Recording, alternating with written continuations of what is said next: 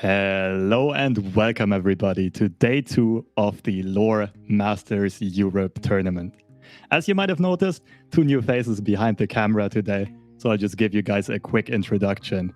My name is Fresh Lobster. I have competed in the previous edition of this tournament for Team Germany, went to the quarterfinals, and this time I'll be joining the commentary desk instead and hope to be able to give you guys some insightful commentary. And I am joined by none other than Manitas himself. Manitas, how are you doing? Hello there, Lobster. Thank you very much for the introduction. I'm doing pretty well. And as everyone may remember, I am currently the champion of the previous edition. Unfortunately, I cannot defend my title since I'm not playing, but I think this is going to be more interesting. Instead of being here on the caster side, just looking at all the games and seeing all the action, I think it's interesting and pretty fun.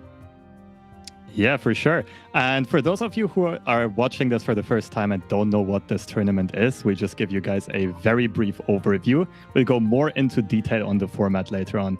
But LoR Masters Europe is basically a tournament for the top ranked 16 countries from Europe, each consisting of teams of their top 3 ranked ladder players.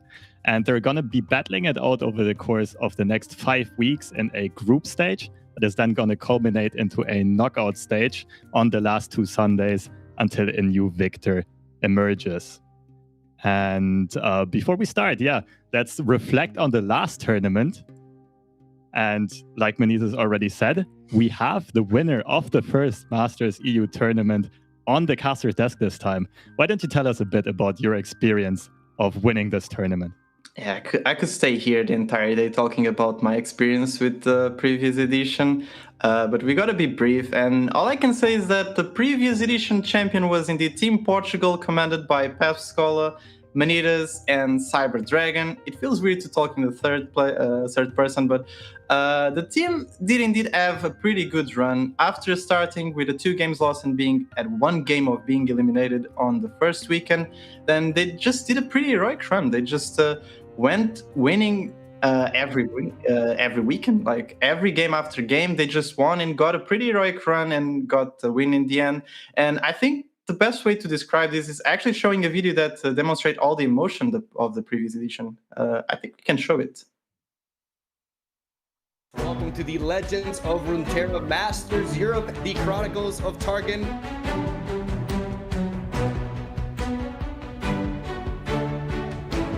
And with the dominating victory.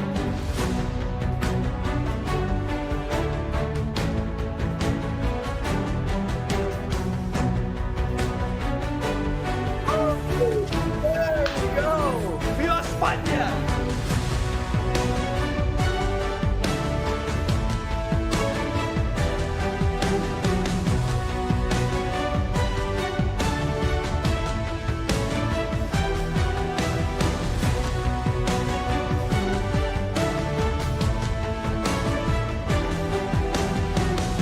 Definitely checks out. With the swagger remote, with the fears from the Portuguese team.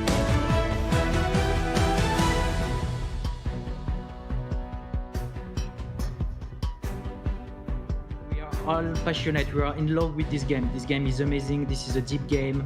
I have to shout out Eni Desu for sure. Like, I'm just super grateful for Eni. So thanks, Eni.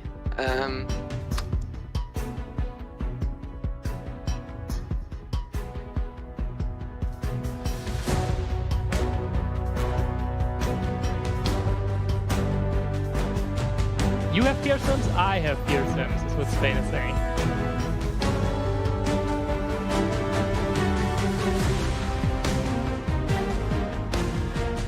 Whoa, and advances to the finals of the European Masters.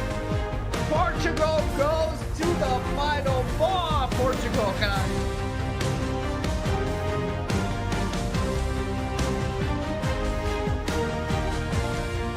and Portugal takes it! Portugal takes 4, Cario! Portugal is the victor of the European Masters.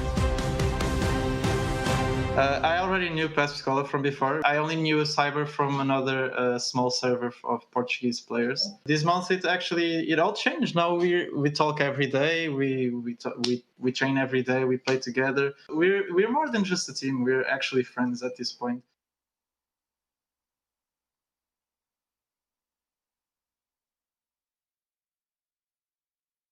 The power of friendship is the keyword here. And what a lovely clip, what a lovely compilation of emotions, of highlights. What were some of your favorites from this little video, Manitas? Honestly, besides obviously the fun parts of Anydesu's dog, I think it's pretty cute. And obviously the fail I5, a pretty interesting moment. I would say possibly Pascal emotional moment, and obviously the end where we're talking about friendship, making it through the end. I think are my favorite ones, obviously, with a little bit of bias, but obviously I think it's the ones I would pick. And what do you have to say? We could actually jump now. After this video, you can jump for the format. What do you have to say about this format of the tournament? All right, so let's give you guys a brief overview over the format first. The first 3 weeks of this tournament are going to be the group stages. So like I said, the top 16 countries get split into 4 groups, 4 countries in each group, and they play each other 2 times. Then out of these groups, the top 2 countries of each will emerge and compete in the quarterfinals in a knockout stage on the 4th week on a Sunday. I think that's the 20th. And then we'll have semifinals, the game for the 3rd place, and grand finals on Sunday the 27th, I believe. The format is also interesting in a couple more details, and that will be the pick ban phase. But I think we'll talk a bit more about that once we actually do see a pick ban phase. It's going to be much easier to explain everything to you. But one other thing that's important to note is that these countries are not only competing for pride, glory, and honor, but also for a juicy prize pool.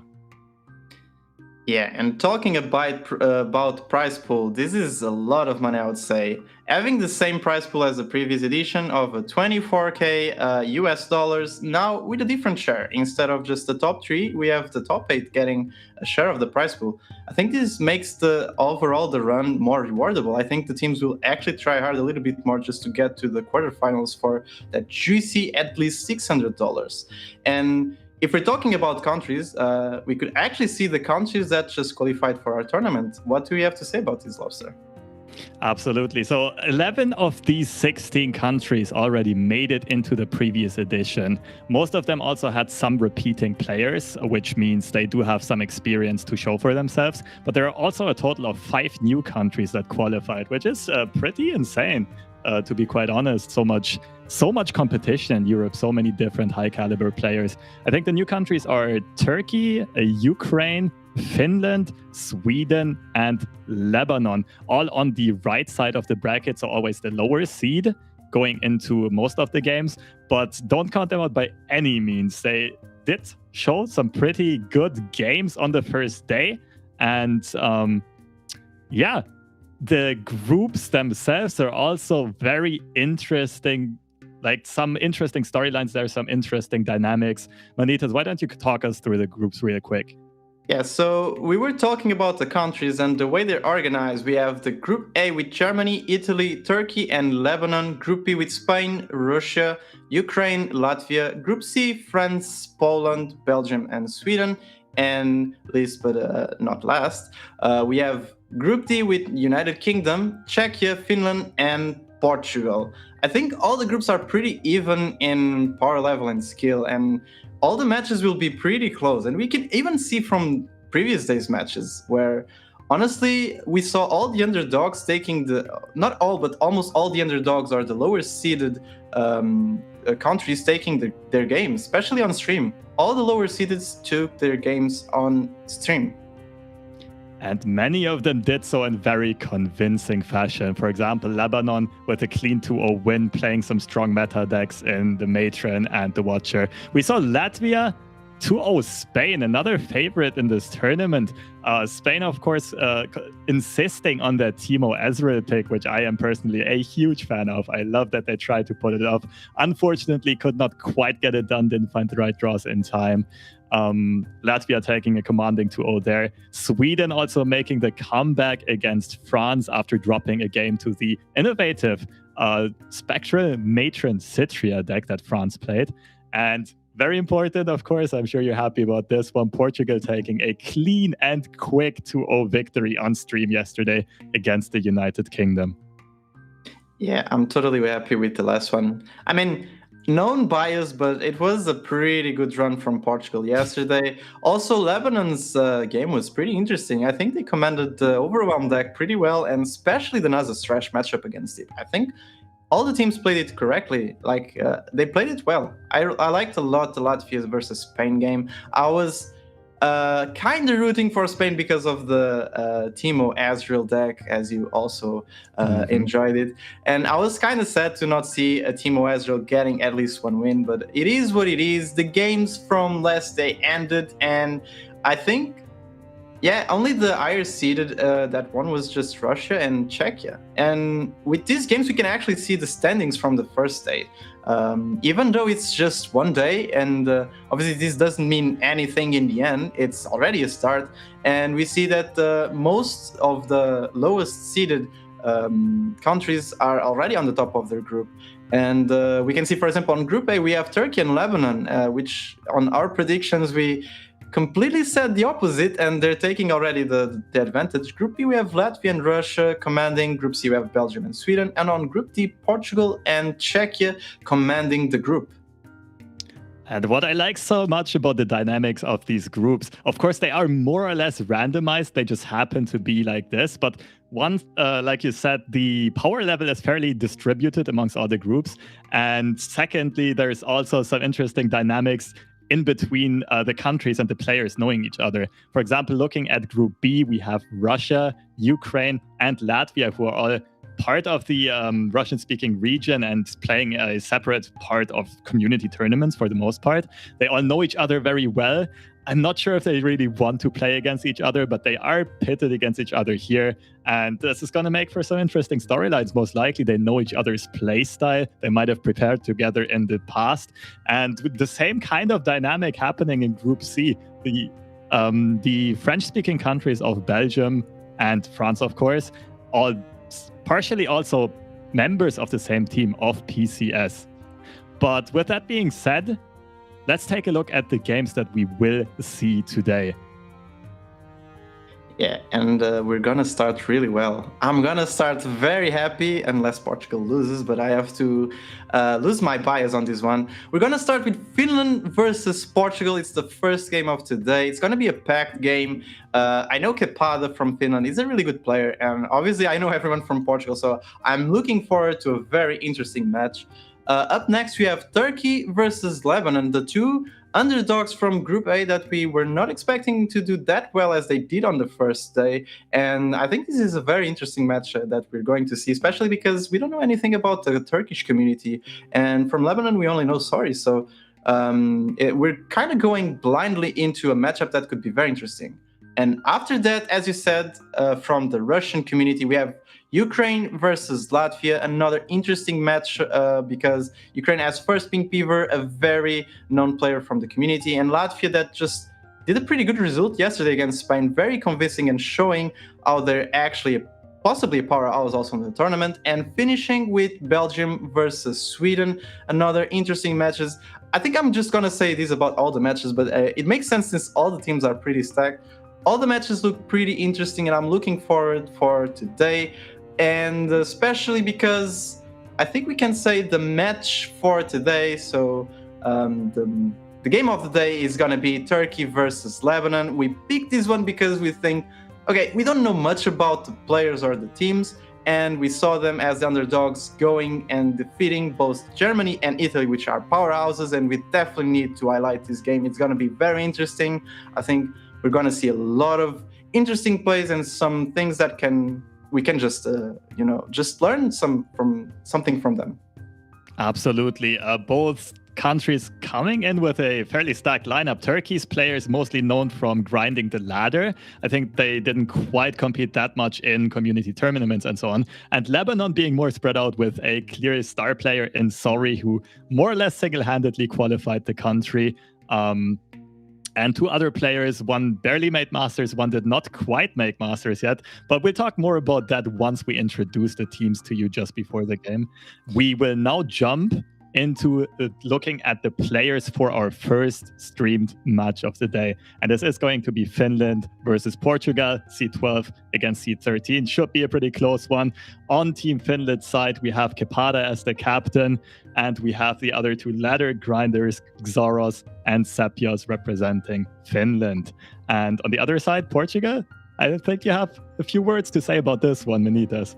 Yeah, totally. I do know the players. Pascolo from the previous edition is going to command Portugal again into trying to get the second win, possibly on the tournament. We have Pipa Machado, who was the second seed, was not very known in the community, but he made it pretty convincing after qualifying for this one so early and getting so many LP.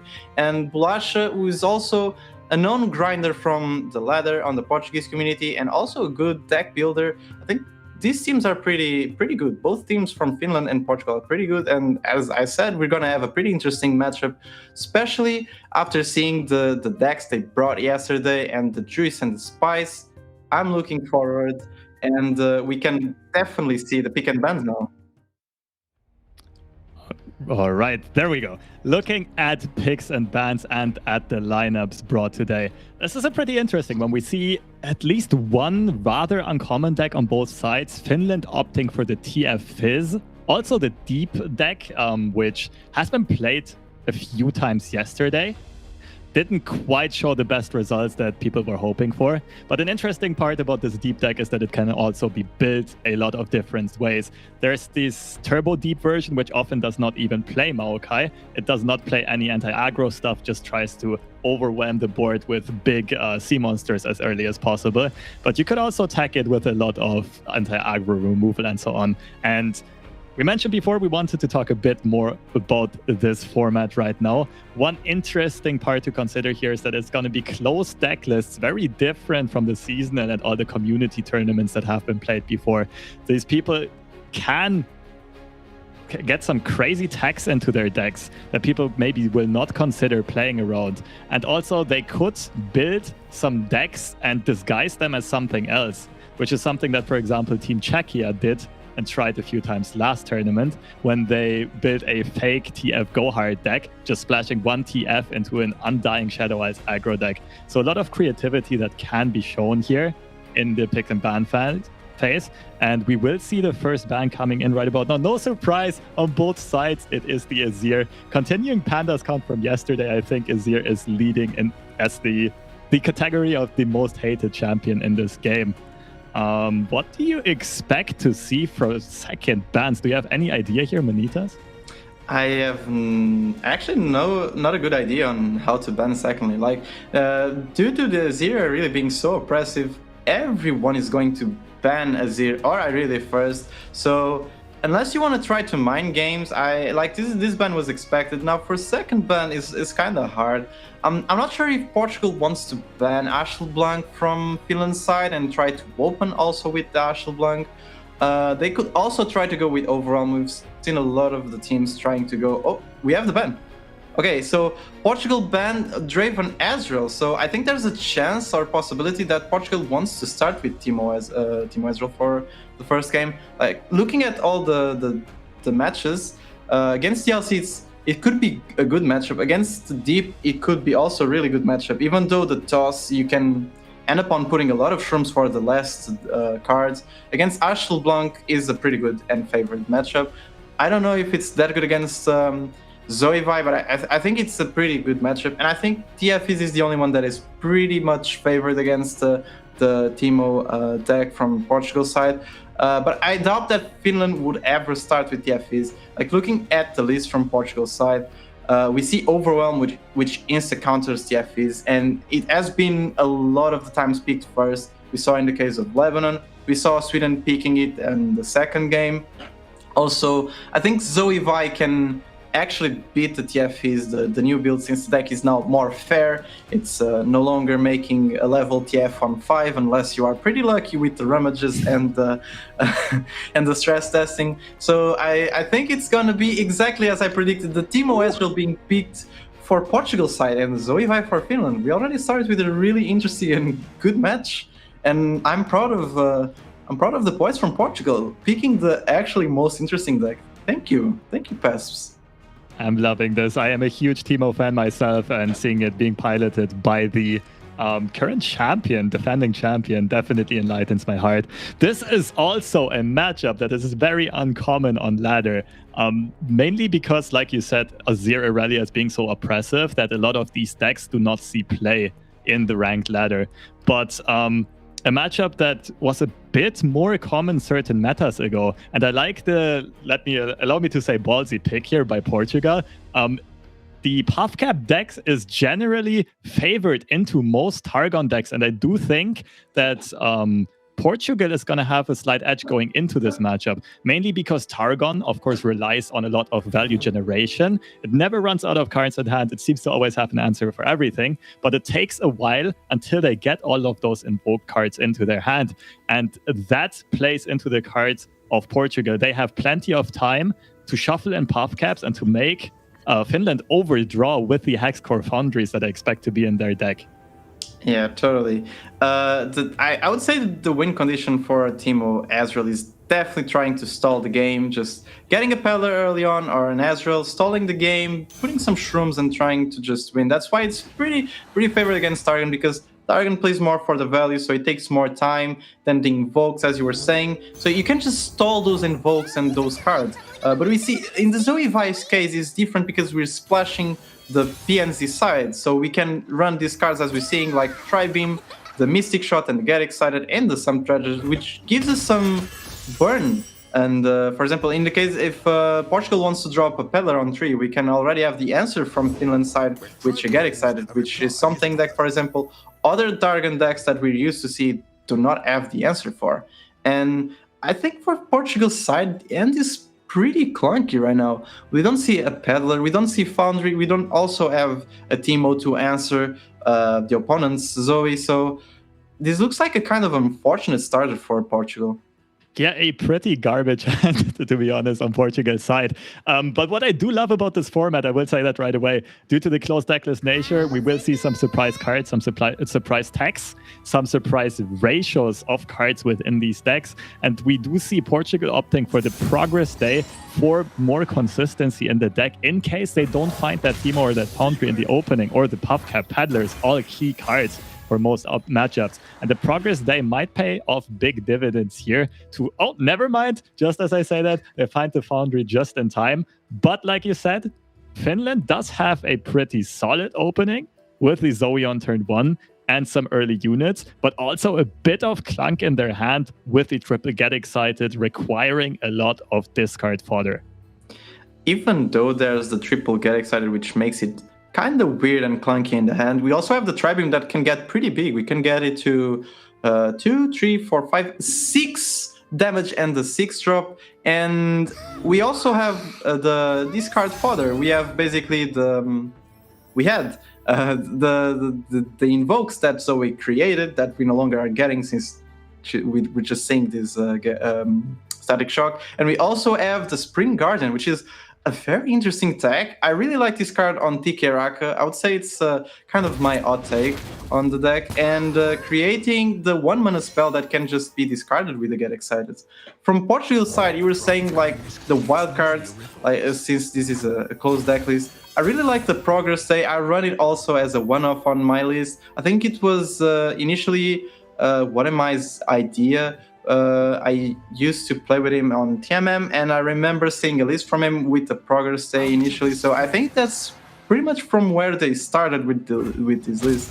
And we see now on Portugal's side, as we saw, the Hexcore Foundry being now dropped. And obviously, I think the play that Portugal is doing is pretty correct. You wanted to clear Zoe, you don't want Finland to be able to create more invokes. And now dropping the Foundry on turn 4, and also since we have double Teemo, we can just play Teemo now and maybe try to get some damage on the next round and some 5 shrooms at least on Finland's deck. Yeah, I really like that static shock from Portugal on turn 3 because it becomes very awkward to protect Zoe. The only card you would expect Team Finland to run as protection would be a Pecas Gate, and you would have to play it without the Nightfall trigger if you only have 3 mana available. Definitely a good call here. Finding the draws they were hoping for in the last couple of turns is Team Portugal, and the removal on Finland's side is looking pretty inefficient. Of course, you don't want Teemo hitting your Nexus too often, but you also are not too happy to expend 3 mana and get excited, plus discard a card from hand just to remove one of your opponent's 1 mana cards, which can also be replaced, just another Teemo played next turn. But I do want to go in depth on the what's his name again? Spring Guardian, I believe. 3 mana, 3/3. I think this is a very good tech choice for this deck, especially considering that Finland is already running multiple Tri-Beams, at least 2, probably 3. And it's just a very good addition to this deck, not only for the 3 mana, 3/3 stat line, which dodges a lot of AoE removal currently running around and being played, but also generates discard fodder in a similar manner as the Lunari Duskbringer has often been played. The 1 mana 2/1, generating a Dusk Petal, which more often than not was just discard fodder for cards like Spacey Sketcher, Sump Dredger, Get Excited, and so on. Yeah, totally. And I do notice Finland is valuing a lot the Zoe spell. So they're probably valuing the Invoke. I think it's possibly for an Equinox on Peddler, because a Peddler is a 3/3, and knowing that these Teemo decks run Elixir of Iron and also the Troll Chance, it becomes kind of difficult and weird to clear that unit. And it's basically the Steam, it's the machine that makes the deck work initially. So if we see a Peddler, I think they're trying to save it to try to find the Equinox to just silence it, which is honestly the play that makes more sense to try to deal with the Peddler. Since if we want to waste either our Tri-Beams or the Get Excited, it can just get answered by the Troll Chance or Elixir of Irons, and it allows us, Portugal, to just get more shrooms, and that was pretty interesting. Yeah, they discarding the Vi. Yeah, they just discarded Vi and got another Tri-Beam. This hand is just Tri-Beams. I get the idea, though. I think Team Finland is just thinking that the Vi never really connects a lot anyway, because she just gets frozen the whole time, and they rather value the Tri-Beams for the tempo swing, as well as Get Excited for the burn to close out the game quickly. That being said, I'm still not sure if I fully agree, because Vi still at least needs... Like, she requires Portugal to invest freeze after freeze, and you can also buff her up after you committed to combat. She gets frozen. If she's not a 10 attack yet, you play a card, and you can still remove a Teemo, for example, or an Iceveil Archer. So, interesting choice there. Prioritizing these other cards in hand over the Vi and discarding her. I do agree with... I actually do agree with Finland's play. I think it was the best one. You do value a lot the Get Excited and the Tri-Beams, and one way that the Teemo deck has to basically just lose and not being able to be on the board is when you just go ultra wide, and Vi costs, for example, 5 mana, so you have to spend all your 5 unit mana on trying to put Vi on the board. And as you said, she's always getting freeze, especially because you can draw another one, so there's no punish at this point. But valuing the Tri-Beams and the Get Excited that can just be used as clear, I think the game plan for Finland is just trying to go wide with the Tri-Beams and with some treasures, just getting some early pressure and get all the damage possible to try to finish with maybe burn in the end, because we see now Finland has at least 6 damage on Portugal's face with Get Excited. And I want to notice one thing on the Teemo Ezreal deck. Unless Portugal built it differently, there is no healing in this deck. So all the damage you deal in the face is damage dealt in the face. It just sticks there. For sure, and Finland's deck looks to be built fairly burn heavy. We did see triple Get Excited already being in hand, and I expect this deck to also play 3 Mystic Shots. Another interesting tech choice might have been an Aftershock, which could also deal with the Foundry. I'm not sure if they're going down that route. But another thing to mention here is you could also consider playing the Solari Priest. 3-mana Tri-Beam no. for the Solitary Monk! No, this is worst case scenario! This is what every LLR player dreads, what nightmares are made of. Especially against this deck. In this situation, you don't want a full hand, you're gonna overdraw a million cards. And Sepios, what was that holding into the camera? Mom high? Oh my goodness, this is insane. The absolute low roll off of the 3-mana Tri-Beam. And let's see how well this Solitary Monk can try to carry Finland to a victory in this game. See, this is the reason why I never play a Tri-Beam on 3. Knowing my luck, I never do this because of that. This is exactly what Finland didn't need, and this is what makes Portugal be possibly now even in the matchup. Like this just puts Portugal back on the matchup while Finland was just completely winning, because now Finland has to waste again all the resources to be on the board. They might need to play some treasures. I would even say discarding. I don't even know if we can discard Vi at this point. Like in the early, we wanted to discard it just to go wide, but the Solitary Monk just made everything pretty weird. Yeah, we just go and discard now the Spring Guardian. We definitely need to get some drawing and also be on the board again. This just feels really bad for Finland. My goodness, that was insane. As just about as they were like trying to get control over this game, establish a dominating board lead with a second Tri-Beam that they played for this whole game. They buffed it up this game. I'm sure they had this in mind when going into this matchup. And yeah, the Solitary Monk kind of ruining the party, and Finland just stuck with a full hand of expensive cards, but no real tempo on their side. Yeah, totally. Like this made Finland lose their complete tempo. Just now the fact that they have to waste all the resources that they were using and burning an Hush is pretty important to deal, for example, with an Azrael. It's just going really badly for Finland. This is just not their day in terms of luck. This is just feels really bad. And because now you have to waste. Like, let's think, you just do Fangs to discover some card, like for example Moonsilver to try to make something cost less. You can, for example, do Moonsilver into Vi and now play it. It still feels bad because you just already lost like 3 or 4 units that you could have on your board to just make some pressure into attacks. It just feels really bad, honestly. But I think Finland can still push it now with this Moonsilver. I think Moonsilver with Vi is a very good play, since you also have 2 mana left. So you possibly can answer with the Thermal Beam into some unit, possibly. I think it would be what I would pick here, possibly. Yeah, you have to get back onto the board. You have to represent some threats. But at this point, it might already be too late. It's looking like Portugal can now hang on the board. Like, they have enough units as blockers. They have redraw. They're very likely to draw into more freezes. They have to be hiding somewhere in this deck. And yeah, like we said earlier, Targon just not having the most mana efficient cards early on. Still trying to get onto the board. The Fangs can be pretty annoying because of they find the Equinox. That might be very important for later on. But yeah, the Fangs can be very annoying because they lifesteal the early Puffcat damage back up. So you have to have freezes for these, or you have to like basically start from 0 again, try to burn the Nexus slowly over a lot of turns if you allow these things to heal your Nexus back up to full.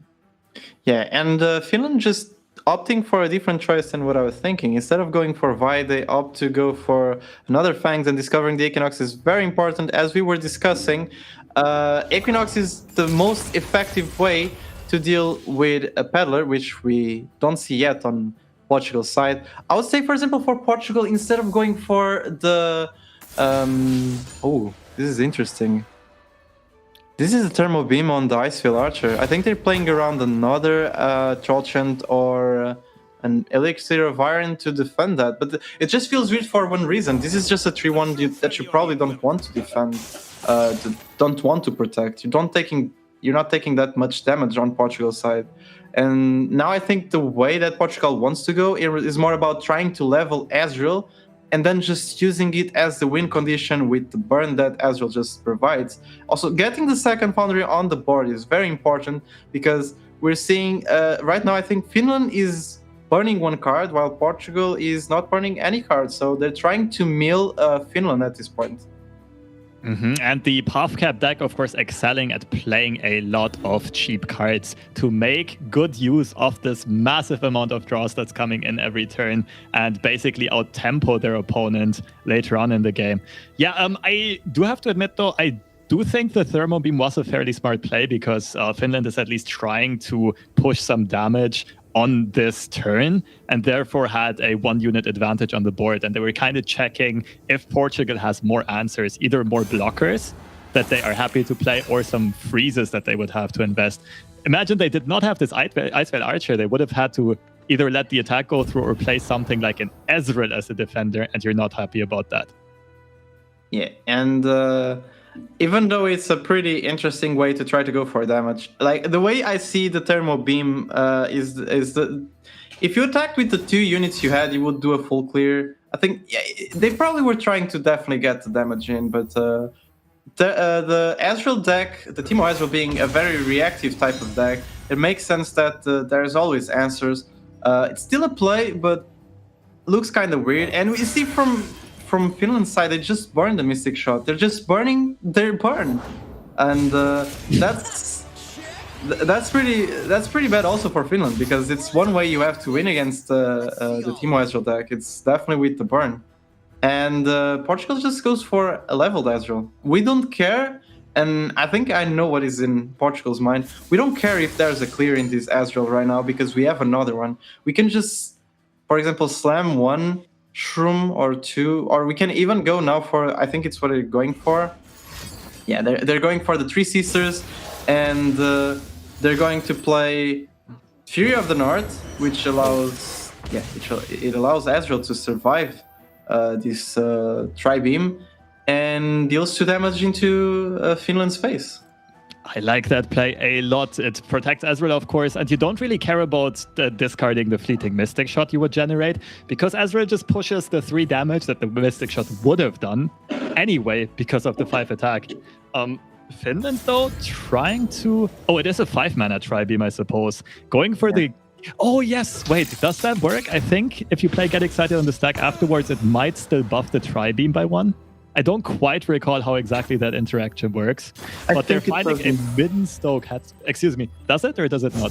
I think it doesn't, because you already put it on the stack, so it's going to do that exact damage. I think the way it works is when it is on hand and you play a 3-cost card, it just procs, no matter if the card is cancelled or not. But when you already play the Tri-Beam and you already accept it, I think it doesn't. I think, but I could be wrong. It's definitely an interaction we could see, and especially because we didn't know if the Tri-Beam was exactly on 3 or 4 before they played the Get Excited. But I think it was already on 5, and we got a 5-cost unit, if I'm not mistaken. Yeah, I've never seen that card seeing play, so I'm assuming it's a 5-cost unit. Ooh, this is a juicy. Wait, the instant hush? Oh, instead of going for the Equinox, because otherwise Portugal could have shuffled these puff caps and generated additional value. Still an interesting play. I mean, they are just gonna... Oh, I guess they're expecting Portugal to block the puff cap peddler off, remove him here, hoping that they don't have Trojans or Elixir of Iron or stuff like that. And then still having Equinox as a backup, but just valuing the protecting their deck from the peddler shuffling something like 9 or 12 or 15 additional puff caps this turn.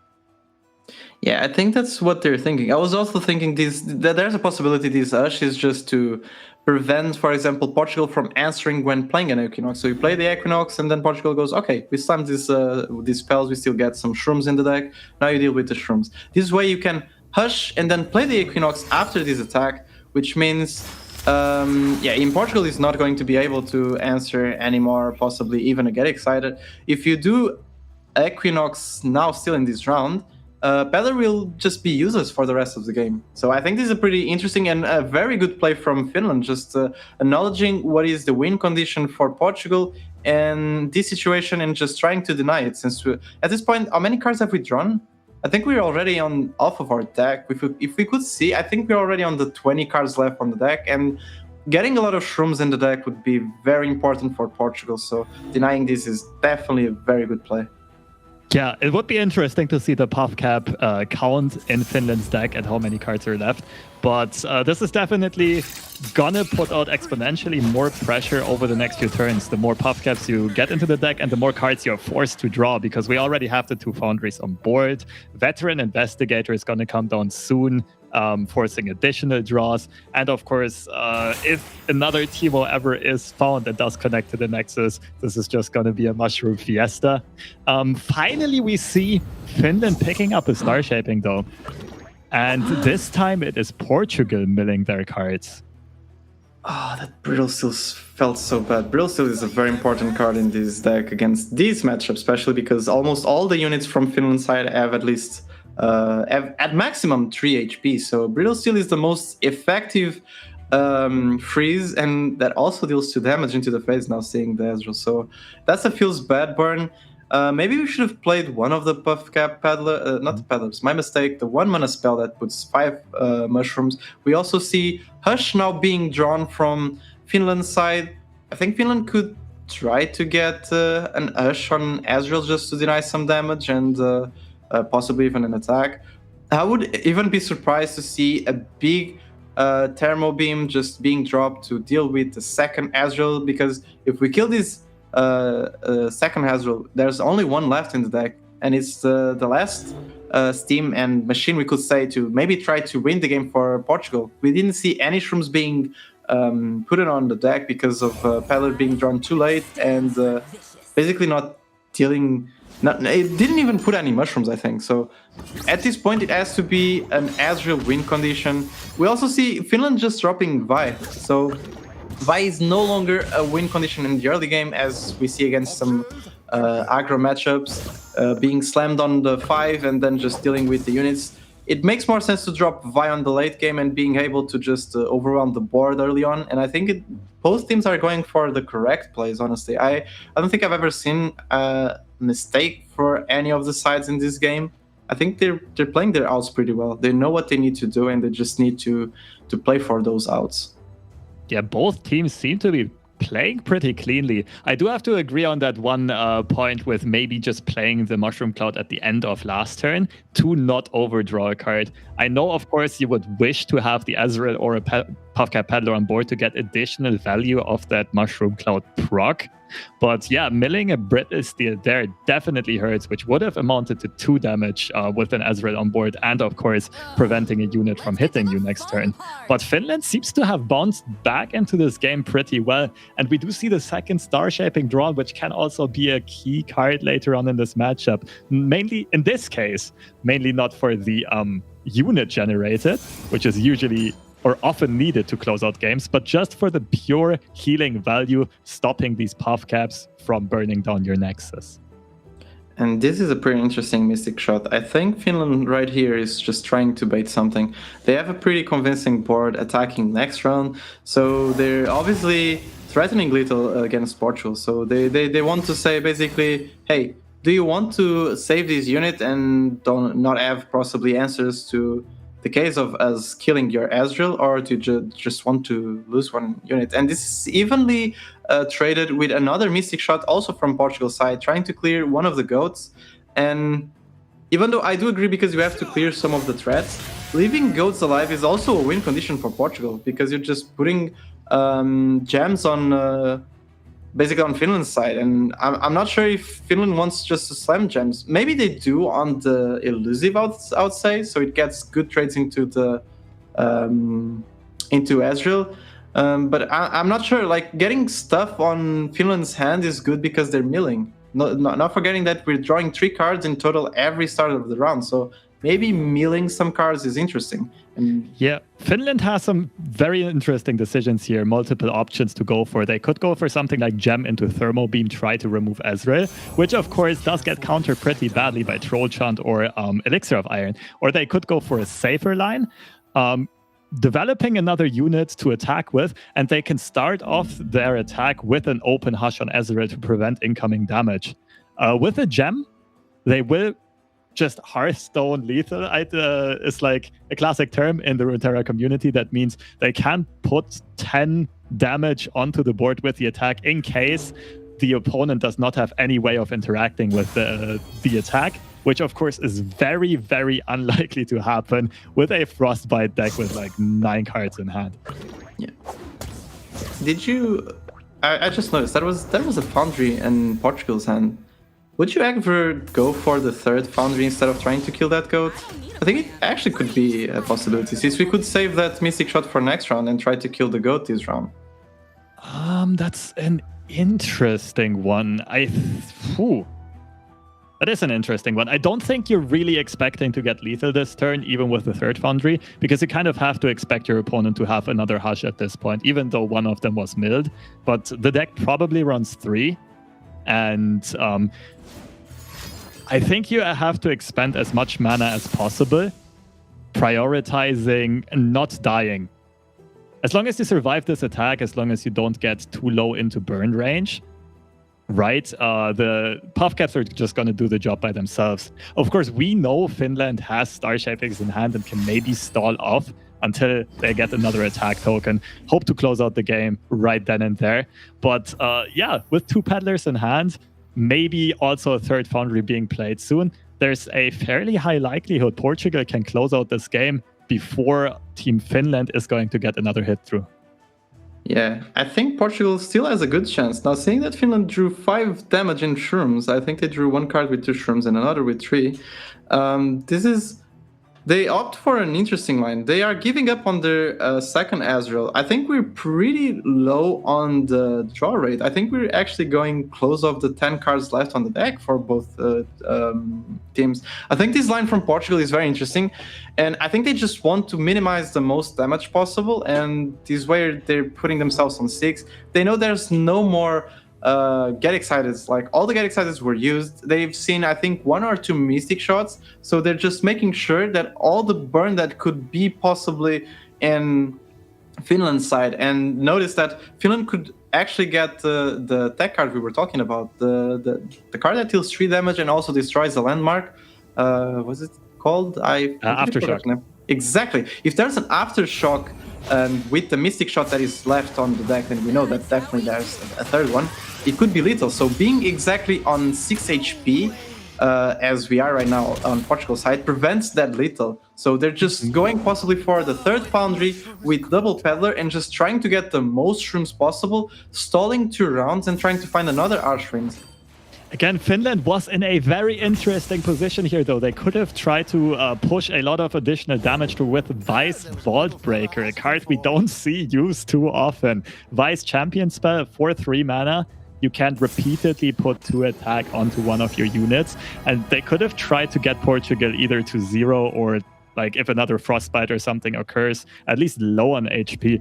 They opted not to, which I very much respect, because you have to expect Portugal to have more Frostbites in hand. And instead they are going for the healing, knowing they have double Star Shaping in hand, hoping to survive up until their next attack and closing out the game then. Of course, Equinoxing one of the Peddlers. The Equinox was picked super early for exactly this purpose. It did take a long, long time until the event actually occurred, just because Portugal did not find their Peddlers in the early game as they would have hoped for. Exactly. And as we talked about in the early, like, Equinox was just specific for this situation. Peddler is definitely one of the win conditions for this deck, and being able to just fully silencing it is you're just dealing with 1 threat without being needing to kill it. And also the Star Shaping, this is pretty interesting and pretty smart, because the mana count was able to just, you do Star Shaping so you can be out of any burn type of range, and then you can still do Thermogenic Beam on the Peddler. And we've already seen 1 Troll Chant being used this round to prevent some damage. So Finland just responding to a smart play with another smart play. So Portugal actually has to try maybe a different route, which is maybe milling Finland, because we've seen Finland already drew, I think it's in front in like 2 or 3 cards in terms of milling.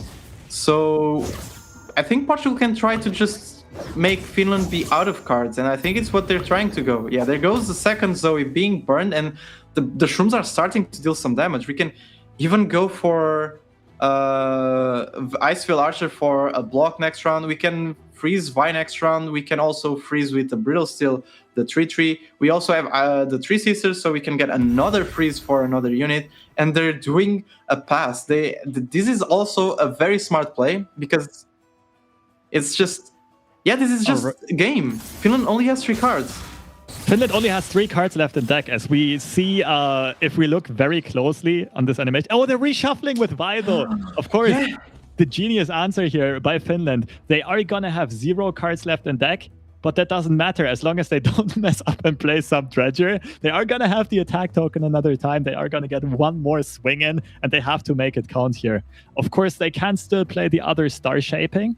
To heal their Nexus back up to 11, I think it is right now. And only 5 Puff Caps left right now. So there's no way to get lethal as of right now for Team Portugal. But they do have a Static Shock in hand. They have a Mystic Shot in hand. We know they're going to draw all 4 cards, which means all 5 Puff Caps. That is a total of 8 burn damage. Whereas Finland has... After Star Shaping, are going to have 11 HP. So Portugal needs to either draw some more burn or try to somehow push some additional damage in here. Wait, I actually have a question. Yeah, Portugal is doing this. Is Portugal going for the tie? I think Portugal is going for the tie at this point. I was going to say, since Portugal has 5 cards and Finland has 4, how does the Foundry work? Because that seems like a tie. And Portugal is going to draw here with the Static Shock. I think they're trying to go for a little. But the thing is, they already seen 1 Star Shaping.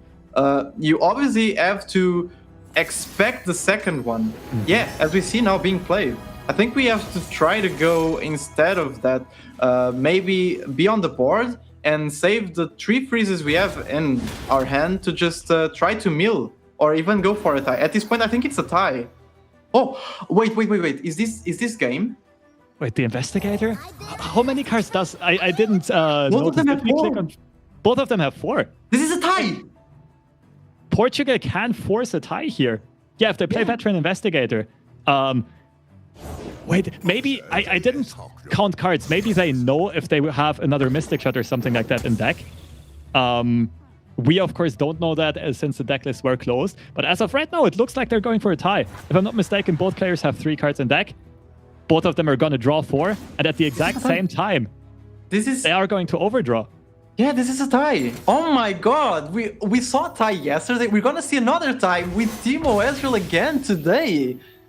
Oh my god. This deck is just... I love this deck, honestly. I really love Timo Ezreal. This is the reason why everyone should be playing this deck. This deck is fun, especially because it gives us to see ties when we never see them before. This doesn't even happen very often. This is insane that in this tournament we have already seen 2 tied games with this deck. Both players are out of cards at the exact same time. And it is going to be a tied game. Sepios giving a shout out to his mom again. I love it. What an insane game this was. And that was the first one of the day. I mean, the Solitary Monk, of course, was the big story here in the early game. I'm pretty sure Finland would have pulled away with a victory if they would have had that tempo with the board lead still stuck on the board and just repeatedly hit the Nexus for additional damage. Yeah, I think if it wasn't for the Solitary Monk, this game would be going for Finland's side, unfortunately for my bias. But this is interesting. I was not expecting to see a tie in this situation. I think both players, not both players, but both teams played it correctly. Like, the Zoe Vi knew that it had to go for the board, while Portugal, not having the Peddler, neither the Timo early game, they just knew, okay, we have to stall the game and maybe win with Ezreal or even try to mill. And that's exactly what both players, both teams went for. And now we have to repeat this matchup. I'm not sure. Okay, Portugal is just keeping a thermal beam and tossing everything. I think it's a smart way. You have to found the Peddlers. Sure. And on Finland's side, I think we keep the Zoe. I honestly think we keep everything besides Hush, right? Or do we keep everything? Nah, Priestess is not a keeper. Oh, they disagree with me. Maybe they are going to go for Meteors or something this time. Priestess usually a rather slow card, which you don't really want to play if there's a Foundry that you cannot deal with, but maybe they're going to look for a Comet this time. This is exactly why you keep Thermal Beams if you're Team Portugal. Yeah. Zoe on turn 1, Thermal Beam on turn 1. Biggest threat nullified for now.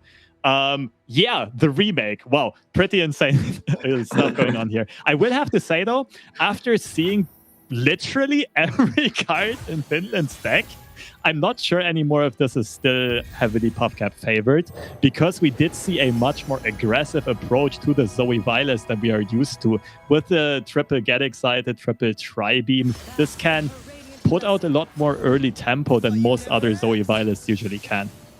Yeah, and we're seeing now on the off-stream game, UK just took the first game against Czechia.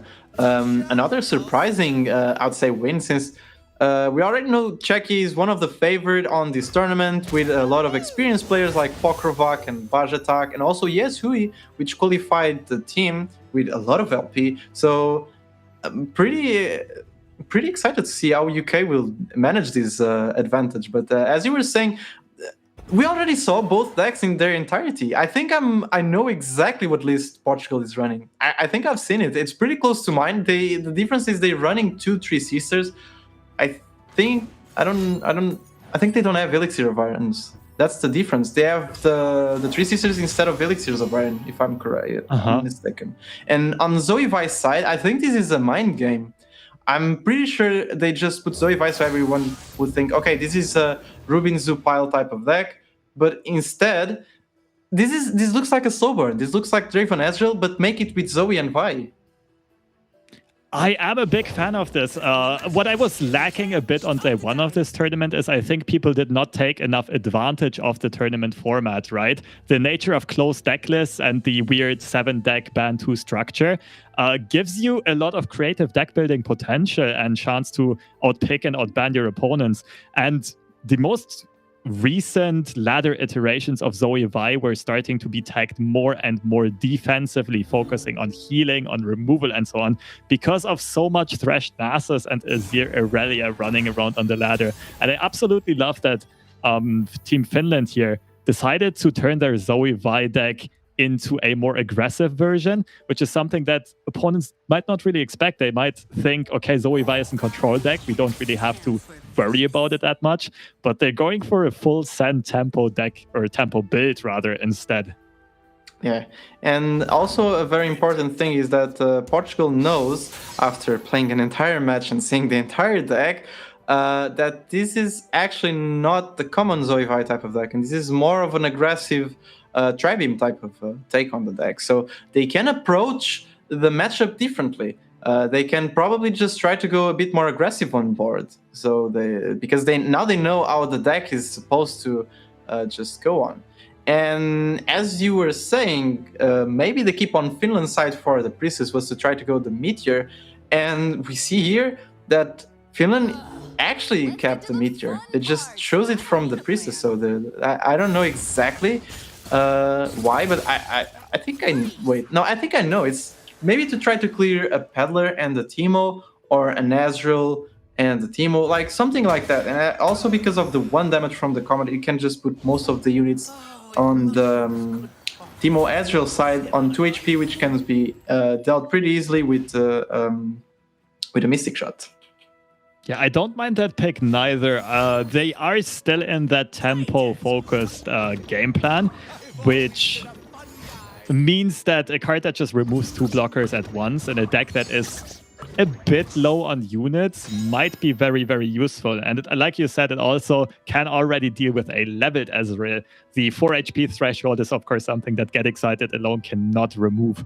So Finland probably going for the longer term idea in picking the Meteor Shower here. Falling Comet, of course, would have also been a huge mana loss, a huge tempo loss, in a matchup where you want to take the tempo lead, which is what we were talking about earlier on the whole time. For those of you who are still newer to the game, when we're talking about tempo, we're basically speaking about mana efficient cards, a lot of cheap cards that can be played and have big effect early on. And yeah, like already mentioned, something that Teemo Ezreal excels at, because it draws a lot. It's always going to have a full hand, but it's also going to be able to play a lot of these cheap cards every turn. Yeah. And to give a better example on how tempo works, we could say that, for example, Equinox is a really good tempo play because it's a 1 mana that silences the card. It's the 1 mana just deals really well with a threat. Well, for example, as we were also saying, Falling Comet is a tempo loss because it's a 6 mana slow that not only loses you the prio, loses you a lot of mana. So this is, when we're talking about the tempo, we're talking about this. And we're seeing now, for example, that Finland is trying to take that tempo with the Tri-Beam. I don't know if I agreed with, for example, with the Portugal side play of playing the double puff cap, because we definitely want to protect our peddler. And since we have the 3 Sisters in hand, we could have just maybe baited, or not even baited. We had it, so we could just play one puff cap and just save the mana, so we could have 3 Sisters into Fury of the North. It's I think it could be a play to consider. I guess Portugal was trying to go more aggressive on their side, and it's going to be punished with the Meteor, as we were saying, which is good in tempo for this play. It clears 2 units and allows our 3 units, which are Vi, and on Finland's side, they can now attack with some treasures, Vi, and the Fangs, which is a total of 15 damage. It's almost clear. The Meteor Shower is huge here. I really like that play and the whole strategy so far from Finland, knowing that there's no Hexcore Foundry on the board yet. Portugal is not going to have as many answers to every attack as they were having last game. They have a limited amount of draws, and we can see their hand, of course, right now. They just found the Harsh Winds, which is very expensive answer, though, and it does not permanently deal with any of the threats, since the units still stay on board for Finland's side. And they're just trying to get a huge board-based attack in. Now, Portugal can, of course, negate most of this attack with the Harsh Winds plus Mystic Shot or Brittle Steel combo, but they will still have to deal with this whole board at a later point. And instead they decide, this is an interesting one, they decide to go for the Fury of the North instead, threatening to permanently remove Vi, which is something they would not have done with just the freezes I was just saying. And they realize Finland has no mana left for a Hush, and technically also not for the Equinox. But of course, I'm pretty sure Portugal is tracking how many cards were invoked, how many invoke cards were played, and knowing that Finland does not have a low-cost invoke card in hand right now. Yeah. I mean, at this point, there is no invoke card. They already played it, so definitely, even if it was 1 mana, they could play around an Equinox, since it was pretty impossible to have at this point. But this was a pretty interesting attack, and Finland acknowledging that Portugal could clear their Vi, and Vi looks like a win condition at this point. And as we're talking about this, Portugal just got the Foundry out of the top deck. It's just breathing of relief, because this is the card that they needed for their win condition. They need to start their steam. They need to start to make the engine work of the drawings, because Portugal is falling a bit behind on value. And that's the problem of Timo, Azrael, or Sejuani variations type of decks, is when you lose your value and you don't have a Foundry to sustain your draws, you fall behind on board really fast and you're unable to do your win cons. And that's what Finland is trying to capitalize in here, just going really wide while Portugal doesn't have a way to answer. We see now that there's only 12 buff caps on Finland's deck with 25 cards still, so Finland is pretty comfortable here. There is no threat with the buff caps, neither with any burn, especially after drawing a Star Shaping. Yeah, Portugal has to go for the long game here. They just started finding their value engines in the Hexcore Foundry. Of course, they also benefit from the fact that Finland last turn was only having 3 or 4 cards left in hand. So because they didn't play a Foundry yet, of course, Finland also did not draw as much as last game. They have overall limited options and resources to deal with, but they still have this commanding lead on the board that Portugal needs to deal with eventually. Going for the Harsh Winds here, negating much of the attack, saving a blocker. Nonetheless, the Spring Guardian still chipping in 3 damage, opting to not go for the Brittle Steel, thinking they still have enough of a Nexus HP health pool, which is something I very much respect. Maybe they also consider that Finland might have Vice Vault Breaker in hand again, and maybe this time elects to go for it. Then, of course, the Brittle Steel in response would pay off much, much more heavily. Also, Brittle Steel looks pretty good here for another reason, in terms of saving, not in terms of playing, because with the 3-2 attacking Vi becomes a 10-2, which means it's only 2 HP, no longer. But the idea, I think, it was to try to damage it, and then Brittle Steel would be better to just try to deny that damage. But this is the reason why Spring Guardian is really good. You just Finland acknowledged the fact that there are Brittle Steels, and Portugal's deck, and making Vi going to full health makes it so only Ashwins and Flash Freezes can deal with a Vi attack at this point. Yeah, also makes Thermo Beams a bit more awkward. I really, really like the use of the cheap 1-mana card here to preserve a very big threat on the board. Yeah, Spring Guardian, a somewhat underrated card, not really finding the right spot in the meta, but definitely living up to its potential in this very specific scenario. As we see the White's Vault Breaker now picked up on Finland's side, so potential refill for a Vi, but it's not looking like this Vi is leaving the board anytime soon. And they go for the Star Shaping, the early Nexus healing, and do find... Oh, this is an interesting one. So Living Legends, a card you probably don't want to pick because you'll overdraw very soon. Cosmic Inspiration can be huge here. It gets most of the units out of Brittle Steel range and just threatens so much damage on the board. But of course also Cosmic Ray. All the units except for Chump Wump, if unbuffed, are 3 attack or less on Portugal's side. What do you think here, Manitas? I'm leaning towards the Cosmic Inspiration. Do you agree? Do you think Cosmic Race is maybe better? There is just one big problem with all these picks, and that's why they picked Living Legends. You need to be holding an Invoke card, and there is none. So all the picks were pretty bad for Finland, I would say. I'll probably go for Cosmic Inspiration if we had another Invoke. Or even we could just go for Cosmic Inspiration since we can draw another Fangs or even another Star Shaping, and we can just play the Cosmic Inspiration and buff everything. So I think it was a pretty good pick. I can understand the Living Legends. Seeing that we don't have anything to invoke, maybe next round we can just go Living Legends, try to get the elusive Great Beyond or the broken elusive from invokes.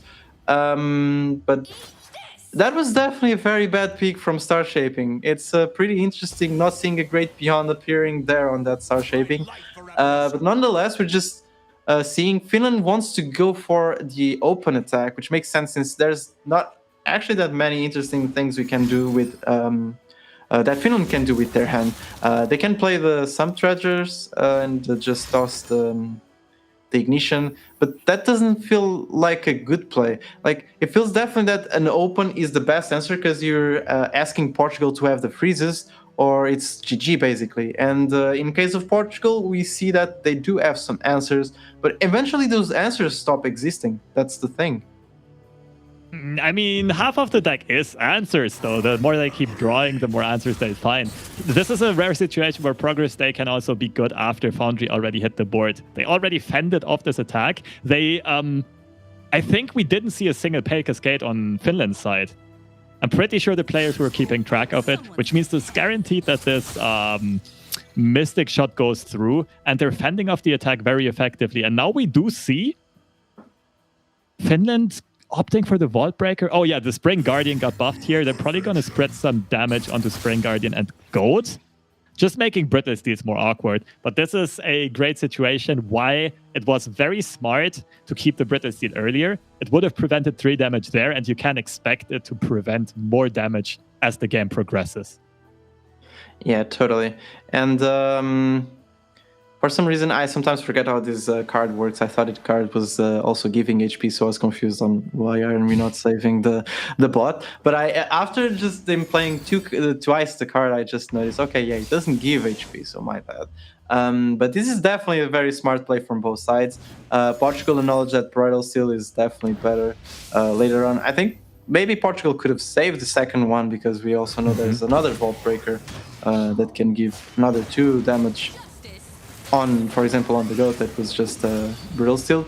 And Finland just acknowledging that they need to go for some damage now, and if they're not going for damage, they're at least taking all the resources on Portugal's side. And as you were saying, yeah, there's no Pale Cascade on Finland's deck. I believe we haven't seen one. And since this is more of an aggressive type of build and more focused on Tri-Beams, I can actually understand why. You can draw a lot with some treasures, you can get a lot of value, so you don't need the draw side of Pale Cascade. About the HP side, I don't think it's that needed. You also have the Spring Guardians that can give you the HP. I think this is a pretty interesting build from Finland. I really like this deck, and I think they're showing why this deck is definitely viable for this format. For sure, especially in this matchup, you do not care about the draw side of Pay Cascade. And the same goes for Guiding Touch. While it might heal your Nexus, it just draws you into more puff cap, rendering the card kind of useless. Instead, they double down on burn damage and mid-game board presence with the high amount of 3-drops with the Sump Dredgers, the Spring Guardian. Very reminiscent of the Vi Heimerdinger Targon build that was seeing quite a bit of play in the previous edition of the EU Masters tournament. Finland opting for a Solari Priestess here, generating more cards in hand, but finding the 3 Sisters, just making the board go wider, and also having a 4-attack unit, which is very, very threatening to Team Portugal's Nexus HP. And not only a 4-attack unit, you also have a lifesteal unit. And having lifesteal units is pretty scary against a deck that just really wants you to draw mushrooms and die from that. So Finland can just keep on sustaining themselves with this lifesteal. I think Portugal is in a pretty bad shape at this point because the next attack is going to be super aggressive for Finland's side. We try to go for the progress day to try to get some draws, and Portugal's side, but it just looks weird because there's no answers right now for the next open. Yeah, Three Sisters.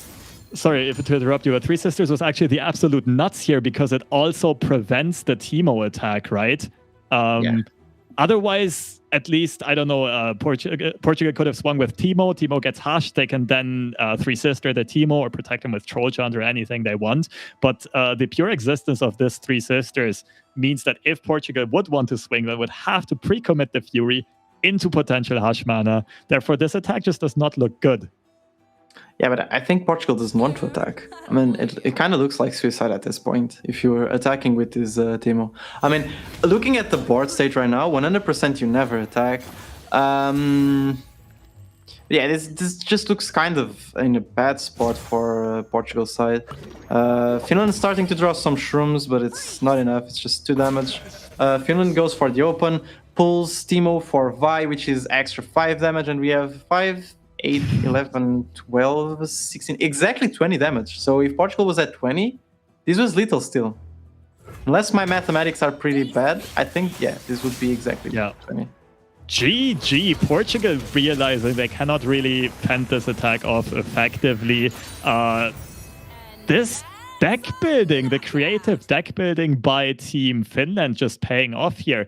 I'm not sure if they kind of baited Portugal into this matchup. I'm pretty sure when they saw the matchup that Portugal was happy at first.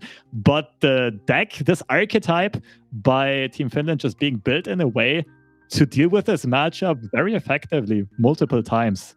As we wait for game 2 to start while the players are going to go into picks and bans later again, we do have a little video for you guys to get to know the captains of the 2 teams better. A short number of interview questions. It's a pretty interesting one. Enjoy, and we'll be right back. Well, first of all, I think that's not completely true because I got lots of help from Ali Caesar during the last days. And he cheered me up even when I was about to give up with the grind, just a couple hours before the cutoff.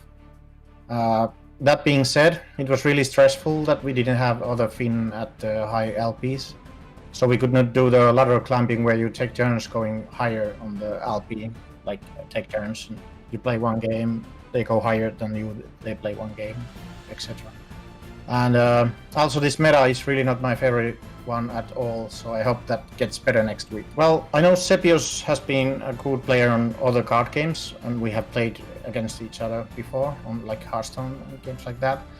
And we seem to think in the same way about Runeterra, like the lineup choices and stuff like that. So there should not be any problems.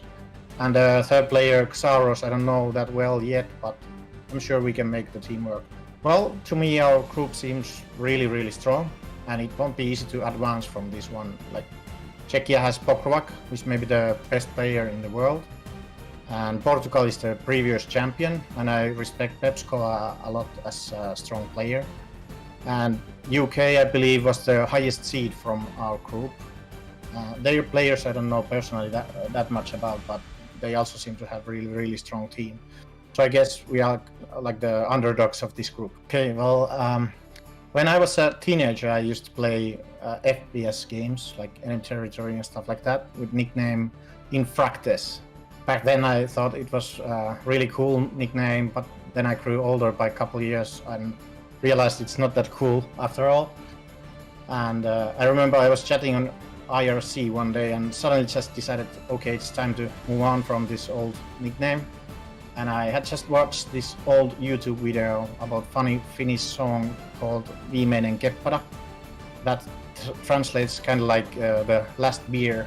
So I figured I'll just take Keppara as placeholder nick until I can come up with a better one.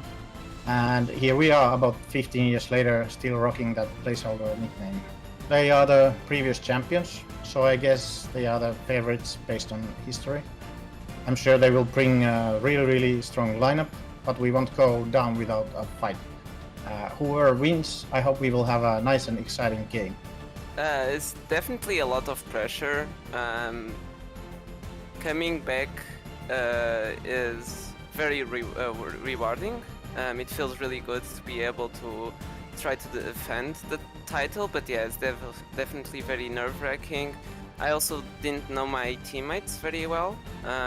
There were not any one of the team was actually in the last one, so that's also like kind of weird because it was all so fast. But yeah, I'm ready to take it down again. Yes, I think generally it's such a weird format. Generally speaking, like you have ladder and tournaments. All of them have different formats, so like I think we definitely have an advantage in that regard. Definitely hard. Very good players in every team. Good tournament performers, good ladder players. It's a little bit nerve-wracking, but I think we can do it for sure. Yeah. Oh yeah, that one. Basically, I used to play League in my cousin's house, and I always was playing on his account. And then we decided to make an account for me. It was supposed to be Pepsi Cola, was already filled in, so it was supposed to be Peps Cola. But then my cousin like mistyped, so yeah, then it's that weird Peps Cola.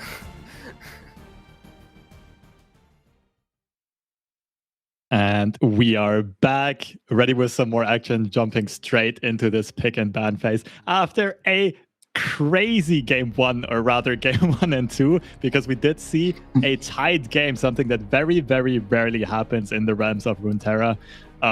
Pure insanity. What was your main takeaway from that game so far, and what do you expect going forward into the second game, Anitas?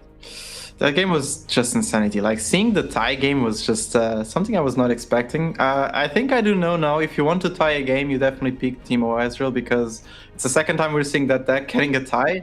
So and now we're seeing the picks already. We see Overwhelm from Portugal side. I think it's kind of expected. It's a pretty consistent deck. And on Finland side, we have TFEs. It's just, I'm just starting so well. This is just two decks that I really like, and I'm just going to see the matchup, which I think should be favored for Portugal's side, because the Overwhelm is really consistent against the team TFE's matchup. I think we could just start over and go into the game. I'm not sure if the players are ready, but I'm really looking forward to this matchup. What do you think, Lobster? An interesting matchup, which was very common a couple of metas ago. I was not really expecting it to see it here right now, but I do love seeing it. So I think even back then, when Burblefish was still, let's call it broken, and yeah, back in the days, Overwhelm was already favored. It was definitely one of those decks that TF struggled the most with. That being said, of course, TF barely struggled with anything. But now with this, like you called it, more fair version of Twisted Fate, requiring 9 cards to level up instead of 8, and Burblefish only having 2 attack instead of 3, this deck is going to be significantly slower rather, in its pressure output, and Overwhelm is going to have more time to overrun it. But I still think the key to victory for Finland is going to be leveling a TF either, or going for a very aggressive start, high rolling that suit up on Fizz. The issue is they do not have the right answers to answer a Battle Fury Overwhelm attacker in their deck. Yeah, totally. The way that TF is used to deal with this type of units, it will be just having a level TF. And we know that since the TF got nerfed, and also the Pika card got nerfed, it makes it harder for the deck to level up TF. So if there's a Battle Fury on Portugal's side, it's just going to be very hard for TF is to deal. And we're seeing also on the off-stream that UK just took 2-0 against Czechia. This is kind of unexpected since Czechia is a very favored team on the tournament. And after yesterday's game with UK and Portugal, it's just an interesting game or result, we could say.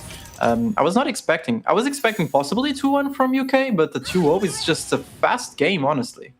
For sure. Czechia coming into this tournament as one of the favorites, although they are a slightly lower seed than the UK. Czechia, of course, has insane tournament experience, going into this tournament with almost the same lineup as last time. They also have Pokrovac as a stars player, super experienced in other card games as well.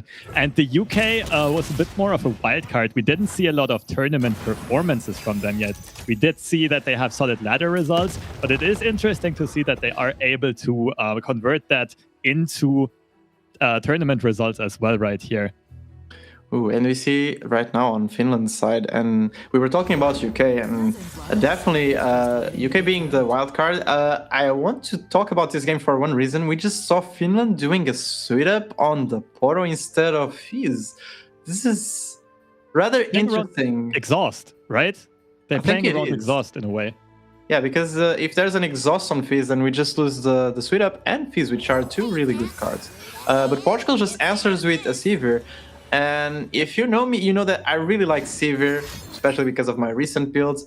And I think it's a very good card in this current meta, or honestly one of the strongest 4-drops because of the Spell Shield and the Quick Attack. The problem that TF's type of decks has to deal with, the Overwhelm from Shurima, is that there's basically the Ruin Runners and also now the Severe, cards that have Spell Shield and are pretty much difficult to deal with the Mystic Shots and the Get Excited. And also with TF's spells, and I mean the red card and the golden card. I think Finland is navigating this pretty smartly, though, and also Portugal is just not having the early start they were hoping for. So Finland knows they don't have much time to work with. They have to close out this game fairly quickly. Probably an additional reason to put the suit up on the Poro instead of Fizz, to just push that one additional damage, because the Poro, of course, gains 3 attack. Fizz would only gain 2 off of the suit up. And yeah, they are just going all in on the elusive win condition, and they already have, what is it, 8 damage on board, a Mystic Shot in hand, a red card in hand. This could very well, very soon be lethal. Now, Portugal can protect with a Troll Chant, but it's not a Troll Chant you're super happy with. It's literally, it taps you out of the Battle Fury most of all, and it does conserve Nexus HP, but you're not getting any combat value or anything. They do elect to go for it, realizing otherwise a single Get Excited would already be lethal. But Finland looks to be in a very demanding position with this explosive early start. Yeah, totally. Finland is definitely in a favorite position right now. Portugal is in trouble, I would say. Even though we have, on Portugal's side, they have pretty big and chunky units, and they can still play now a 5-5 with Overwhelm. It's still not enough. Finland is still on 20 HP. There should have been been played on turn 3 or on turn 2 at least some units to just answer this early aggression from Finland. Finland playing it differently than we're used to see TF, which is just not doing anything on the early rounds, then playing a TF, then playing basically to the TF win condition or the burbles. Finland just acknowledges that going with the elusive win con is the way to go, because Portugal cannot answer the elusive units, and this way they've just been chipping damage slowly, and it's been working. Next round they have pretty much lethal. This board is looking so scary, and they are just generating more high HP units to maybe block off as much damage as they need off of this attack. But they also know I think it's exactly open attack lethal represented here by Portugal. That means they only have to block off one unit. Nexus health is a resource, right? As long as you survive on 1 HP, everything is fine. We see the Pride emote coming in for Portugal. I love that one. It can be so self-sarcastic. And yeah, they just realize they're kind of doomed. They have nothing. Absolutely nothing in their whole deck that can deal with this kind of attack. And I think you can see the resignation smile in Pepsi Cola's face. I think they know what's about to happen here. Yeah, they 100% know that this game is gonna be probably a loss. Finland can just play the last Poro. It's going to be exactly 2, 5, 8, 12 damage on the attack with elusives. Finland can even just do a ramage. Or they can just BM Braum, after just top decking the Mind Meld to bump their board to insane numbers. And this is gonna be a barbaric overkill, one might say. This is like, what, 30, 40, 31 damage to the Nexus. Sapios, again, as always, greeting his mom. Yeah, this is just, compared to the first game, this is so quick. I don't even know what happened. I think I'm still starting the game. I'm just looking at this, trying to understand what happened, and the game is already over. I don't know if I should feel happy for seeing TFEs getting a win after a lot of patches where it was just not even playable. Like recently it was not a playable deck because of the current meta. Or if I should honestly feel sad for seeing Portugal getting 2-0'd. But as I said in the beginning, these two teams are pretty stacked and it was going to be a pretty interesting match. So Finland takes the win, 2-0 for Finland, and Portugal still has a win. I think right now the Group D is pretty much even. I think all the teams got a win. I think since Portugal won 2-0 against UK, now Finland wins 2-0 against Portugal, UK wins 2-0 against Czechia, and Finland won 2-1 against Czechia. I think Czechia has now the lead because of tiebreakers, if I wouldn't be mistaken. Yeah, I don't quite remember myself, but we will see the standings later on. But this series was super interesting because it had a bit of everything, right? First of all, the thriller tight game in a matchup that was mainly determined by deck building choices, which is super interesting. And the second game being the polar opposite, just a super quick rundown, a smork match of the deck that is probably a bit unfavored, being run over. But with that being said, we will go into a short break. We'll be back in 5 minutes for our game 2 of the day. Stay tuned. Narrowly missing the first qualification is actually an understatement. We missed with 1 LP. I was 1 LP below the 16th country. So couldn't qualify Turkey to the tournament. It was really frustrating missing with 1 LP. Felt like hell, but now that we finally made it, feels like heaven, feels really good. All that's left to do now is winning the tournament, so should be fine. My teammates, I do know one of them from the first EU Masters. He was actually our third player who refused to play the game. He actually didn't play. Maybe if he did play, get a lucky winning streak, he could have, qualify us to the tournament, qualify his country to the tournament, Turkey, but yeah, I don't feel anything negative towards them anymore. A lot of time passed. It's okay. The team communication is good. It's solid. I don't really have any opinions regarding our group. I don't really care who we're playing against. Doesn't really matter. I just wish that we were in a group with a lot of streamers, big streamers, so we could get more recognition that way. Sadly, likes of Grappler or Mogwai, big streamers like them, or like BBG, getting thousands of viewers, they're not in the tournaments, but yeah, maybe next time. I'm gonna keep this as a secret for now, have some mystery, but well, stay tuned. Maybe I'll tell you one day. I'm sure people in chat spamming nobody cares right now, but for those of you who want to know, follow Grand Rodeo and stay tuned. The team Lebanon that we're facing today, again, I don't care who we're matching against or we're playing against, it doesn't matter. But I do know Lebanon's team captain, Sorry, his name is Sorry. I do think he has a cool name. Well, Grand Rodeo or Sorry? Which name sounds cooler? Spam 1 for Gran Rodeo and 2 for Sorry in the chat. Let's see. It was really rough because I'm trying to get to top 16, and there's a lot of people trying to beat me. Like there's probably like 5 German players, 3 Turkish players, so it's only literally 1 Lebanese player trying to hit top 16. That was pretty rough, and mentally it was stressful. There were times where I had to stay up 24 hours just because I dropped a lot of LP and I had to gain it back. That was really stressful. The team dynamic, I only know Reaper as the second player, and he's pretty good. We've talked a little bit, we've played the game together, we kind of hit it off, and it's going well between us. As for the third player, I do not know who he is yet, because he's not Masters, so Riot has to check who the player is, then they'll tell us to confirm if they want to play or not, and then we'll try to practice together before the tournament, and we see how it goes. My group is very stacked. Like we've got Germany.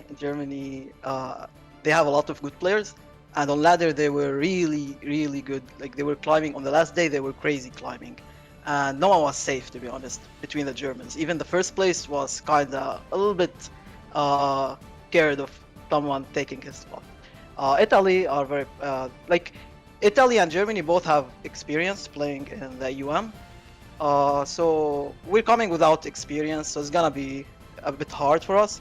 Turkey is kinda similar to us, like they're still new to the scene, and yeah, there's very known players, Turkish players that are probably really good. So it's gonna be really rough. I think it's probably the toughest group between all the groups. Oh, my origin story. So it came from Overwatch. I used to play lots of Overwatch, and I made a new account. And usually when you make a new account, you get matched into lower skilled players. And since I've played the game for quite a while, I pretty much stomped the games. So I wanted to apologize for the people I've been ruining their games pretty much. So I chose the name Sorry, and everyone. I started meeting new people, and everyone just called me by that name, and I just went with it. I also go by Trickster, Sorry, but I rather people call me Sorry.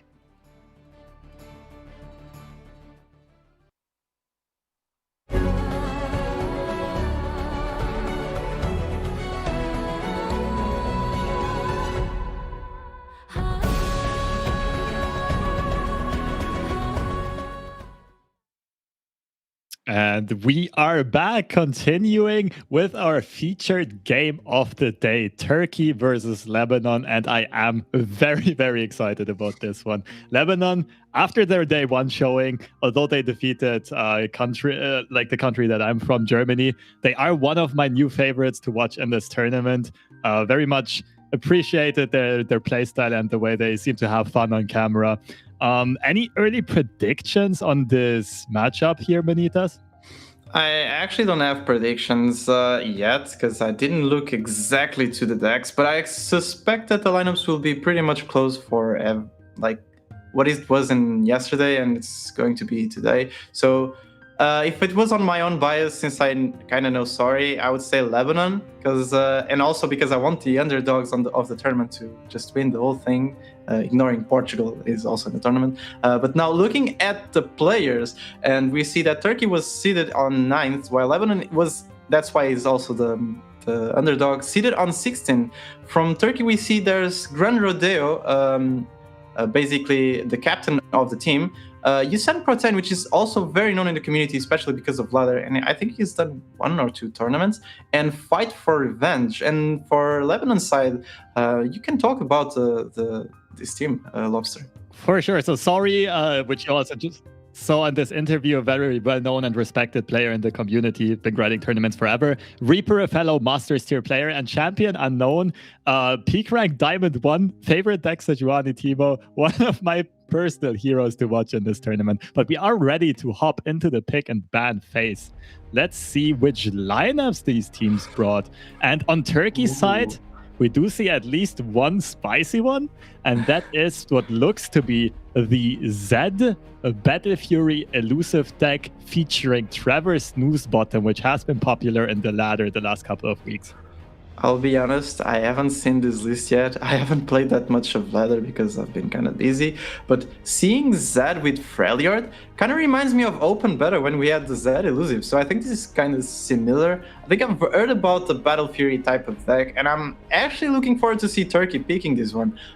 In terms of bans, I think I would predict both teams to ban Azira really first. So we can actually do just a game here. What do you think they're going? Okay, I was just going to say, do you think they're going to ban Azir or Aurelia? So both ban Azir, and for second ban, it's actually kind of hard.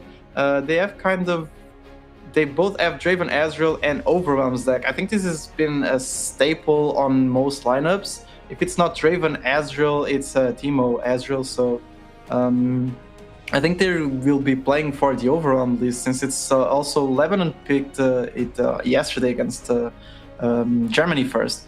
There can be a possibility that Turkey could ban that Overwhelm list. Yeah, this is going to be an interesting one. One very unique thing about this format, as the bans come in, Matrons get banned by Lebanon, and Turkey bans the Draven Ezreal list. Draven Ezreal, of course, one of the predators of their Ashe list, as well as the Elusives list, and kind of also the Overwhelms list to an extent. So maybe they're looking to pick one of these. Yeah, so something that's very interesting about this format is that the second ban often gives away a bit of information about what deck you are probably wanting to queue.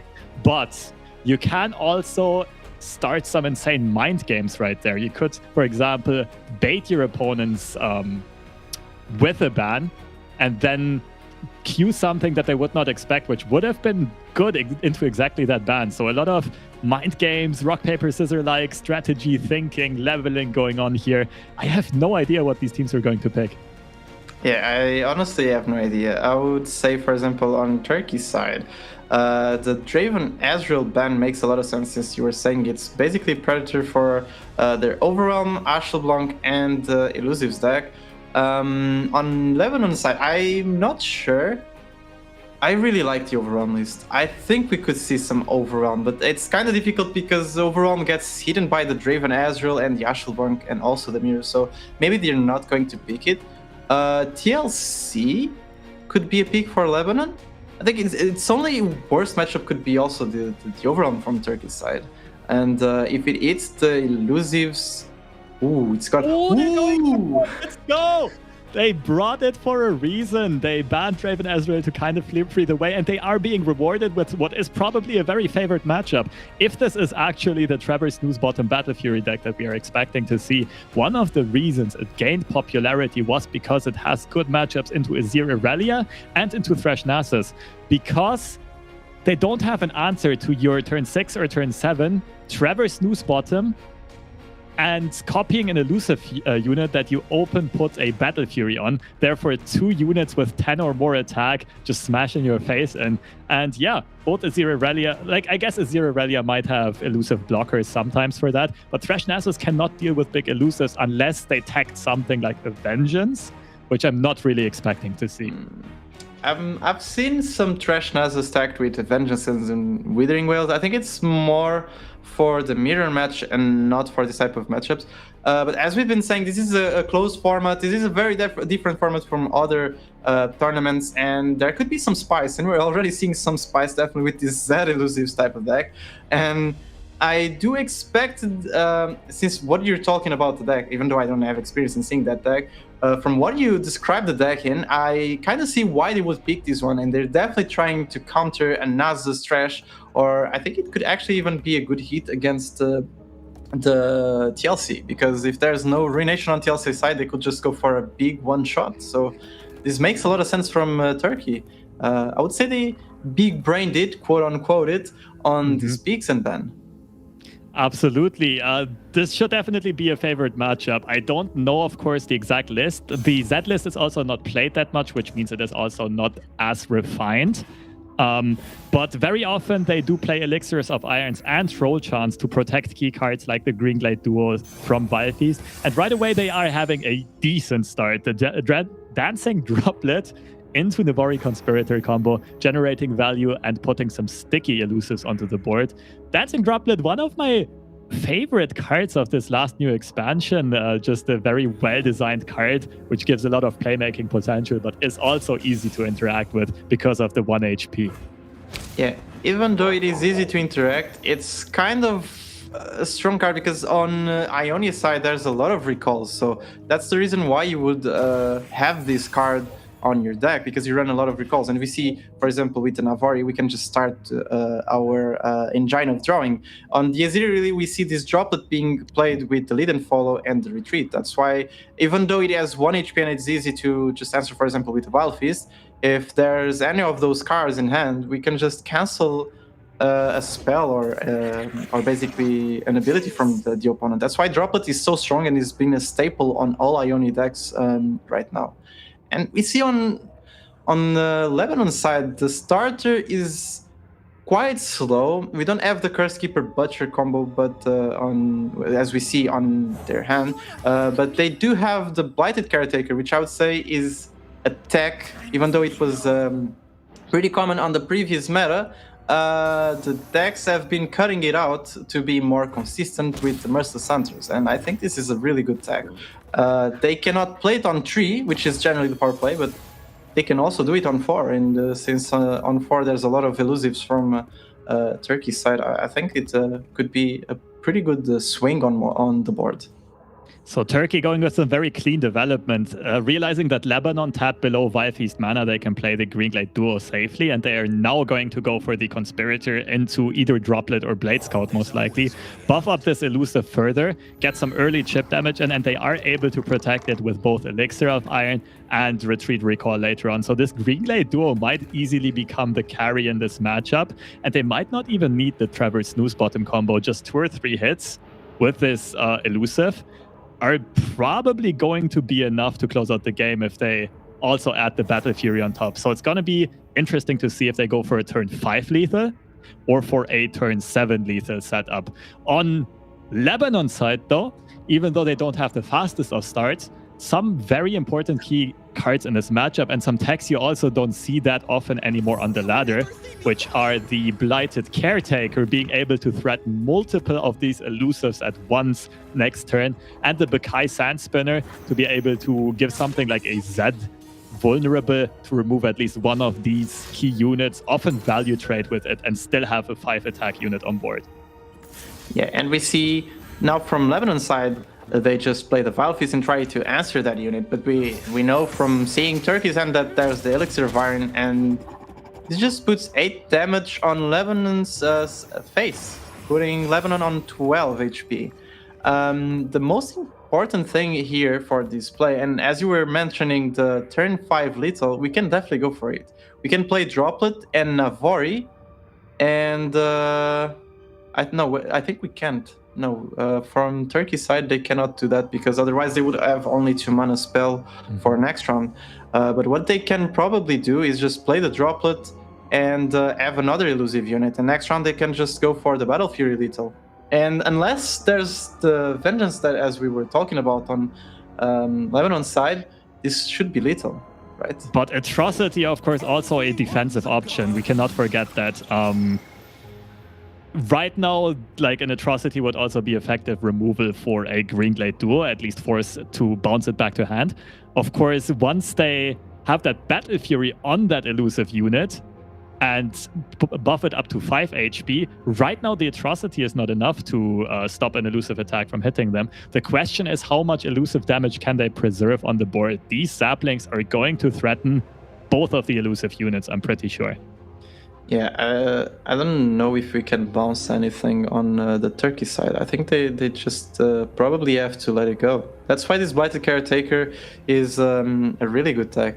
I mean, they could bounce the 2-1 to try to get a lethal on turn 7. The thing is, it feels bad because it feels like they're just stalling 2 rounds, and it could be just enough to maybe finish the game for Lebanon side with the Nasus trash tag. So this is really important. Like, this Blighted Caretaker is just being really important in clearing these early units. And also, I've been informed Italy is playing Azir, and it's the second time they're playing the Azir really deck on this tournament. It's honestly a very uncommon situation, since I believe yesterday Azir really was banned 13 out of the 16 times it was seen on a lineup. I'm actually surprised that it got through 3 times. I thought, because it's so hard to build a full lineup that has good matchups into Aurelia Azir. And if that lineup looks as if it has good matchups into Aurelia Azir, the opponent can also just not queue it. So I am surprised. Maybe some advanced mind games going on there, maybe trying to bait your opponent into picking Aurelia Azir. But anyway, focusing on this game again, we now know they're definitely not going for a turn 5 Battle Fury lethal because they tap below mana. But it was probably just not attainable, a bit awkward on the mana management side. So they probably are going to... They did elect to... Wait, no, they drew the second Green Glade duo, right? Yeah. All right. So they are going to try to get chip damage in with this Green Glade duo next turn, set them down and get them into a 1-attack range, basically. If they chip the Nexus down to like 5 HP, they might not even need the Battle Fury on that last attack to close out the game. Yeah, possibly Battle Fury can also not even be used in this situation. I really like Turkey's idea of just bouncing the droplet instead of trying to bounce the Green Glade. Because I believe drawing is more important, since on Turkey's side they're starting to lose some of their value in hand, so they need some more sustain to try to get to that round 7 lethal, even though there's already the Battle Fury. So I really like this play from their side. And Lebanon picked up a very key card here. The Thresh top deck is going to help them contest the elusive pressure coming in turn for turn, and also going to put a clock on to Turkey's side. Because if the Thresh stays on board too long, of course, eventually some units have to get blocked. He flips, pulls out a Nasus, the game is probably going to end pretty soon. But I'm not sure if Lebanon is going to have the time to do so, because Turkey is putting out some serious pressure with all of these small elusives and the extra value generated from recalling the dancing droplet. Yeah, and even though you were mentioning the Thresh, I'm not even sure if, for example, if Turkey decides to play the 1-drop now to go for a big attack, which could be also a very big risk, since we don't know what Lebanon is running on their Nasus Thresh list. They could be running one of Renation that cannot be played. My mistake, I was not counting mana correctly, but they could be playing a Withering Whale, and that actually makes a difference. We can only make sure that one of the units survive and also retreat. We can get some draw, but it still is bad. So I think that, yeah, Turkey is going for the attack, even though if Turkey went for the play, I'm not sure if playing the Thresh would be that good. Because it loses all of our tempo. Like on Lebanon side, they would be only with 3 spell mana, which would be complicated to deal with stuff. But I absolutely agree. You cannot play him before combat because you are bluffing Withering Whale and the box.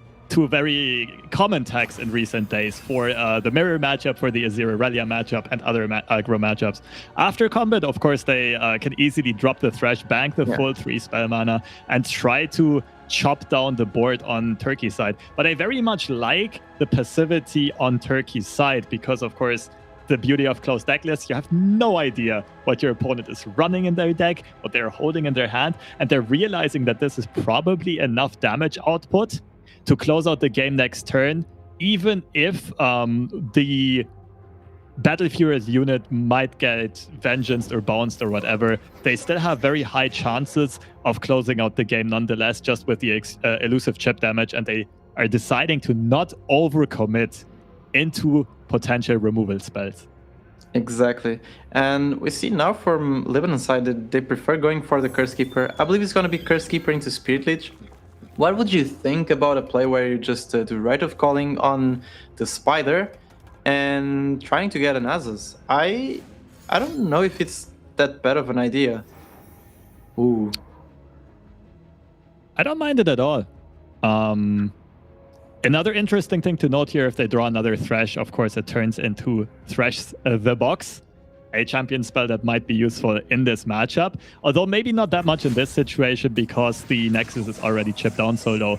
And Turkey in a bit of an interesting situation, not really having cards they're super happy about playing, especially after a unit has already died, enabling the Black Spear. I think they kind of missed the window of opportunity where they could have recalled the Dancing Droplet to look for more value and just do something with their turn.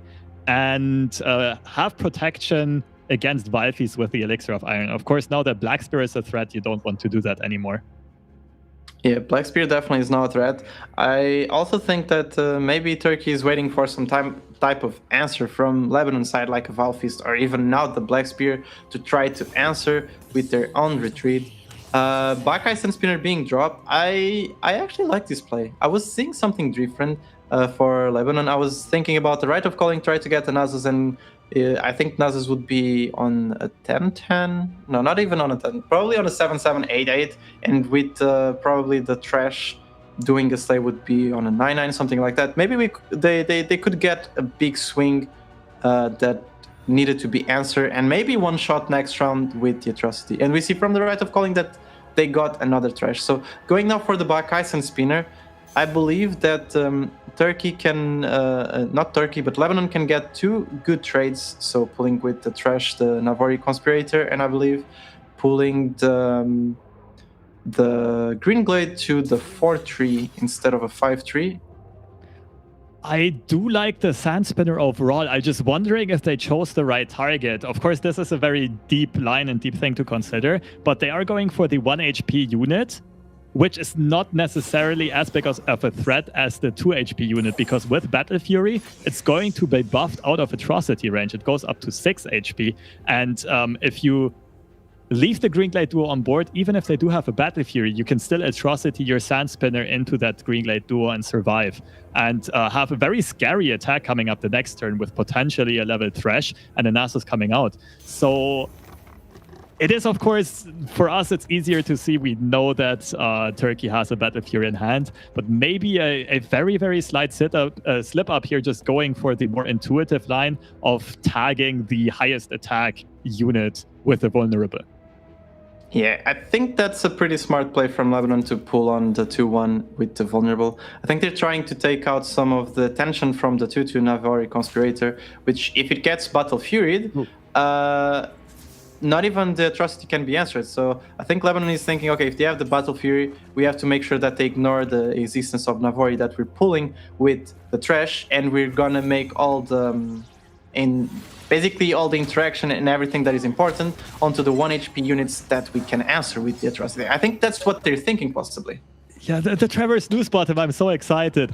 Of course, forget what I said earlier. I forgot Thresh can still contest the Navori Conspirator. The 2 HP unit probably leaves the board, which means Atrocity can remove whichever threat Turkey is going to put out here. But if they have to consider the Black Spear still, but they have the perfect line. I think they can return the Trevor, play their Droplet, open attack with the Battle Fury, copy it. They have two, what is it going to be, 9-5 elusives hitting the Nexus, and I think they're going for it.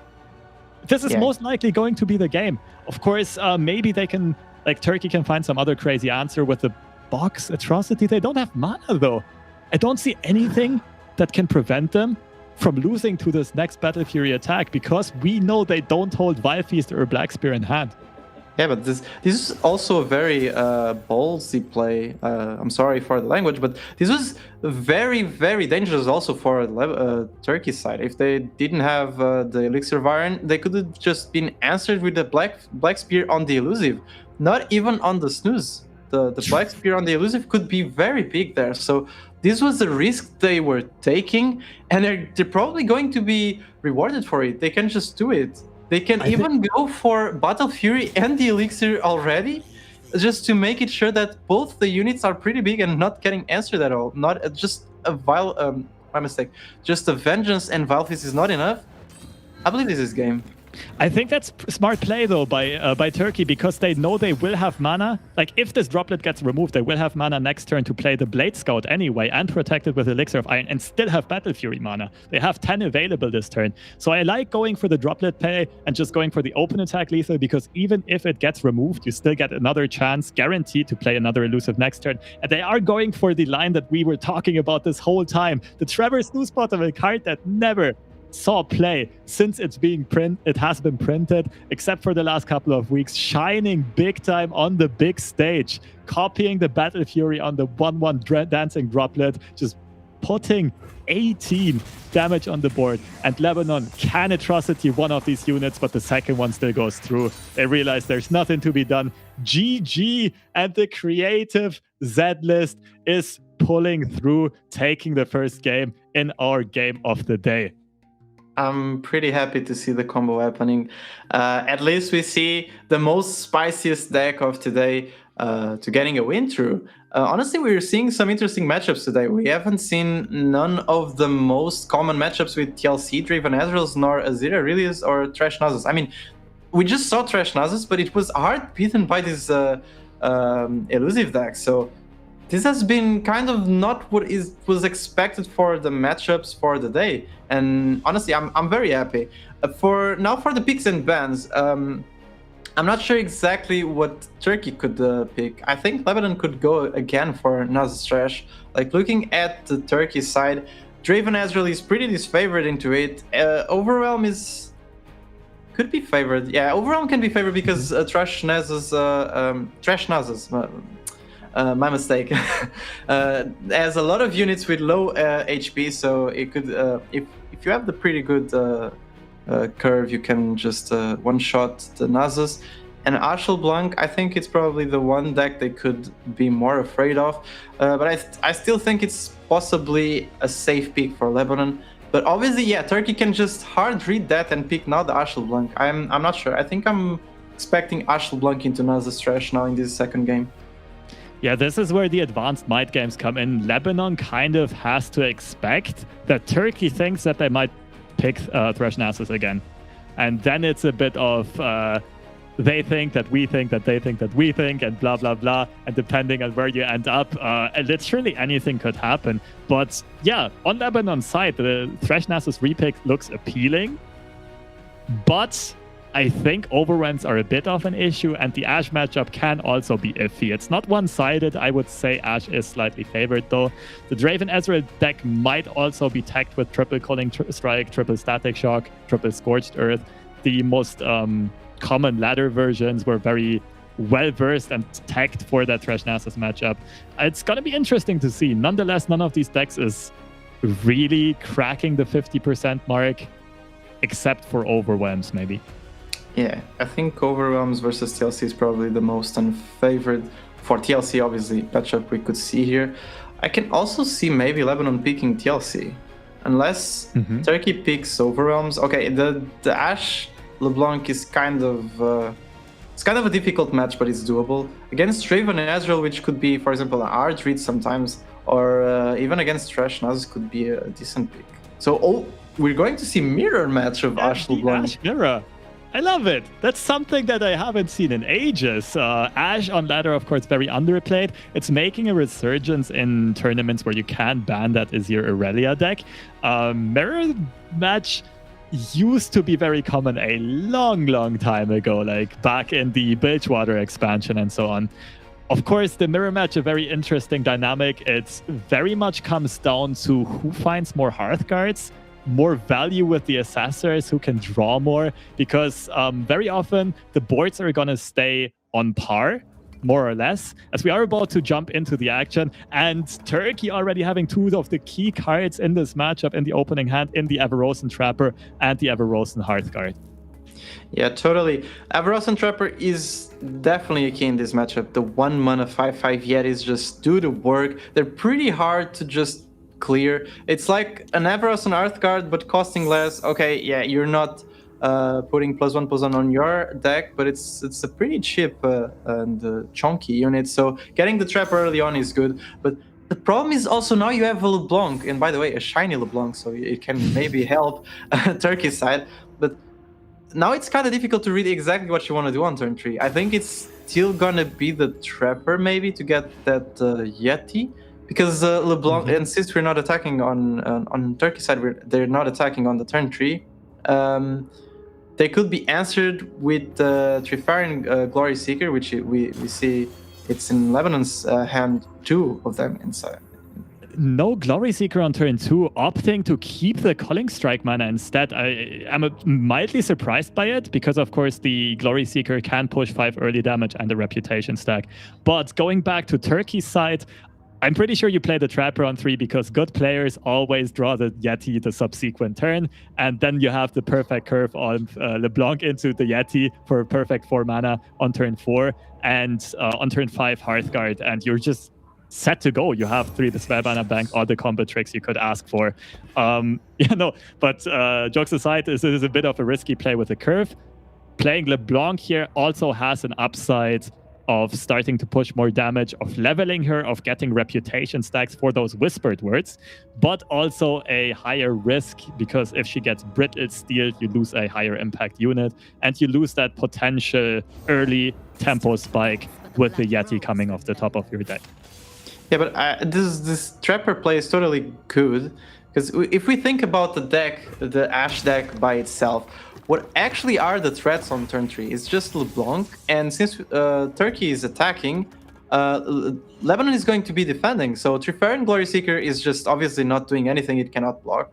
A Trapper being played in answer as a Trapper is an even play, so it's not even a bad thing, and a LeBlanc is not going obviously to block, unless there's an answer from the Lebanon side. So the Trapper is definitely good. It can cheat 3 damage, and if we see, for example, Troll Chant or an Elixir of Iron being played, it's less value that is coming out from Lebanon side. So definitely a good play. But unfortunately, Turkey not being, as we were saying, the good players that always draw the Yeti right after they play the Trapper. So they're drawing an Icefield Archer, a very key card that can be used to, for example, proc the Culling Strikes, or even answer a possible big board attack after the opponents play a big unit, and they're going to opt actually for the Icefield Archer on the LeBlanc. Yeah, Turkey just did not believe enough in the heart of the cards. The Yeti did not get summoned off the top of the deck, unfortunately for them. Icefield Archer, another good answer to this attack, though. And just going back 1 or 2 turns, I have to wonder if it wasn't a slight mis-strategy to not play the Glory Seeker on 2 if we have such an aggressive opening hand, especially if you're not using the Culling Strike on 3 to remove the Trapper. I mean, you can't bag that spell mana later on still. But anyway, it is what it is. Lebanon has found the Hearthguard of their own, which means they will be able to match the value that Turkey is going to put out with their own Hearthguard, but they also have an Assessor in hand already. Of course, ideally, you would prefer them to be buffed so that the Assessor, as soon as it's 5 attack, it draws a card off of itself as well. It's not going to be the case this time, but they have a hand that is packed with 5 attack units, and I'm sure it's going to find the value of the draws nonetheless. Yeah, and we're just seeing a result that probably leaves you a bit happy, Lobster. Germany is winning 1-0 against Italy on the off-stream game, and that means they beat Azir. They beat Azir. They did the impossible thing, or they baited them into picking Azir. Maybe. Yeah, I'm actually gonna. This is gonna be curious, interesting to me to ask them later on what happened. I can keep you updated later on. But yeah, this is not the story of right now. We are in this game, and Lebanon is opting for the Glory Seeker attack here on the Everrosen Trapper. I'm not sure if we could have, on the Lebanon side, they could have just pulled it to Glory Seekers and pulled both units, maybe. I mean, even though trading a 5-1 into a 3-1 feels kind of bad, I do agree with this Glory Seeker into the Trapper. Feels like an even play, but I'm not sure, like, leaving the Glory Seeker, like, it's not doing anything right on the board. I mean, the Icefield Archer is also not doing anything, so I guess I kind of understand. The Culling Strike on the LeBlanc was pretty big for Turkey. The problem is that we see Lebanon as another LeBlanc, and this time there's no second Culling Strike to answer it. So I'm not sure. I think this turn 5 plays is gonna be pretty much easy for both sides. It's just playing Everos and Artcard from both sides, just buffing the deck and just trying to play with your units after that round, just seeing how the buffs go. But I'm not sure if I think Turkey's way to answer another LeBlanc is with the freezes and the troll chant, just trying to bait some weird attack and then just getting those attack shenanigans like flash freeze or troll chant to do the work. Absolutely. I think that turn 5. Oh, okay. So Turkey is opting to delay the Heartguard buff by 1 turn for the higher tempo play with the Yeti and the LeBlanc. And that might be based off of a read, right? Yeah. I think Lebanon did not have anything to protect their Glory Seeker last turn, and they might think that Lebanon's hand is low on defensive options, on combat tricks, or high on Glory Seekers, units that can't block them. They instead just opt to go to push as much damage as possible, try to get that LeBlanc closer to level up, also knowing that they did not find any source of card draw yet, and they might lag and fall behind in the value game later on. Yeah, and this is totally a smart play. I would probably go for the hard card because this is just a staple play. This is a smart play because now you can just attack with both units that are dealing 10 damage, and even the Iceville Archer. You don't care if Lebanon just blocks the Earth card on the 3-1. The 3-1 eventually is just going to die. It's just there to just did their job, just freeze the card, and it's just existing. So also getting a block from an Earth card would be big, since Turkey would put 10 damage on Lebanon's side. And this is pretty big because now if Turkey attacks, unless if there's an answer from the Lebanon side, like a freeze or a troll chant, there's also an answer from Turkey side. There's the troll chant, which is gonna be pretty big in this attack. And we know from watching Lebanon's hand that there's no answer. There's no troll chant. There's no flash freeze. So they pretty much can just do this swing and maybe just get the 10 damage on the face, or just trade an Earth card, which is pretty much big. Yeah, I'm not sure which play is the better one. Both look really, really good. This, of course, might bait the Heartguard into blocking and removing him with a flash freeze here. 3 mana to get a 5/5 off of the board. Just decimate and work on your opponent's board is looking really good. So Turkey valuing keeping the board lead, over pushing more Nexus damage here. With the Heartguard in hand, I think they're confident to be able to find more card draw later on as the game progresses. Yeah, totally. And instead of the flash freeze as you were talking about, I do agree that this troll chant feels a lot better, because Turkey's side can just save this flash freeze for later on. We don't know if there's a Farron, we don't know if there's an Ash on hand or something that has a lot of attack. We can just save it. They can just save it for later on, for a big attack that can just threaten them, or a better trade for them. So I really like this play from Turkey, honestly. It feels like not a normal play to not play the Everos and Art card, but I really enjoyed seeing this play being done. And it is also good with this draw that they just got. They can just play the little bird, the Omen Hawk, and then they can just play the Art card. So everything going into plan with the mana count. I mean, you lose the spell mana, so there's no answers for this LeBlanc attack, but everything feels good. I'll be honest though, I'm not sure if Turkey is happy about these draws. They are gonna run out of cards in hand pretty soon, and I think they would prefer to find draw cards as soon as possible. Of course, the next few units they are gonna draw are gonna be double buffed, which can be useful for value trading on the board, going 2 for 1 multiple times. But unless they get their draw cycle going, they're just gonna be overrun in the long term by Lebanon. Because they do have the Whispered Words, they do have the Assessor, and they have multiple 5-attack units on the board. I know it's looking good for Turkey on the board right now, but I think they might run into trouble very soon. Smart play here, though. Keeping Harshwind's mana open, maybe preventing the attack entirely. Yeah, this is very smart, because now that we see the second Glory Seeker being dropped on Lebanon's side, Turkey is definitely going to pass for these Archfiends, because they know that what Lebanon can do is just pull the Yeti and and the LeBlanc to the Glory Seekers and just try to get an attack with LeBlanc, which would actually level up if the attack goes through, and pulling 5 damage on Turkey's side. This way, with the 6 mana up for the Ashwins, you can just, on Turkey's side, they can just basically Ashwins both Glory Seekers, get the value trade, and LeBlanc doesn't level up, and they still get to preserve their board. So even though we don't have any drawings now, it just feels better because it allows them to just stall maybe 1 or 2 more rounds to try to find that Assessor. Because if they find it right now, it guarantees 2 draws. And that's the most important thing that Turkey needs to try to find now to sustain themselves. Ooh, Lebanon is falling for it, though. I really like that first intuition on Lebanon's side with only attacking with 1 Glory Seeker, because Harsh Winds is just not good there. You would want to win 2 trades, 2 combats with the Harsh Winds. So if you only attack with 1 unit, it's still rough against Brittle Steel and Flash Freeze, but at least Harsh Winds doesn't just almost blow you out of the game here. And yeah, this is exactly what we're seeing from Team Turkey here, taking out 2 Glory Seeker at basically no cost, on board at least. Of course, it costs a 6 mana card, but the tempo is quite heavy on Turkey's side with this board lead. Hearthguard to follow up, or just a fairly scary open attack that might force the LeBlanc to block defensively.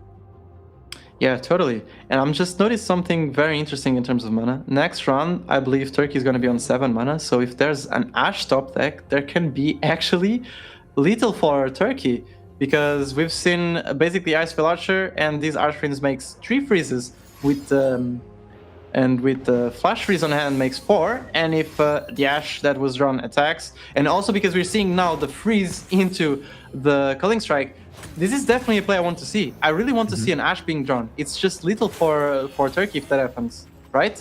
Yeah, it's little. Oh, it was not Ash, but it's just. It's LeBlanc, basically. Just they killed. Turkey's like, okay, you killed my LeBlanc last round. We get another one. It's easy. We just believe on the art of the cards. It was just not on time because of the Yeti. It was kind of slow. It's just coming now, the art of the cards, and just giving me the good draws. Even though I believe that Ash was definitely what they wanted here. And even though with Ash wins, it would be a very big board swing or attempt to lethal for Turkey if it was the case. But seeing now the LeBlanc is definitely going to be smashed onto the board. We still have a pretty scary board to deal with, and on Lebanon's side, and they only have LeBlanc to answer anything, and blocking with LeBlanc doesn't feel good. Absolutely not. I do really like what Lebanon just did there, though. The Brittle Steel Culling Strike on the LeBlanc to preserve the Glory Seeker staying alive, because they know they need to get some value off of this Trifarian Assessor. It's very important there to keep some 5 attack units alive. Also, another reason why I think maybe a swing with just 1 Glory Seeker might have been smarter on the previous turn. But nonetheless, the Assessor is going to draw at least 2 cards if they decide to play it here. Later on, it's a mystery, depending on how many units stay on the board. But they are going to be very happy about the Harsh Winds draw in general, which can dictate the pace of combat here and allow them to get value trades. And yeah, keeping 7 mana open, enticing and forcing the pass on Turk. No, that was a pass on Lebanon's side. My bad there. They are going for the attack while representing all of the combat tricks they could possibly hold, and probably going for a defensive Harsh Winds here. Yeah, totally. This seems like an Ashwin's just taking out the damage from the Yeti, doing the trade on LeBlanc. This just feels good for Lebanon. I was thinking about the Assessor to just get the drawing, but that's not even... It just doesn't feel good on the board, because as we're seeing now, Turkey is answering their answer to the attack. So it's better to just stall 1 round and get the drawing from the Assessor now. This The is 5 attack Assessor! As you were talking about, this is 3 drawings for Turkey. This is basically the value they wanted. Because exactly. Now Lebanon has to do the Assessor to get some extra draws. They need it. They cannot just stall it. And Turkey's gonna answer with their own buffed Assessor. So both teams are drawing 3 cards and being even on hand value. But Turkey is so in front in board. This is gonna be pretty close, I'd say. Even though Turkey has all the advantage just with this drawing. This might swing the game back into the favor of Turkey, just as I was almost wanting to say that Lebanon is going to take control here very soon because of the draws. Turkey finds the top-decked Assessor after having only one puny card left in hand, and they find the Farron. Farron is little. You just play Farron next round, and then you have basically the two axes. Double Decimate. Double Decimate just finishes the game. They just need to stall. So that means as long as Lebanon doesn't find something like an Ashe of their own, Ashe into freezes and get like one huge hit, and they have to chop down 50 Nexus HP. Of course, they don't know it yet, but Lebanon is technically on a 2-turn clock here. Next turn, Farron is most likely going to be played. It's just intuitively the best play there. You keep spell mana open and everything, and then on your next attack turn, you either win through the swing, or you just play the 2 axes. You have to expect an Ashe deck to not have any protection or any healing. Oh no, this Iceville Archer. I do believe this Iceville Archer, like, if we only have in consideration Lebanon's hand and looking at the board state, this makes sense because now they just can't do a big swing. But it still looks scary because there's 4 mana for Turkey, so there can be an answer with Brittle Steel or even Flash Freeze to just do one value trade. So it's just doesn't feel good to attack here. They don't know. This Iceville Archer is big to be being played here, and it's big for Turkey because it means Turkey can just smash freely the Farron next round, and we see there's no answer. There's legit no answer for a Farron. Farron is just gonna do some extra damage. We're going to see a big swing from Turkey next round, and if the axes don't finish the game, definitely the attack can finish this game, I would say. Absolutely. There's no freeze as of right now. Of course, Whispered Words can easily draw into more defensive value for this attack, but they don't have an answer to the axis. They have to win on the next open attack. And as or I find if there are enough freezes. Yeah, talking about freezes. Only Ashe is missing. I wouldn't count Lebanon completely out of this game yet, but if Turkey finds the right line, and I think they will do it, yeah, Turkey is looking to be in a very, very good spot to take this series 2-0. Yeah, totally. And they obviously see the play. Farron is just too good. It's just the best 8-drop. Okay, maybe not the best, but one of the best 8-drops in the game. You just smash it. Like, what is the punish here? I would say maybe the punish would be a Flash Freeze on the Farron, a Troll Chant on the 5-4, and then just doing a Reckoning. But that doesn't even feel good. Yeah, it doesn't feel good for Lebanon. This is always an eye play that doesn't have that many risks for Turkey. Even with 11 mana for Lebanon, it doesn't feel good any answer from Lebanon's side. This is a big board with big units and little answer for next round on hand. So I think this is going to be game. This is most likely going to be game. It should be Lebanon's turn right now. I think they're contemplating all of their options. Going for the Whispered Words, of course, probably just talking through how they can still survive in this. Double Flash Freeze. Okay. Oh, but the Trapper, okay, the Trapper to kind of survive the swing here. Maybe the Flash Freeze is going to be used for defense, but they kind of have to top deck an Ashe if they want to have any shot at winning this game. And as of right now, they will also have to invest the Flash Freeze on the Farron, right? Because otherwise, if Farron connects, that puts the Nexus down to 4 HP. Even if they top deck Ashe, they play the Ashe, Turkey just answers with a Decimate, and they lose before the Ashe attack can come through. So the Flash Freeze is going to be forced here. They have a bunch of blockers, but it's very unfortunate for them. I'm not sure if they should have played the Trapper. If they also survive the swing... Oh no, of course the Glory Seeker can't block. Okay, the Trapper was also forced, increasing the likelihood of drawing a Yeti, decreasing the likelihood of top decking Ashe. Turkey looks to be in a very demanding position. Smart blocks, only letting 3 attacks go through, playing to their outs, playing for the top decked Ashe. Wait, you can make another unit survive. You could block the 4-4 on the 3-3, and you can put the 4-2 there, and you can do the Brittle Steel on the 3-1. I believe you can do this. Yeah, like this way. You can do it this way too. Yeah. And now you can put... Brittle Steel is wasted. No, you put the 4-4 on the 3-3. Oh, you can't... I mean, it doesn't matter because being on 5 or being on 8 is the same with double decimate, but... Yeah, but you need the freezes for the Ashe open attack. Yeah. I'm pretty sure you kind of just... Oh, I mean, I guess if you play Ashe and you flash freeze one unit and swing into the other one anyway. But we also see that Turkey has an Iceveil Archer in hand and still holds double decimate. Yeah, Turkey could just play the Iceveil Archer and still play then the 2 axes, and it's just fine. This is game. Yeah, this is just game. And I think Lebanon knows it. They're just going to play the last cards from hand. But this might scare them off a bit. No, it doesn't even scare them off. There's nothing that can prevent them from winning with 2 decimates. Not even a Fury of the North. All they have to do is play decimate now, block the 2 highest attack units.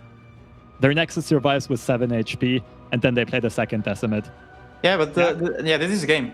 Not even... Yeah, there's no need to play Iceveil Archer from Turkey's side here, because if there was Ashe being in hand, it would be played first, because we know on Lebanon's side, we know there's 2 axes on Turkey's hand. So playing anything besides an Ashe could be a death sentence. So it should be always an Ashe first, and Ashe being not played, it means that it is not in hand. We can... Turkey can just smash the 2 axes, but I guess they're just going for the more defensive play and try to preserve the board. And yeah, it's game. GG. I mean, both leds of play win. I guess they were still playing around an Ashe into Harsh Wind, into Flash Freeze, Brattlesteer or something. But Turkey with some very clutch draws. The Assessor draw that we talked about earlier coming in just the right time, drawing into a Farron to represent perfect double decimate lethal, taking away our game of the day in very, very convincing fashions and some very interesting matchups and decks. Yeah, totally. And as we were saying in the mirror, having the Assessor was very important, since even though Turkey had a very strong and impressive start, it was starting to lose some value. They definitely needed the Assessor. And as you were talking about it, they just get the Assessor buffed by Omen August. It even draws by itself. It was just the perfect timing for Turkey to get back to the game that they were starting to lose. And the Captain Farron just doing the work. This basically, yeah, just summarizes the game of the day. Turkey taking the 2-0 against Lebanon, and I don't know if we have the result from Italy and Germany. We do know that Germany is winning 1-0. Yeah, we do know that Germany is winning 1-0 at least. They won against Zitterly, which we are highlighting because it is a special moment, seeing Zitterly being beaten. And we can definitely talk about the next game, possibly. Sure. But one more thing about this game to mention is also that Thresh Nasus took an L, which I personally very much like to see. It is the other menace in the current meta. And with convincing fashion, the Trevor Snooze Bottom Battle Fury copy, Trevor also coming at just the right time to be played for the Battle Fury combo, a game I very much enjoyed. Great series we just saw. And with that being said, we will keep you updated once we will find out the score of Germany-Italy. And yeah, we are ready to jump into another 5-minute break and later on start with our next game.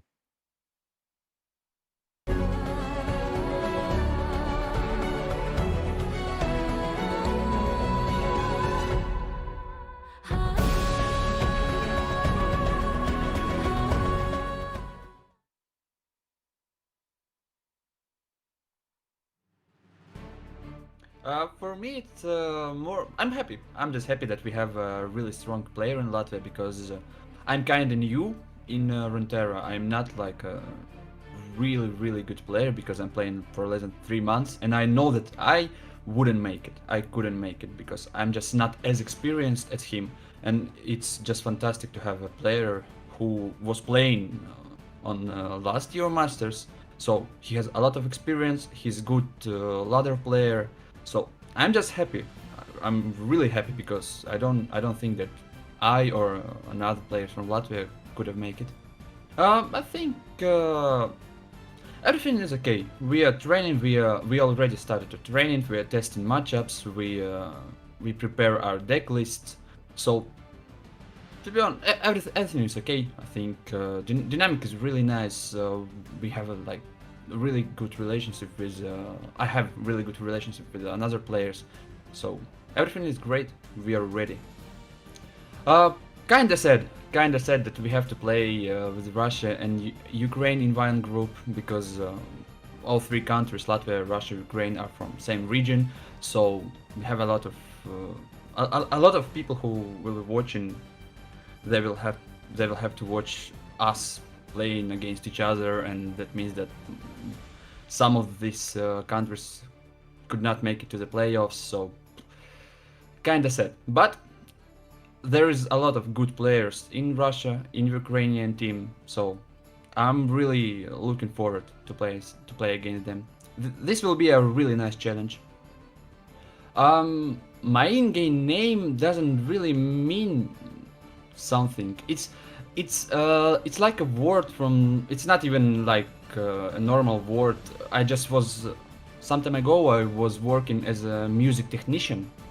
And when we were setting up drums, we used to call snare drum like a drobane. So I just love this word, and I started to using it in my in-game name.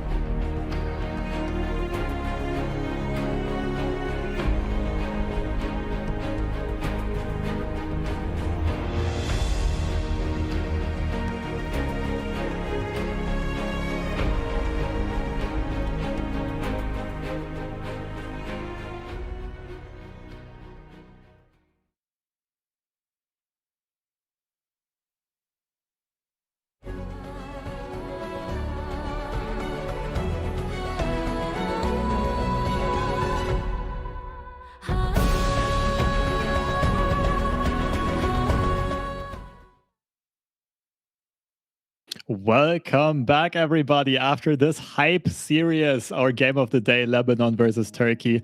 Yeah, we've already seen some serious action today on stream. We are a bit ahead of schedule. We did go through the first two series surprisingly quickly, considering that one game had to be repeated due to a tie game. But of course, both of the featured series ending 2-0. Let's just recap some of the action that we saw today. Yeah, and talking about the action today, after what we could say of the action for the day, we're seeing some pretty convincing wins. And instead of what happened yesterday, where the underdogs just won all their matches, today is the complete opposite. the I-seed match teams for each match are basically winning their matches. So Finland just won 2-0 against Portugal after we seeing the tie game. Very interesting and close game, I would say. They just took the 2 wins after that and closing it with a pretty convincing win. And we also saw from the off-stream game, United Kingdom with a convincing 2-0 against a powerhouse that is Czechia. And for Group B, I think you can talk about the Group B, Lobster. Of course, Turkey versus Lebanon, what we just saw, first of all, this sweet victory with a Trevor Snooze bottom Battle Fury combo against Thresh Nasus. Second game, the Ash Mirror, where it just looked like it was getting out of hand for Turkey. They were almost out of cards in hand, fighting the Assessor in just the right time. And on the other hand, I just had an update that Germany versus Italy is now 1-1. The score is tied. And I think there was also a bit of miscommunication earlier on. I think there was not an Azir pick on any side. Italy just did not ban it.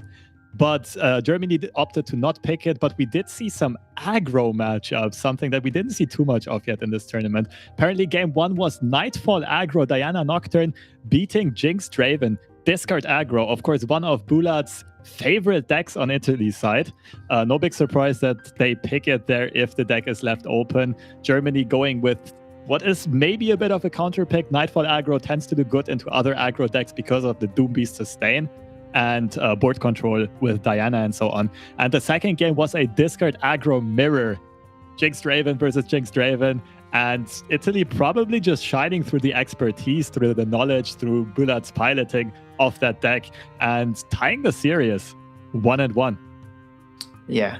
And as you were saying, Bulat is a very experienced discard aggro player. So I would say probably the expertise in the deck is just showing, and therefore Italy taking the win because of that. I also believe that Melidor played a bit of the deck, probably from influence. I even think that all the team probably just had some experience with the deck because of Bulat. He's just a really known discard aggro player. I think he even climbed through the qualification just with discard aggro. I'm not sure if it was either discard aggro or Thresh Nasus, but either way, we still have another half of games to go, and we can just even see the next game, which is going to be Ukraine versus Latvia. We can see now probably the players, and we see Ukraine that was seeded as the 10th team and Latvia the 15th. Talking about Ukraine having a very known name, which is first being Beaver, commanding the team. I think 2 seasons ago, it was the #1 on ladder, so it's definitely a very known name, has also appeared on the seasonals.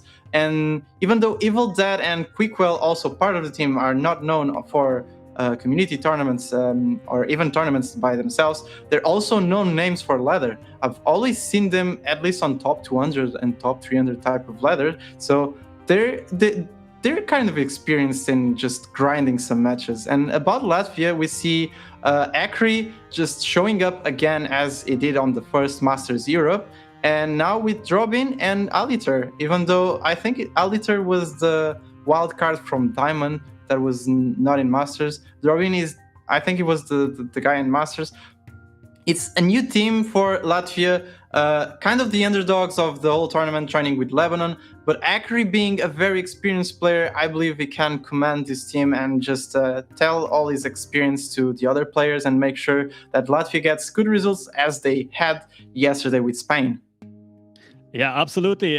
Some interesting matchups here, and I do want to say that Evil Dead and Quickwell might not be as known in the Western community for the community tournament performances, but as far as I know, they did play quite a lot of the tournaments in the Russian-speaking world, and which is something that we don't get too many news from. I think they are more known, more popular names over there, and therefore they might also have a lot of tournament experience. I'm not quite sure myself, but we are ready to hop into the picks and bans and to see which lineups these two teams have brought. Ooh, I see something I like. I see MF Queen. I don't see Scouts for so many times, and I gotta say I'm kind of a Scouts OTP because I had 4 seasons in a row where I just reached Masters with Scouts, so I really want them to pick this deck. And it's kind of interesting because Azir really from this new meta kind of works in the same way with attacks as Scouts, with the difference that Scouts doesn't have as many attacks as Azir really has, and is not as powerful early game or even mid game as they are. And I think there's also Nightfall. Yeah, there's Nightfall, and also discard aggro with Teemo. I think it's a splash of one Teemo. I really like this Ukraine lineup. This is an interesting one. I wonder if this is an uncommon list or if it's just something like a 1 Teemo, 2 Draven, 3 Jinx list. Because Draven's fan favorite, I think the card is, exists, you can draw Draven fairly reliantly even if you don't play triple Draven. Latvia's lineup, nothing too out of the box. 6 very common decks plus Lee Sin, which is always and has always been a tournament staple. Ukraine opting for something more unique for sure, because they have a total of 4.5 tempo aggro decks. Discard aggro, Scouts definitely a tempo deck, Nightfall aggro, Azir definitely being a tempo deck, and Thresh Nasus also with tempo starts. And for the first time on stream, I believe we see something else than Azir or Aurelia get the first ban. At least Ukraine going for the Matron ban first, which makes a lot of sense. As we just mentioned, they brought a lot of tempo decks straight away, either signaling they want to play one of those, or at least bait Latvia into thinking they want to play one of those. And Latvia just going with a good old Aurelia ban this time around. So there's also some interesting things about this pick and ban. If you look at Latvia's decks, they have 2 Zoe decks, and I think what's in Ukraine's mind, I think Ukraine wants to go with the aggro. They want to go with discard, with the Scouts, and with the Nightfall. And I believe we might see a Zoe ban from Ukraine, because it not only takes the Zoe Lee Sin, which is kind of an anti-aggro type of deck, can also take out the Shyvana deck, which also works good against aggro. We don't care about Nasus Thresh, I would say, because they actually banned Nasus Thresh. Okay, never mind everything I was saying. I was saying that probably not caring about Nasus Thresh is okay, because both Draven, Ezreal, and Ashe LeBlanc and Azir really would be very bad into our 3 aggros, and we could just counter them. Obviously, we're giving a win because of the Nasus Thresh, but this way we would have 3 other good matchups and would reduce the number of decks Latvia could play. It's not the case. They go for the safe ban on Nasus Thresh, which is an anti-aggro, and we see on Latvia's side they also ban TLC. So Latvia just going for pretty much the standard on the book type of plays. I mean, it works. There's something that generally people don't talk about in the competitive community, which is if it works, if it's strong, just do it. So it's just basically that. The bait works out though. Ukraine has a bunch of aggro decks in their lineup. Nonetheless, Latvia deciding to queue Azir Aurelia into it, even though it doesn't look like it has a great matchup spread, and Ukraine being rewarded with the favorite matchup of discard aggro into Azir Aurelia.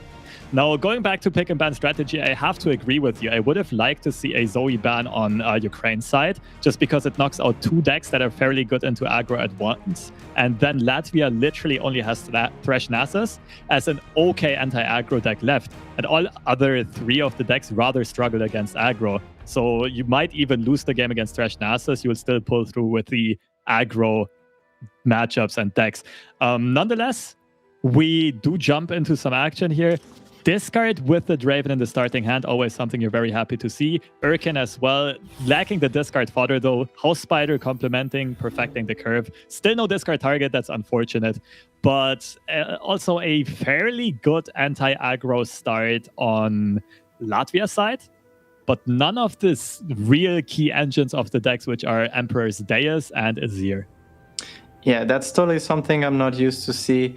By this time on the Mulligan, I'm used to see at least either an Azir or a Dice on the Aurelia deck. It's not the case, so let's see how actually this one goes out. I think they can just curve out aggro and try to defend what basically Ukraine wants to do. Because the problem of the Azir really into these aggros is that they don't answer a lot of burn. They don't answer big boards attacking like really fast. So having Dune Keeper as a defensive tool is pretty okay, because on turn 3, when, for example, Ukraine wants to do an attack, you can just play the Dune Keeper as a blocker, and you can also play the Ribbon Dancer if you're not playing it next round. And you don't even need to play Aurelia at that time. You can just wait until turn 4 and play the Aurelia on 4 with the 1-mana spell. and you can just save the 4 money unit for later on. So I think this, never mind. But just never mind. There's a zero. I think there's a zero. It's bound to happen. This deck is almost like an Azir and Deus magnet. You just find the draws when you need them. Ukraine going for the early get excited discard. I have to agree with this in this spot, but it's not something they're super happy with because it's one of the effective tools to threaten Aurelia and also to close out the games by just sending it towards the face. And they are just now drawing those discard targets a bit too late. Also interesting that they opted for the attack with Zonite Urkin into the Dancing Droplet. It kind of signalizes that they did not have any AoE payoffs at that time. No Arena Battlecaster, crowd favorite, maybe no Vision in hand. They're now seeing it, wishing they would have had a bit of a wider board, but they can refill the board fairly quickly. It is discard aggro after all, and they are still looking for more payoffs, basically, more wide board buffers or a card like crowd favorite that really takes advantage of a wide board. I really like the attack into the droplet for the single reason. And I've played a lot of aggro. I have some expertise in aggro. And even though I didn't play much in this meta, I played some Spiders aggro into Azira, really. And I do know sometimes you really want to trade that droplet, because droplet is an engine that, for example, with this card that they just draw, lead and follow, you can start drawing into your win conditions. If, for example, Latvia doesn't have Azir in their hand, allowing droplet to stay on the board to get possible draws can be really bad. And Ukraine doesn't have the crowd favorite, which gets some good buffs because of big boards. So there's no reason to try to save it. Especially because we see there's now the discard fodder. We have the chompers that we can just trade off to the board, and we also have the axe now that we can buff all the units. And I think this is still a big attack. This still looks good, even though it's not as wide as we expected. If we had possibly a cross favorite for next round, this still feels good, and it's a lot of damage we're chipping into Latvia's face. Ukraine thinking where to put the axe. Do you buff up the little spider, or do you go for the first Draven stack, threaten the level up soon? Because Draven very frequently levels up in this matchup. Of course, he can continuously chump block those blades, those sand soldiers, generate basically infinite access, and it's not that hard to put 2 stacks of axes onto Draven, level him, and then have an additional source of reliable damage in that overwhelmed Draven. Not going to pre-commit the Vision, though. Probably interesting play. I kind of like it. I still do think they're going to go for Axe into Vision. I'm not 100% sure. They might want to wait for the Poros to additionally get buffed. It would push 3 extra damage here. It gets the first Draven stack, but you can also delay that to later. Nonetheless, Latvia's next turns look very scary with the attack token, 4 mana, and the Aurelia in hand coming up next round. Yeah, and they're definitely doing what you were saying. They're waiting on this Vision. They probably want to play those Poros next round just to get the extra attack then with Vision. We probably can even draw... They can always draw these 2, so they can just drop the 2 Poros now, then do the axe and to a chompers next round to get and pull those 2, and I think it could be also lethal next round. There's a small chance. You can do everything this turn. You can play the Poro, they play Flawless Duet, you axe out the Flame Chompers. You can wait for the swing or right away go for the second axe onto the Vision. Then you miss the buff on the second Poro, I guess. But it's very easy to level up Draven this turn. And considering that Latvia has not played Emperor's Deus yet, they don't really have to be scared of Shaped Stone removing the Draven. It would have to be double Shaped Stone, which is something that is always very unlikely to be held in the early game.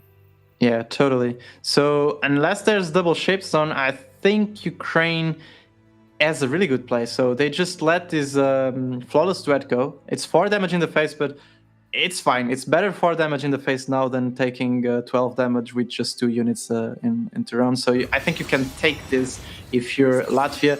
They're just going to say, okay. It's free access, though. Free access. Yeah, no, actually, yeah, they can do this block. The only reason why I would be afraid of this is if now there's one shaped stone. Oh, they can do it now. Exactly. That's my point. They missed the vision on the second Poro, but they almost guarantee the Draven level up. Only double shaped stone hinders it here. Of course, if they hold off onto the vision later on, they could also do it while the second Poro is on the board, but that only works if Latvia actually swings.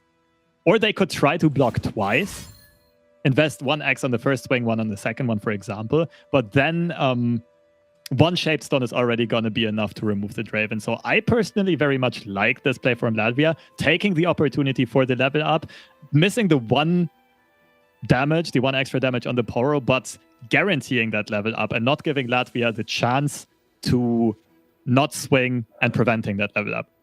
I honestly was thinking this differently. I was thinking about letting this go and then just baiting the opponent into attacking with their Azir, which honestly, doesn't make sense since we have 2 axes in hand. Yeah. 100% they wouldn't do it. Latvia opting for the smart play of just denying that level up on Draven. Draven is a win condition in this matchup, I would say, with him being leveled. So now they play the Poro. And I would say it's just a pass from Latvia. It feels bad. Having all the attacks possible and not being able to do any, it just feels bad, man, for Azir Aurelia. I mean, I don't even know if I feel bad for Azir Aurelia not being able to do their shenanigans, but it feels bad for Latvia to waste all their resources and their attack like that. Nonetheless, we're just seeing an open from Ukraine. I mean, seeing Ukraine's hand doesn't even feel good to do anything besides this open. And this open is kind of weird to make Latvia answer. So this is damage that is going through, putting Latvia on 7 HP and getting another X. Or you can now refill a Poro, at least get the board full, which allows you to, for example, you can block these here now and refill the Poros because you would otherwise burn the mana anyway. You're discarding the cards next turn. So you're saving a bit of Nexus HP. I really like that play by Ukraine. I don't think Latvia would have attacked into 3 mana still being left open because either Azir attacks and he dies to double Draven access, or Aurelia swings with a quick attack but is vulnerable to Whirling Death and get excited and stuff like that, of course. And they potentially give Draven the level up. They force a lead and follow without the Flawless Duet follow-up. No mana to play it, shutting down some potential value there. But looking at Latvia's hand, it is looking nasty nonetheless. They still need to survive until, Ukraine still needs to survive until they get the attack token again, right? The Augmented Experimenter is going to help, probably removing one of the key threats. But right now it would remove Aurelia and she can just be replayed.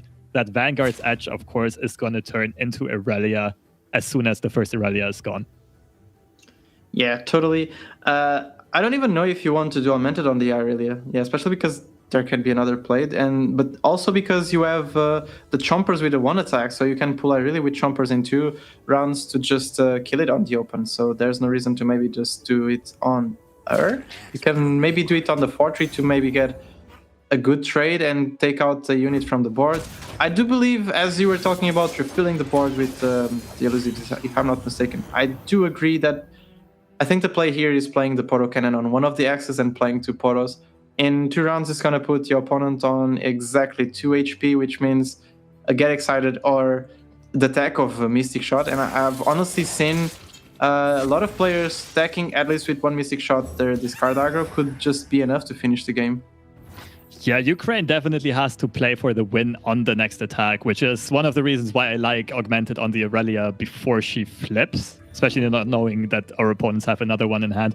But I could also see it hitting the Blossoming Blade, which is just an effective blocker, and also very scary if it gets recalled and replayed. So we're probably going to see the Augmented be played. Crowd favorite is on the top deck, and there's no Homecoming in the hand of Team Latvia. But like I said, they are gonna have to fend off a ridiculous amount of attack tokens coming in. Everything gets buffed by Azir. We know they have Flawless Duet, they have the Blade Dancer ribbon something, whatever it's called, they have Blossoming Blade. There's gonna be so much pressure coming in, and they probably, I mean, they can happily fend off 1 or 2 of these tokens. But this is going to be interesting. Are they opting to go for the augmented or for the crowd favorite? Because you have to be scared of a homecoming. And we see off-stream results are coming in.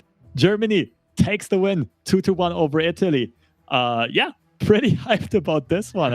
I'm very happy they managed to recuperate from their first loss on day one against Lebanon, recollect their wits and knowledge.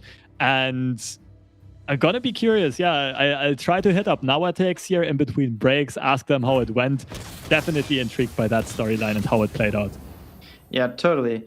And yeah, kind of happy for you for seeing Germany winning 2-1 versus Italy. So that actually wraps up the first half of this day. But now getting back to this game, and we were talking about crowd favorite and the augmented experimenter. I do believe augmented experimenter is better than crowd favorite here, because if we look at Azir, it has 5 HP. So it's gonna be a 7. Yeah, it's gonna be a 7-6. Even though it's exact little, just one Shapestone is enough to maybe take it out. But then we have also, we see on Ukraine's side, there's the Axe. I mean, there's the consideration to try to go for little, but the thing is, Latvia is going to do a big swing this round. There is no way that you have your crowd favorite dealing the exact damage you need for the little. So there's a possibility of just going for the augmented, but it's kind of complicated. I'm not sure what is the correct line here. It's just going to be Ukraine losing all their board because Zeta Aurelia is just too oppressive to a point where you have to play full defensive. So you have to use your win conditions, which are the elusive units, to block at least one of their units every attack. And we see Latvia can still play the 4 mana and get 7 damage on the board. Yeah, they can get 7 damage attack. And that means, okay, yeah, that they're going for the augmented now. I really like it. This Aurelia leveling up is a big threat. You're gonna be sad to see that Team Latvia has the second one. You, of course, don't know it. Playing the crowd favorite, like I said earlier, is going to be fairly bad into a homecoming mid-combat. It can easily be negated, whereas the experimenter can at least find another vision, another get excited, anything that helps you win on the next open attack, and it takes pressure off of the board at the same time. Jury Rig. It's a good card. Might come in clutch here, because as of right now, you said it yourself, there's at least one more Blade Dance coming in for 7 damage, and the attack is coming in, which means every unit is going to have to get blocked off of those 5 attackers. Yeah, this Jury Rig might come in clutch later on. Yeah, but the thing is, yeah, it has to be later on. You cannot do a block on this one, since you're seeing Aurelia attack. Yeah, since Aurelia is going to attack, you can definitely not block here. Like, you cannot give an interaction to the Azir Aurelia deck, otherwise they just pull Azir into the combat. Not Azir, my mistake. They pull Aurelia into the combat, and it's just, it's basically the same damage with the difference that you're losing 1 unit without needing to do it. Agreed. You just let this one go through, sit pretty at 1 HP, and you know as long as you put a blocker into all 5 of those attackers on the next swing, the deck's at 0 mana, and it can switch their units around as they like, which means that probably some blockers are going to stay alive, but at least you're surviving. But then again, it becomes hard. You do very much want to win on the open attack, because the next Blade Dance that Azir Aurelia plays is probably going to close out the game. And I honestly believe that Latvia is going to take the win here, just because with Double Blade Sturge, they can dictate the way these trades are going. They can keep their units alive, while Ukraine is going to be forced to block off just about everything. Okay, I have an interesting line here. So the way that Ukraine has to play this is just to block everything and probably leave the 2-1 elusive on their board, because they need it as the win con. They're going for the 3-3 blocking the 2-1, but the thing is, there's the Aurelia thing, the Aurelia spell. So basically they can just trade the Aurelia with Azir. And Azir survives, and Aurelia gets a good trade into Azir. So I think the way to go here is possibly even just switch the 3-3 into the position. This is just going to get answered. The 3-3 should be blocking Aurelia and the 1-1 on the 2-1. So this way the spell doesn't work, and they either kill Azir and since we have the Augmented Experimenter now on hand, we're seeing it on Ukraine's side on hand, they could just answer the Azir with the Augmented Experimenter to try to kill Azir, which is the win con. So they would have exactly 2 units on the board to be able to answer the 2 units that could come from, for example, the 4 mana that we're seeing in Latvia's side. So I think this could be an insightful mistake, but it's like, yeah, they knew it was there, but they probably forgot about that. I would say. I think this. I don't know. This just feels kind of bad because Azir is going to be a 13-4, so it goes out of Augmented Experimenter range, right? But I think they can always swap Azir wherever they want because of the double blade search, right? For example, Irelia can swap in front of a 1/1 first and then swap with the Azir. Azir is always surviving here due to the second blade search. Yeah. I definitely get your idea, though. If you take the Azir off the board, you don't have to worry that much about another blade dance coming in because of the lack of the attack buffs and especially the lack of the attack token. But right now it looks like Ukraine is just going to play a card. Latvia is going to drop Blossoming Blade and Ukraine will probably spam emotes, maybe have a tear in the corner of their eye and have to admit defeat very soon here. No, wait, there's a way. You're totally right about the spell. I completely forgot that Azir and I really work like that, and that makes it even worse to see this deck. But there's a way for Ukraine to actually come back. They just play Draven here. Then if there's an attack, you can just play Judy for free. You play, if you're Ukraine, you play then the Jinx. Then you just drop the Augmented Experimenter, drop leveling the Jinx, which means you can do an attack with both Jinx and Draven because Draven gets the Axe, and you're putting your opponent on 5 HP while having the advantage on units, I would say. Yeah, because you can just block with a 3/1 here, and oh wait, no. But your opponent has blockers, right? Yeah. And the blade search as well, I don't really see it. There's still a lot of ways this game could go. It's always very hard to map out all the possibilities that these blade search turns and blade dance turns could go before they actually happen. But they can always swap in Irelia here and just take out the Draven. And Ukraine does not hold the Get Excited. I guess they can hope for bluffing a Get Excited. And maybe Latvia is going to be passive here and not swap Irelia into the combat, and they can get something done through mind games. But just looking at the hands, I think Latvia is going to pull away with the win here. I also think so. I just think there's probably a way with Burn. Like, maybe just going with the Axe on the Poro now and putting the Judy Rig defending the 2/1. And then leveling but you can't get a rocket this round. No, but you can. But if you put, think it this way. So you get 1 Axe on the Poro, it becomes 3 attack. Then this attack is going to give us another Axe. So you put the Poro on 4 attacks. So if you level the Jinx, basically you're guaranteeing 2 draws next round. Which means if there's a Get Excited being drawn, it's exact lethal. Oh, wait, but you can't play both Axes. You miss 1 discard fodder. Yeah, right? because you should. Yeah, if you discarded the Judy Rig instead of playing it, you would be able to discard the Augmented Experimenter. Yes, that is genius. You would have at least played to a Get Excited top deck. That is genius, Manitas. Oh no! Wait! No! Because it was not. No! Actually, it's the complete opposite. Oh no! The quick attack. Yeah, it was a quick attack. Oh my god! All right. So, this looks to be a checkmate situation for Latvia. Man, is here Irelia? Okay, it probably deserves all of the disdain, all of the hate that it is getting on ladder. It is an overtuned deck, especially at the highest levels of play. But I will say one thing, it is incredibly tough to pilot. There are so many little interactions you have to take into account. And yeah, that's one of the reasons why, of course, the infamous 52.5% post was a thing.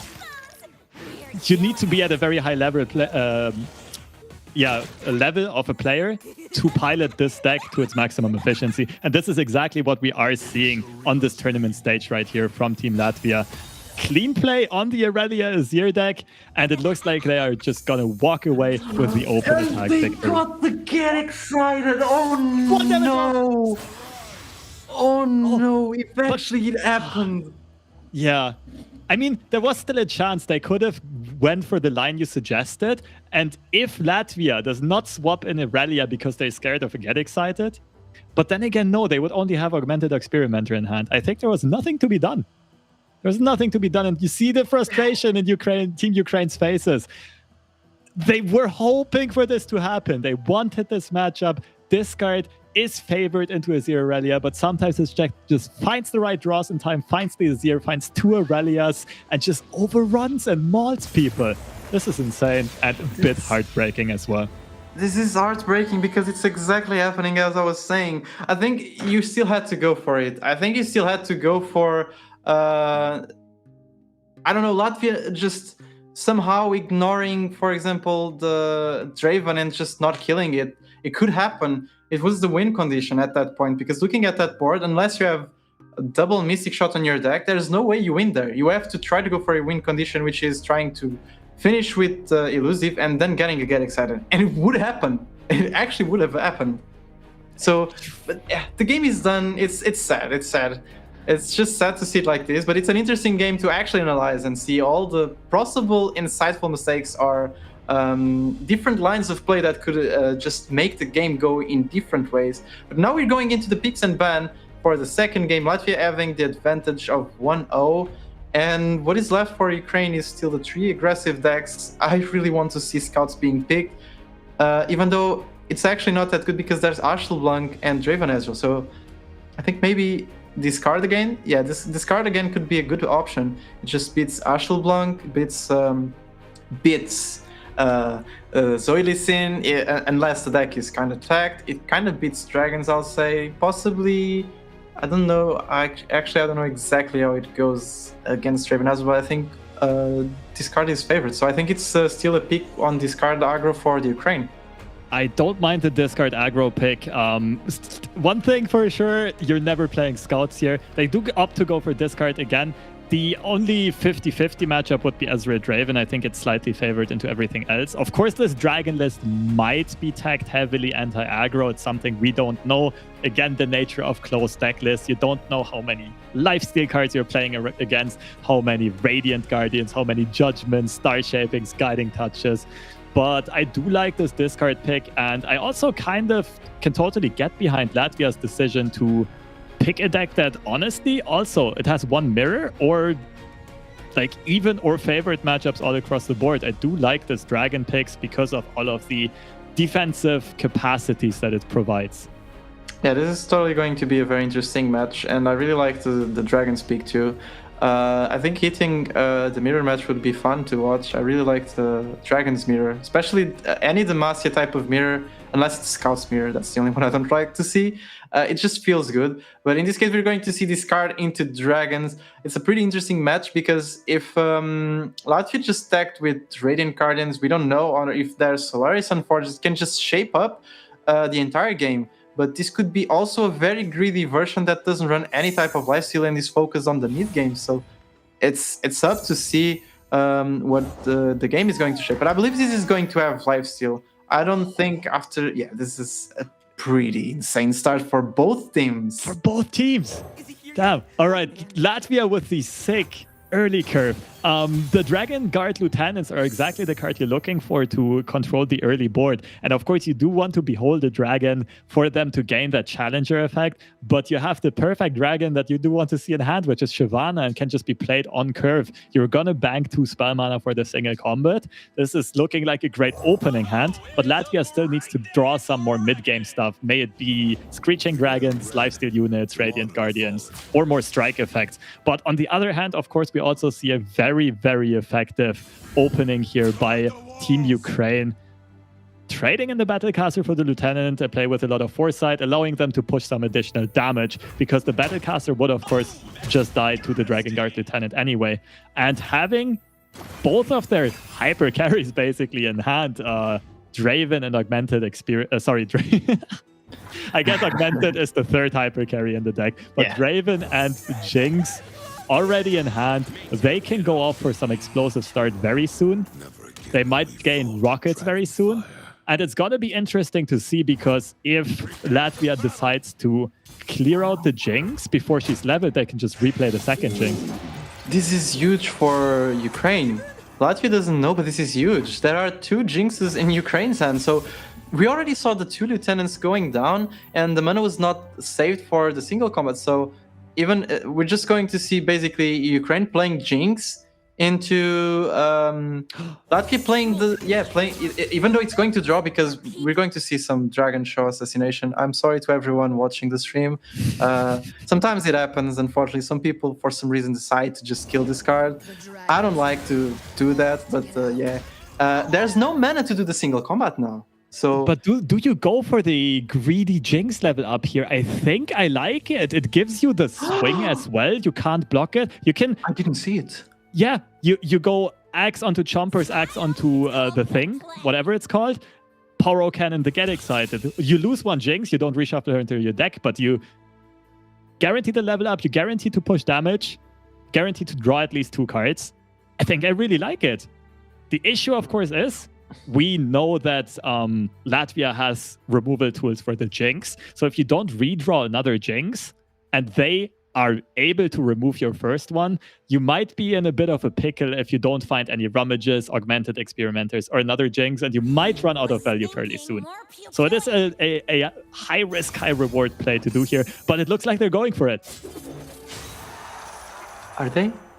I mean, it looks pretty bad in a way to do that, because we're looking at Latvia's hand, and Latvia's hand just has all the answers to that, and they're also losing the Jinx, because that Get Excited is a Jinx, and losing one Jinx, if this one just goes out, you're losing your entire tempo. Like, everything you need to win the game is completely lost. So yep. But you also push at least 7 damage. If you pull with the Flame Chompers, you even push 10. Yeah, you put your opponent down to either 7 or 10. You redraw cards, you still have the Poros. Of course, it is unfortunate for Ukraine that Latvia does have the removal in hand. But like I said, high risk, high reward, and maybe they are going to get rewarded with those draws. Yeah, because there's still 2 draws. One of them being Augmented Experimenter, which is it's big. It's big next round. Yeah, they can play the 3-1 drops now. Just overload the board. Maybe go for a big attack. I mean, not go for a big attack. We have to play around Judgment, right? Like, Ukraine has to play around that. But they can maybe also even remove Shyvana next turn, depending on how Latvia tries to clear out this Jinx. They could try to preserve HP on the Shyvana and go for Protege plus Sharpside instead, or Dragon Guard Lieutenant plus Sharpside. Very clear, efficient way of getting rid of Jinx without threatening to lose any of your key units. You could just go for the Confront Challenge, preserving the single combat for a later Jinx. This is very smart play. I like this a lot, and threatening the Shyvana level up. Oh, also the Sharpside backup in case Ukraine goes for a Get Excited. Yeah. Latvia kind of has all the answers, all the tools they need right now. They're pretty much on a really good state. Now Ukraine just doesn't have basically their value machine. No Jinx is really big for Latvia, but we do see there's 3-1 drops that are going to be dropped. And next round, I think they can open attack, or they can just actually go for the Experimenter and try to find something. But it just feels like a good open attack here too. You're pulling 3 damage. Okay, it's not as good as not as good. Dropping this Get Excited feels so bad. Yeah, you really wanted to draw that after you played the Augmented Experimenter. But you are pushing a significant amount of damage, no Judgment mana. Of course, we do see double Sharpside and a single combat, but you even if the single combat is invested, you push at least 2 damage, getting your opponent down to 5. And this card aggro can be very effective at closing out games nonetheless. Also, Shyvana blocking a 2-attack unit means, at least from Ukraine's point of view, Augmented Experimenter would clear her out. Of course, we know Latvia is holding some defensive Sharpsides, though. Yeah, the thing is, I don't even think at this point that Ukraine wants to use that Get Excited on Shyvana or whatever. I think they want to go for a phase. This puts them, Latvia, on 4 HP, so I think they will not do anything this round. I mean, this will give the info completely to Latvia that there's an Augmented Experimenter and a good card in their hand. And I think what's going to happen is Get Excited into Latvia's face, into Augmented Experimenter to try to find the second Get Excited or a Jinx and just close out the game. Especially because there's 2 elusives. Okay, the elusives get answered on board, but Ukraine is on 20 HP and has ways to defend themselves. They're actually not threatened by anything at this point. They just need to sustain themselves, right? Absolutely. You're not dying anytime soon neither. You have a bunch of jump blockers. There's no real big threats yet bombing through on on Latvia's side. Of course, Shyvana generating fleeting strikes is annoying. She will always be able to pick off your carries. And they do go for the augmented experimenter, looking for another Jinx for that perfect rocket finish, or looking for just more board presence, more damage, get that board wide again. Maybe they're fighting! And the Battlecasters as well with the elusives. Oh my god! These bros are so good. But elusives will die this round, surely. Okay. Oh, the Timo! The Timo post-combat, but strafing strike. So I'm not sure how much you can play this turn. At least this turn is absolutely impossible to get a rocket, but you also never want to play Jinx into the strafing strike. So I think what's going to happen is we might see one Battlecaster, maybe also Timo get played, but they're going to keep 4 mana open for the Jinx maybe to not allow Latvia to play the strafing strike. No, I believe the play that Ukraine is going to be doing is completely different, because if you don't play Jinx this round, you only draw 1 card the next round, right? So unless you draw an Augmented Experimenter, almost everything, or a crowd favorite, almost everything is good for you. Oh, Draven is also bad, but I think possibly we're gonna see double Battlecaster being dropped, and Ukraine is just going to save the Jinx and the Timo, because if you draw Draven, you can drop Draven and discard the Timo and play Jinx and get the rocket, or if you get everything else, you can just basically play those cards and then play Jinx for the rocket. And if there's no healing, then Latvia loses. But obviously they cannot play around the healing, right? So I think it's the play that you do here. Like, this is just, I think it's a big brain play, is just trying to stall the Jinx to next round to get the rocket safely. Yeah, absolutely. And Latvia not knowing whether or not to go for the strafing strike. Battlecasters can be scary. Of course, the Battlecasters in duets could buff this. Oh, they're healing Shyvana back up for a single combat later on. This is actually smart. Go for a Battlecaster, but because Shyvana is on 2 HP, if they go for Battlecaster, Shyvana dies because the healing is after the combat. So that is very true. Yeah. Nonetheless, 2 Battlecasters and Timo might mean, at least from Ukraine's point of view, 3 damage push. They could go for some puff cap lethal here, of course, but we know there's a sharp side in hand, there's a hush in hand, there's a single combat in hand. And one thing we didn't mention yet is what frustrates you here so much? Don't play the Timo. I'm gonna be so mad, because if they draw Draven, it's just gonna feel so bad. I think. Okay, thank God. That's a rocket. That's a rocket. Wait, that's game. That's game. Oh, Ukraine! They find it. They don't get too greedy. They hold back on Jinx. They probably go for it. I think that's your best shot at winning the game, but they're going to go through all of the options, all of the possibilities. Again, it is closed deck list. We have no idea what our opponents are playing. I expect them to go for the open attack before Latvia can top deck and play some lifesteal unit. Okay, never mind. They go for that's also smart. Go for the House Spider, buff every unit, go wide. It's going to be so hard for Latvia to fend off this attack. You cannot go for any attack. You cannot attack, because if Latvia is holding a Radiant Guardian, they just block 1 unit, play the Radiant Guardian, and we see there's 2 single combats. If there was the Radiant Guardian, would be game. So they have to just play everything, play Jinx, and play the rocket, and pray for literally no healing, no guiding touch, no Solaris Unforger being played now, or no guiding, no star shaping. That is so true. And they're going for the removal on both Battlecasters here. Wait. If this is the case, this means that there's actually... It's a good open. Now this is a good open, because we saw 2 single combats. Radiant Guardian cannot be played with the 3rd single combat unless it is drawn, and it's just the probabilities are so small that, you play the Jinx, but you go for an open first, I think. I think at this point it does not really matter. It doesn't matter, honestly. This is game. We're just trying to think about different lines. I think, this is just absolutely. Game. Yeah, with our special caster's knowledge, of course, knowing that this is going to be over. But Ukraine still has to go through all of the possibilities, find the highest chance of winning play. And they definitely found it by being patient with the Jinx, waiting for the rocket to come out, and they tie up the series with the super mega death rocket 1-1. I really like this game. This showed the power of discard aggro, even though, and I also say it sometimes, discard aggro is a bit of an eye roll type of deck. played it a lot before it became kind of popular, and it's a deck that requires a lot of decisions because you have to decide what you want to discard, if you want to go for this card now, and many times you see yourself without a hand, so you have to be very careful with all your solutions, and Ukraine just piloting the deck pretty well. And we were talking about, for example, Bulat being expertise in the deck. I would say that Ukraine has some expertise in the deck too. Like, it was pretty well played with for them.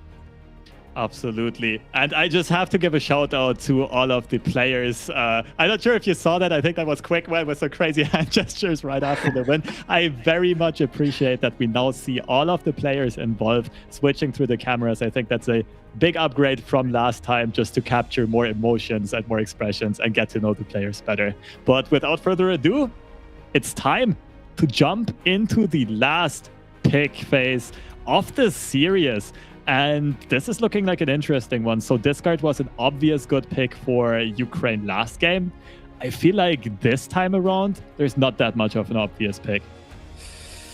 Nightfall. Nightfall or Dragons, Nightfall. right? But Dragons into Ash, Nightfall is a tricky one. Bad into Ash. Nightfall is good into Lee Sin. I think it's good into Draven Azrael. I mean, last edition we beat Draven Azrael with Nightfall. I don't know if it was kind of luck, but I feel that Nightfall can be pretty good, especially because of the burn. Also can be good against the Dragons, probably more even because it's Nightfall is a bit board centered, so that's the only reason why I'm kind of not inclined for that deck. Maybe we're going to see a Dragon's Mirror. I mean, Ukraine saw Latvia picking the deck. Maybe they want the mirror to go to the skill cap of trying to the 50-50 and see who just basically overcomes the 50-50 matchup. I'm not sure about Nasus. No, you're not picking Nasus here. Dragons is favored into you. Ash is slightly favored. Lee is probably favored depending on the tags, or at least even-ish. And Draven Ezreal probably also even-ish. So there's no real advantage to be gained there. They do go for it! Oh my god. And it gets contested by Lee Sin. I kind of like this Lee Sin pick. You know that Ukraine... Okay, so the Scout stack is basically soft banned. Even though you don't put a ban on it, there's no way Ukraine plays Scouts into 3 bad matchups and just 1 matchup that's good. So going for the Lee Sin, I really respect it. And depending on how many Hashes and Concussive Palms their version runs, they might very well be favored into the Thresh Nasus matchup. Oh my god, what is this starter for Ukraine? This is illegal. I'm pretty sure this starter is illegal. What is this?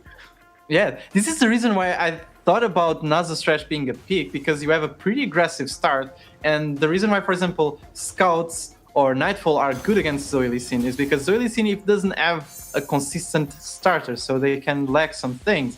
While these decks are pretty aggressive and pretty consistent on the early, so they can just chip all the damage they can. And yeah, even though there's Hush for the Nasus, and also the case for Dragons, I've seen this matchup going the way around many times, because Nasus just puts so much pressure all the time that not even 1 Hush is enough, because you have to worry about the Nasus and all the other threats. So this is an insane starter for Ukraine. They can just literally go for Butcher now, go for an attack, maybe just to get a trade, or even just stall, and they have the Merciless Hunter also to just go peek on Lee Sin. And the Thresh is also drawn. This is... Yeah, they top deck the Thresh as well, just to fill out the curve. I was gonna say, with this hand, they might run into the threat, into danger of running out of value fairly soon.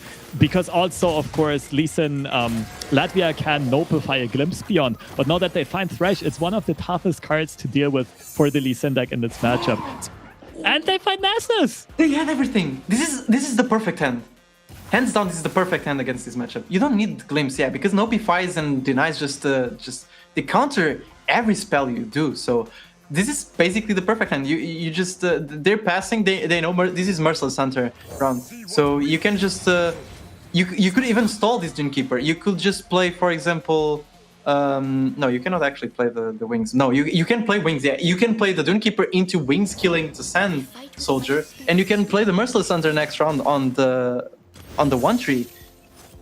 And for the off-stream result just coming in, I'm pretty sure Panda and Mogwai are going to rejoice about this one. Spain going up 1-0 against Russia. Also getting some redemption. They came into this tournament with high hopes, unfortunately falling short 0-2 yesterday.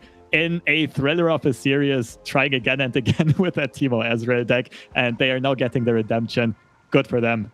But we jump back into the action. I like the play so far from both sides. So the pass by Latvia to prevent Merciless Hunter from tagging one of your important units with vulnerable, while on the other hand, Ukraine also realizing that Merciless Hunter is going to be super important later. It can give vulnerable to Mentor of the Stones, to Eye of the Dragon, technically even Lee Sin. And they instead go for the Doomkeeper and Bird. The Wings development. And now the Merciless Hunter just tags one of the key units in this matchup, the Eye of the Dragon, and this board is looking scary.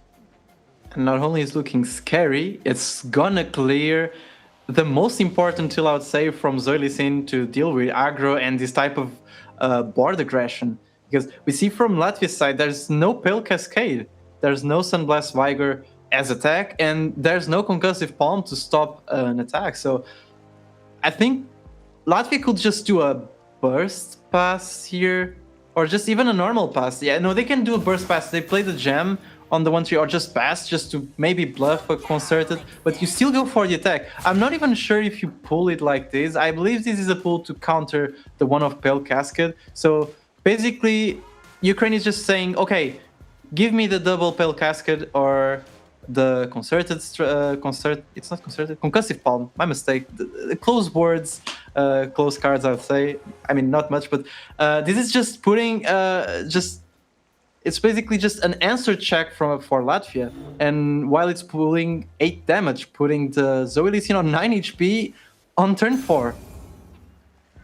Honestly, I like the swing playing around the Pale Cascade. Of course, that does make Concussive Palm better in case Latvia would have held it, but they're not looking good right here. This is a very awkward situation to be in. A lot of damage coming in. You're losing your healing engine. You can go for Lee Sin next turn. You can also activate him and threaten to remove a unit. Okay, Sonic Wave. Yeah, that's smart though. They're going for mana utilization. They don't really have other great plays this turn, and they also take one of the very scary units off of the board, investing 3 mana to remove the Merciless Hunter, but most of all just trying to halt the pressure, the insane tempo that Ukraine is putting out with that start. They are going to be very disappointed to see though that Thresh is going to go. Oh wait, if they play Lee Sin. Yeah, no, the Thresh gets delayed. Yeah, it gets delayed, but it's. I don't think this is. Okay, this is good. This is a good play because of Thresh. But if there was not a Thresh in hand and they go for Lee Sin, maybe this can be bad if there was a Black Spear in Ukraine's hand, because now there's no way to protect a Lee Sin after an attack. Okay, even though it has 5 HP. 7. Yeah, you're right about the Black Spear. I guess you could try to pull the Doomkeeper, but I would not be too surprised to see this go pass, or Ukraine going for like the Fading Icon or Spirit Leech development instead. It's going to be very interesting, and it's also very important to see what line of play Latvia is going to go for, though, because you do really, really want that attack on the Lee Sin for him to be able to contest Thresh later on, and maybe even Nasus, also get you closer to your own win condition. But this attack would come at a very high risk. Yeah, I think everyone is going to disagree with me, especially you, but I really like the Thresh play here. Just bluffing. No, you're bluffing Black Spear. Exactly. It's good.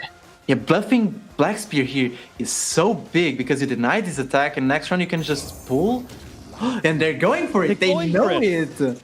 This is smart. This is really good. Like, you see the expression on Alatur's face. Latvia has no idea if they run 2 or 3 Black Spears or even some other spicy attacks. Like, I think you have to resort to either pulling the 2-1 or not attacking at all. Or this is already the situation where you say, okay, we have to put our foot on the gas pedal to the metal. Like, if we don't get rid of this Thresh here, there's never going to be a better opportunity. They might go all in here.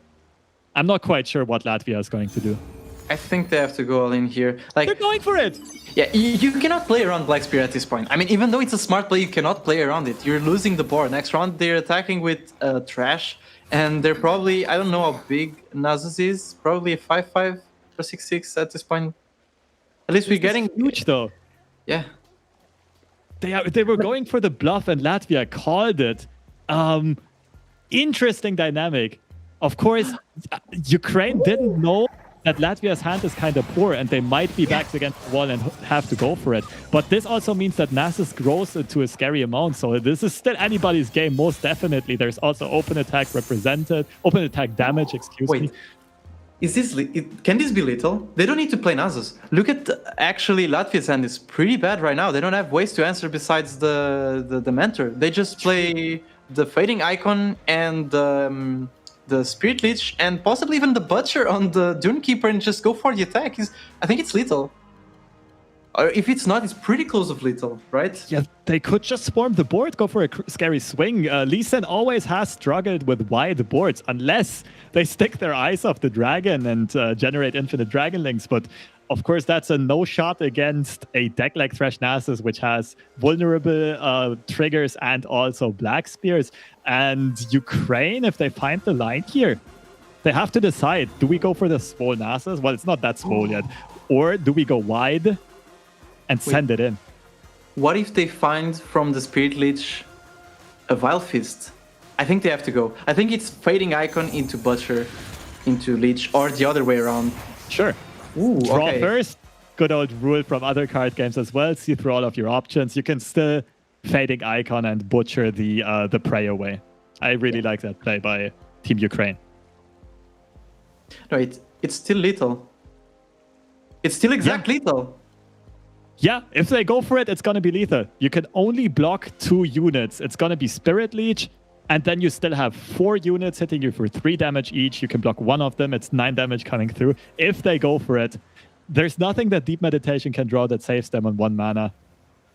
The only play Latvia can go for here, I think, yeah, something like this, Gem Mentor. Yeah. And this is going to get answered by Fading Icon. I mean, you have to play it. You just go wide.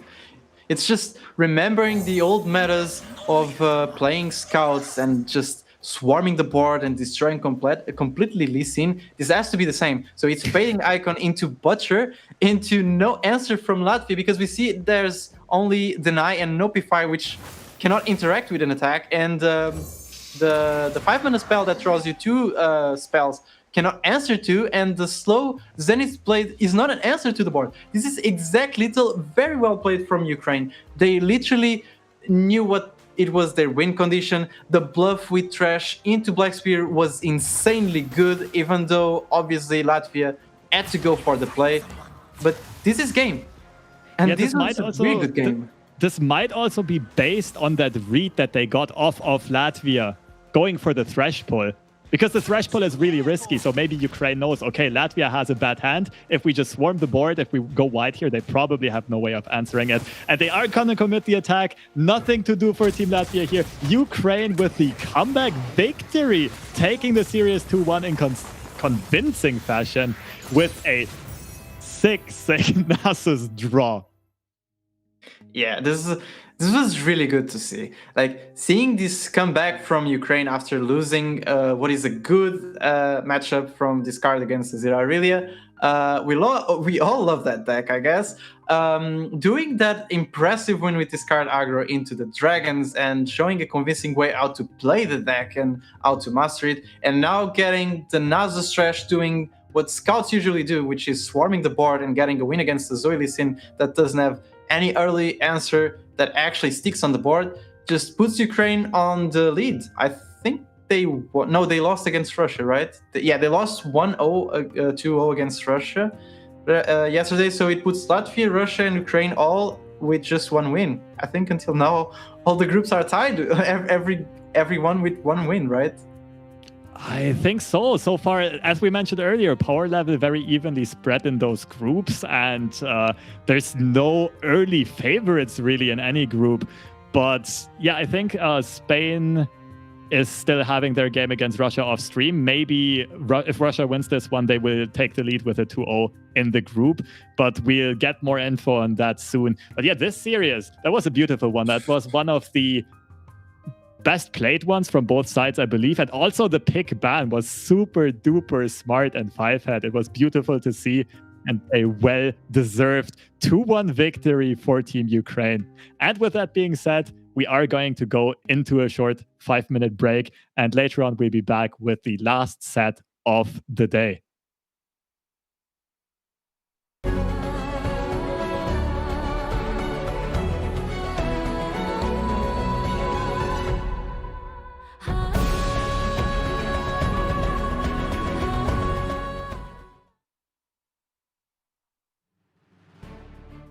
Well, it was tough. Had to resort to playing decks that I had that were basically comfort picks, and we overtook each other for the last day until we were qualified, basically.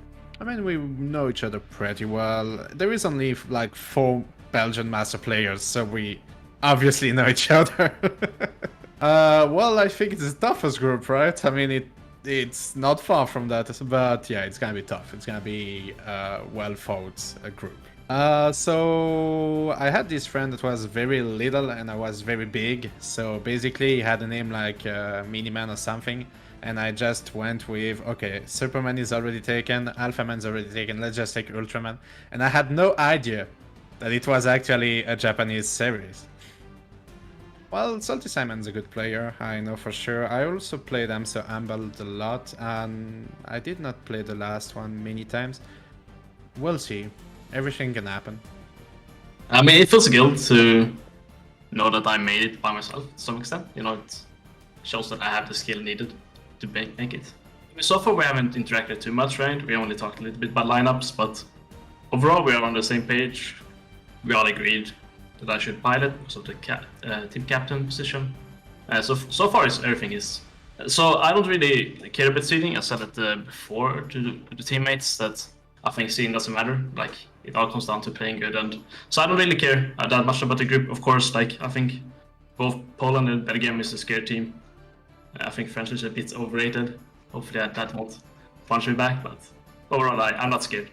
It comes from Hearthstone. I used to be called Alien Face, and then I used to tilt a lot in Hearthstone like everyone else, and some friend gave me the option to call myself Salty Simon, and I took that.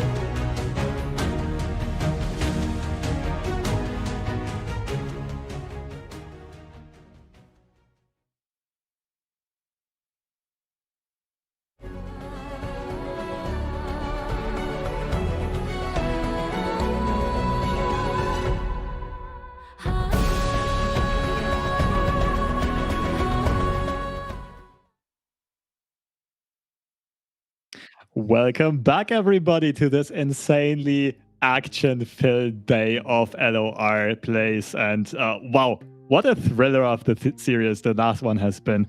I want to go a bit more in depth, though. It was very interesting that more often than not, I think the unfavored matchup won, starting with Azir Aurelia taking out Discard aggro, and also arguably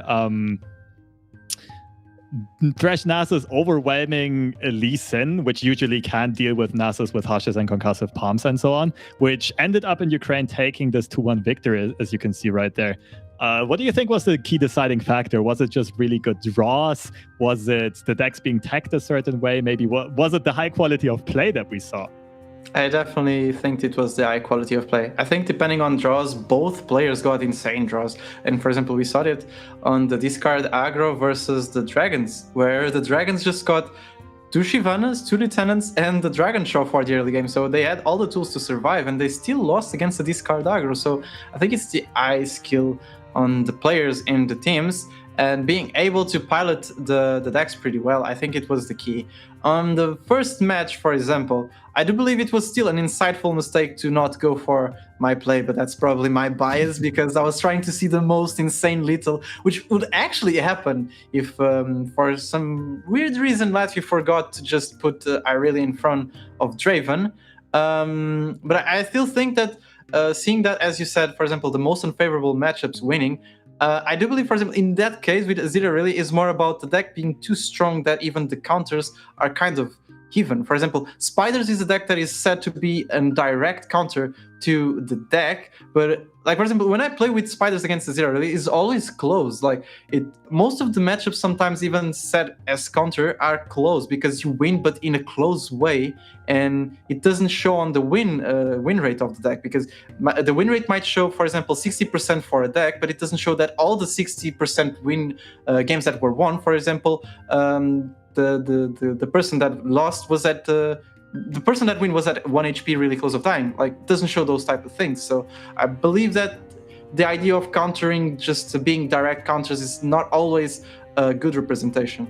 For the last game, the Nasus versus Lee Sin, I think Ukraine just actually got the right win condition that they had to do. They just had to swarm the board. They had to find the Butchers with the Cursed Keepers. They had to find the Merciless Hunters and all the sustain. And getting the champions is really good. Thresh is one of the best champions for this meta, especially with Nasus. And you don't need Nasus, but it's always good to have it as a possible win condition, even though that Ash kind of screws up your plans if you're going for an atrocity or an attack with it. It was still a really good curve, and they knew it. They had to go for the overwhelming board, just swarming the board and expecting Latvia not to have an answer early on, and they had no units to answer. Like, they had, I think it was the Goat and the 2 mana, the Eye of the Dragon, that were quickly answered. That's the problem of Lee Sin. If their early units get answered, so if they don't stick for 1 or 2 rounds, it gets very bad because they don't have other ways to just sustain. And we saw only Mentors being blockers. It's not good. Lee Sin doesn't do the job alone unless he's leveled and with Overwhelm. Yeah, a couple of key plays there were, for example, the Eye of the Dragon going down to the Merciless Hunter before she can do what she usually does, which is provide a lot of protective value. But my personal highlight of this match, and maybe even the series, the standout play was, what was it? Ukraine going for the bluff, developing the Thresh, knowing that Lee Sin can potentially remove him. This is something I think people do too little in this game in general, and especially in these high pressure situation, high risk, high reward bluffs. People usually tend to just take the more conservative lines. And even though Latvia kind of called the bluff here and it didn't pay off, I still think it was a good play, which overall is going to increase your chance of winning. Because if they don't go for it, the payoff is huge. And if they still decide to go for it, you know that Latvia knows that you can easily have a Black Spear here. So if they go for it, it's a desperation play. They feel backs against the wall. They feel like they have to go for it, otherwise they lose, which gives you valuable information on what their hand state looks like. And therefore, that makes piloting a bit easier going forward. And also, we don't have to, like, we can't forget that it still forces them to attack with the mentor nonetheless, and we get one blocker off of the board with the hand we currently, or rather that Ukraine had at that time. I think that was a very good high risk, high reward play. And even though it didn't pay off the way we wanted it to pay off, it did result in a win nonetheless. But with that being said, we do have our last series of the day coming up, Belgium versus Sweden. Ooh, this is a very interesting match because I do know a lot of the names here. I really like a lot of the players here, and this is going to be a very interesting one. Like, I see a lot of good skill level here. So for starting off with Belgium, that as the 11th seed, we start off with Ultraman leading the team, a very known player from the community. I think it was one of the first in the game, and I think it was the season after the open beta that he got #1 on ladder, so it's a pretty impressive player. Chucky, which is also a really known player from ladder, always on the top level, and Arven Artifact, a very, very, very well-known player from tournaments and with good results.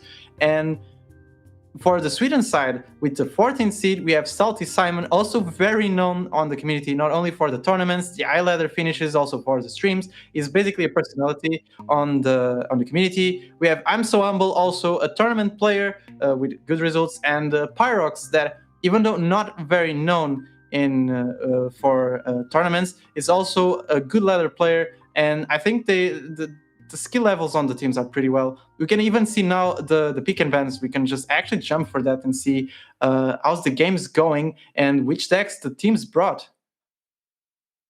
Definitely an interesting matchup going forwards. Of course, both teams with a 1 and zip score, both sharing the first seed in their group, and this is definitely a match with a lot on the line. Getting that early lead at the end of the first weekend is something that is going to impact them psychologically moving forward as well. It's just something you're very happy about having in the back of your mind in going into that next week of preparation if you are on top of your group, and with a 1-game lead as well, since all of the other groups and all of the other matches are also so close and there's a lot of 1-1 scores. Anyway, looking at the lineups, at least Sweden's side is looking rather standard, but on Belgium, I think we see something that you might be excited about, Manitas. Yeah, and I think I know what you're talking about. It's the Champion Last and Master Shadow Isles deck. It's a different version of the C3 Matron that I'm used to see. I mean, I've seen a lot of versions. I've seen Shyvana's, Kalista, Garen. I think this is Champion Last. This is very focused on the combo. I mean, supposedly. We don't know because there's no champions. We don't know if it's exactly that, but knowing the meta right now, it's what makes sense. And also, Aurelian Soul Trash. I really like that deck. I've seen that deck being played recently in some community tournaments, and it's not only a deck that is kind of focused on countering Irelia, which we already see both teams banning Azir and Irelia, so nothing we're not expecting, honestly. But yeah, I was expecting maybe the leaving possibly Irelia open for Sweden. No, it doesn't make sense because of the other decks we have.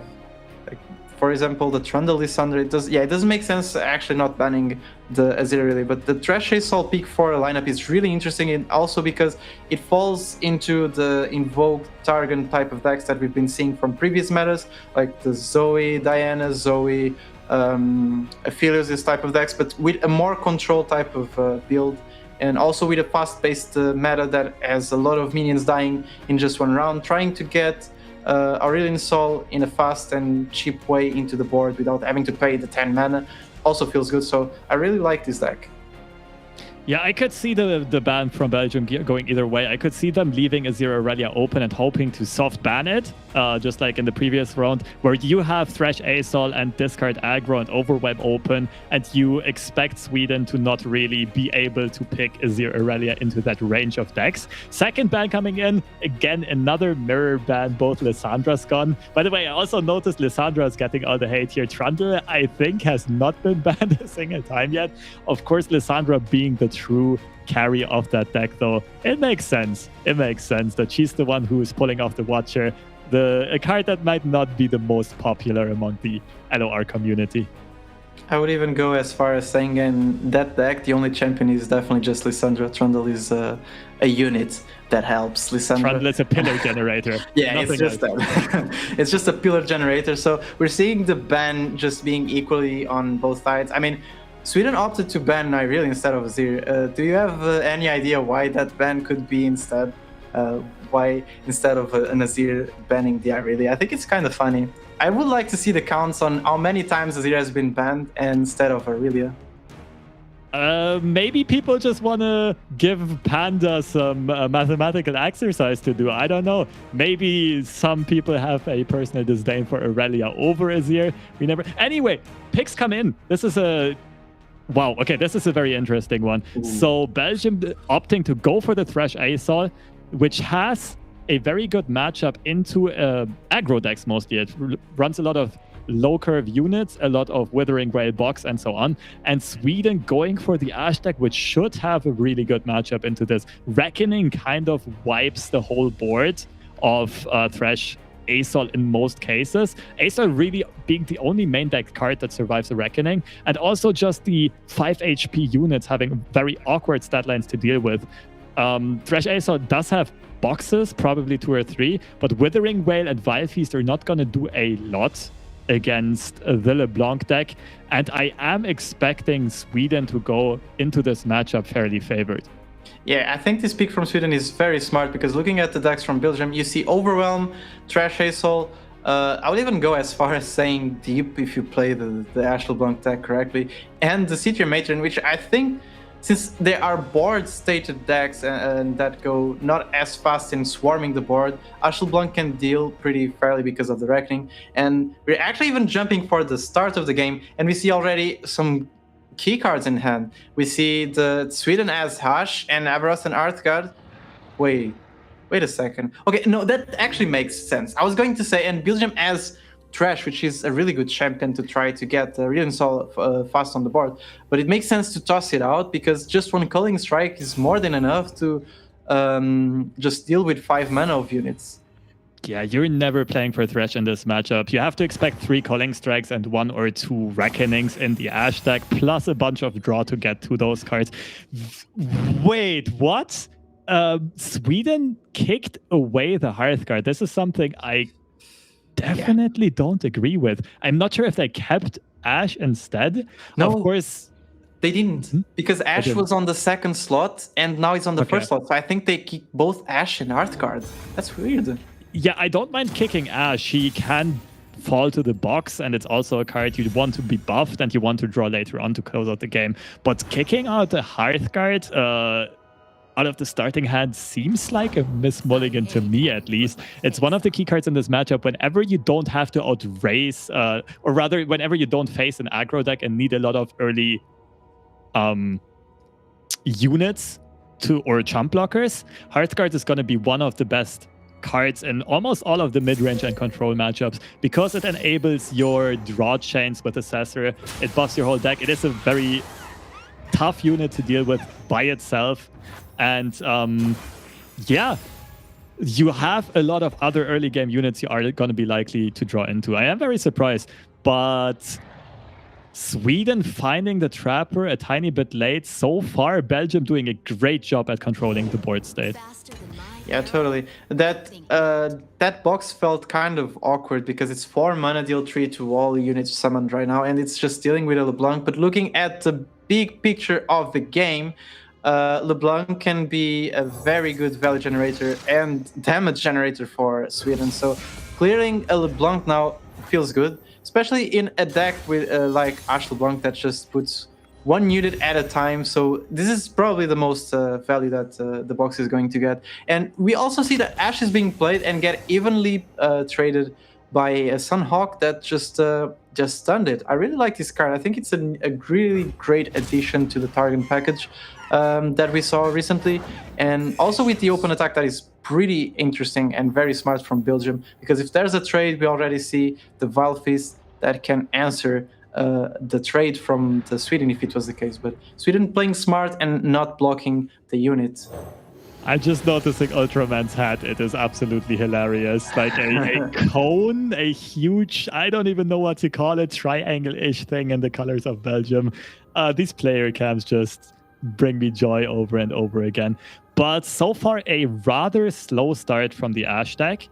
They do hit their power spike turns right about now, though. Of course, Trifarian Glory Seeker in an unbuffed fashion is not something you're super happy to see.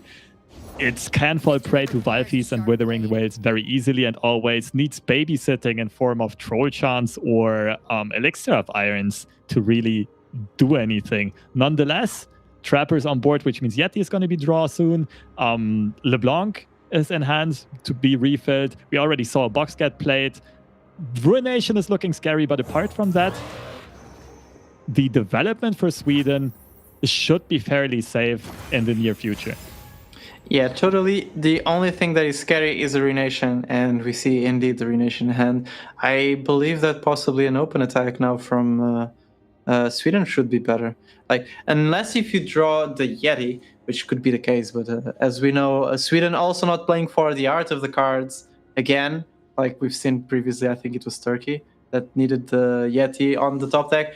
I think if there was the Yeti, they could probably try to develop the Icefield Archer and then see a possible Ruination and just develop LeBlanc and Yeti. But with this case, you cannot just play anything. It's exactly Ruination mana, and you have to be very careful with it. And we do know that the card is in hand, so very smart play from Sweden, trying to go for a clear on the board, just getting also some damage. And also we're going to see Belgium trading Fangs with Ashe, but quickly responded with the Bridal Steel, so it's just good for Sweden, I would say. This is really good for Sweden. Absolutely. Also, Sweden realizing they don't have a lot of unit refill in the hand. They don't really want to overcommit to the board and have Belgium ruinated because they just not really having the right tools in hand to get pressure onto the board again. And also we know that one of the next draws is going to be a Yeti, which is a good tempo play, but a 1-mana 5/5 nonetheless. Real quick, off stream, Russia is able to equalize the series 1-1. Definitely a competitive one. I'm gonna be excited what the result is going to be there. But yeah, focusing on this game, should Belgium make the call soon to ruinate even for relatively low value, only getting 3 or 4 units off of the board, Sweden is not really going to have any refill available to put up pressure again. And this is one of the great examples of why, personally, I think Hearthguard is a keep in this matchup. Even double drawing it, you're fine with. But they are finding Whispered Words. Of course, you do have plenty of points of draw in the deck. You're going to draw them sooner or later. Whispered Words and Trifarian Assessor being the staples, and sometimes Everrosen Sentry also being an addition. I do believe that making the call of a Ruination is not a good call because even though we can see Sweden's hand, Belgium can't.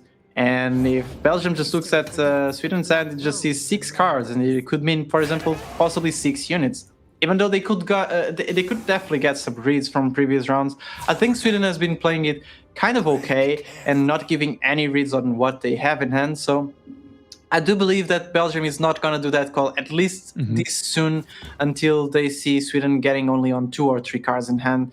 I do believe it's not going to happen. I do like this open attack. It trades really well into everything on Sweden's board, and if not, it's putting 7 damage on a deck that has literally no healing. So maybe 1 or 2 invokes into a Great Beyond is just little, by the way, at this point. For sure. I also really like this attack because while Sweden's scare card to play around is the Ruination, Belgium always has to keep the Reckoning in mind. And this is starting to look like a good Reckoning. I like forcing to push either Nexus damage or at least a couple of freezes to not make Sweden's Reckoning too good. And Sweden is not going to be super happy about these draws. The Yeti, of course, and another Trapper, which gives you another card that it's a good tempo play. But yeah, right now you don't want to draw Yetis. You want Assessors, you want Whispered Words, I guess Hearthguard, or Ashe. I mean, okay, you have an Ashe on board, you have enough freezes, but you're looking to either close out the game fairly soon, or go the long distance for the value game and just keep a draw cycle going. And a Yeti that can just get chump blocked by a 1-1 is not a draw you really want to see for that purpose. Yeah, and Immortal Fire is a very good pick, kind of. The problem of Immortal Fire compared with Great Beyond is Great Beyond has Spell Shield, which makes Sweden having to waste 2 cards to just freeze it. While they don't pick the Immortal Fire because of that, because just 1 card is able to answer it, even though if it has elusive. But I think Supernova is a pretty good pick, because instead of just going for the Ruination next round, which we would think as a good play, we also, as I've been saying, we also know that Sweden's hand is kind of filled with cards, and we don't know what cards they are. They could be units and just killing everything so they just refill, for example, with another Trapper and another Glory Seeker and a Yeti that they just draw, for example, that they played now. It feels bad. So doing a Ruination is not good, and Supernova can deal with the worst case of the units. So if Sweden doesn't open here, they can just Supernova, for example, the Ashe and the LeBlanc, and basically all of the threats are done, and we still have a board to just defend ourselves. Okay, the problem is definitely Reckoning, but if we do Supernova into those units and then they do Reckoning, they just have, in this case, for example, a Yeti to attack. It's not a big threat, so it's a good swing, I would say, a good tempo swing. This situation is so good for Belgium, though, having found the Moonsilver off of the Spacey Sketcher, because they have mana to play Ruination on turn 8, and they can Moonsilver into an Assault on turn 9. Of course, you don't want to slam the Ruination right now. You either want to wait for your opponent to develop more and commit more mana and resources, so that you Ruinate and afterwards the attack is not going to be scary anymore, or you want to let them attack first, just block off all their units and then Ruinate. It's not a play they have to go for, though, because, of course, if you Ruinate and commit yourself to playing Asol next turn, you will only have 1 blocker on the board for your opponent's next open attack. But that's definitely a line I think they'll have in the back of their mind. They will consider. Alternatively to the Ruination, you do have the Supernova as well. Just taking 2 5 attack units off of the board is going to be huge. And They're going for lethal? No, they can't lethal. They have 18 damage on board, though. Yeah, it was almost lethal. I was getting excited for... Never mind, guys. I was just looking at the hand. I was thinking, okay, Troll Chant into a Flash Freeze is lethal. But it's not. It's just 13 damage. They mispositioned LeBlanc. Okay, there they go. 19 damage, and I guess that is still fairly smart because it plays into a LeBlanc top deck. The Sigil of Malice, LeBlanc's hero card, giving a deck that usually doesn't have direct Nexus damage the opportunity to go for direct Nexus damage. But of course, we know that actually everyone in the game knows that the Spacey Sketcher can still chump block one of these units, most likely Ashe, and therefore they are going to be well off of lethal range. But I still like this play. It puts a huge amount of pressure onto Belgium. The Ashe is leveled, and they are saying, okay, if you don't deal with this soon, if you don't get rid of this board or this Ashe, we are going to win the game on the next open attack before you hit your big power turns. This is pretty awkward, the way they're blocking this. I think they want to block the Yeti just to get some damage on the Yeti, because if they block the Ashe, it's not even going to be damage they're doing on the Ashe. So I think I think it's the reasoning why, but I still would prefer the block in the Ashe, just because of the 1 damage. But yeah, this is a pretty smart play from Sweden, just trying to get the most damage possible. And we see the level up from LeBlanc. So, if there was no blockings from Belgium, it would mean that any LeBlanc would be lethal. And we also know that possibly, there it goes. The Supernova that I was talking about initially just deals with this pretty easily without having made a Ruination. Next round we can definitely just do now Moonsilver into one of our 2 Aurelian Souls and just smash it on the board. And even go for an open attack with everything, I would say. Yeah, this block now makes sense, because the Yeti now has a bad trade into the Overwhelm unit, the Charger, so it has to block anything else. I do very much like the Supernova as well. You still have the comfortable board lead, and you just got rid of the only scare card on your opponent's side, which was the Ashe. At this point, I think Belgium is only scared of 2 cards, and it is Ashe and it is Farron. Everything else they can chump block. Farron, of course, not only overwhelmed, but also getting some axes, some decimates to punch in your nexus, which we saw earlier on. But, of course, we do see that Team Sweden does have another Ash and the Crystal Arrow in hand. They can still go for a scary attack, and Belgium here tapping below Ruination mana, which is, of course, fine for now, because you have to expect that Sweden cannot go for another scary open attack into 5 blockers. Even if they play Ash, it's very unlikely they have more harsh winds and freezes and so on, which means next turn they are going to have to invest the Crystal Arrow first, which means you can reply with either the Ruination then, or with trying to develop more units or something, or you can still find a Hush. You can always draw a Hush and get rid of that Ash passive that your 0 attack units cannot block. Yeah, totally. We were hyping a lot Aurelian Soul play, but this is definitely smarter. This just allows you to just sustain for a bit longer, because this feels better into next round on a Ruination. Because if there's Ash into the Crystal Arrow, as we are predicting is going to be the play, we can Ruinate and then Sunhawk whatever Sweden plays. And also now with the pick of the Serpent or the Charger or even the Trickster. No, the Trickster no, but the Serpent or the Charger, we can still be on the board with 2 units to block whatever Sweden decides to just go for. I actually think Trickster is the best pick here just for the elusive damage. I guess I could see Charger for sure. There's no pings, no 1 damage pings in the Ash deck, and it's just a very stat efficient unit, and you bank spell mana even post combat. So yeah, I kind of like the attack, just trading units or forcing freezes, while Team Sweden, of course, is down to 3 cards in hand and only 1 card on board that could draw off of an Assessor. They didn't find a hard card yet, their deck is unbuffed. They are just starting to grind Sweden out of value. Yeah, and this is a pretty common situation for this trash Aurelian Soul type of deck. They just grind the opponents into not having answers, not having value, and they just slow play the game into their favor until just an Invoke finishes the game, or even Aurelian Soul. And it's the case. Sweden totally needed Trifarian Assessor to try to get some draws, and it's not the case. It's we're on turn 9.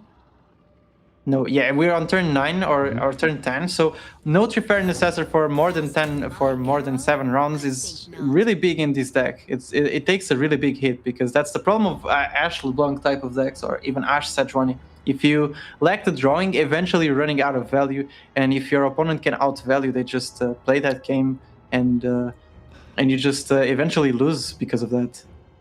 The slick Ash play, though, I think Sweden might go for the open attack here. At this point, Belgium has had, 4 cards in hand for a number of turns, one of them since the mulligan. If they were tracking the hand, they must know that the likelihood of Belgium holding Ruination is super high.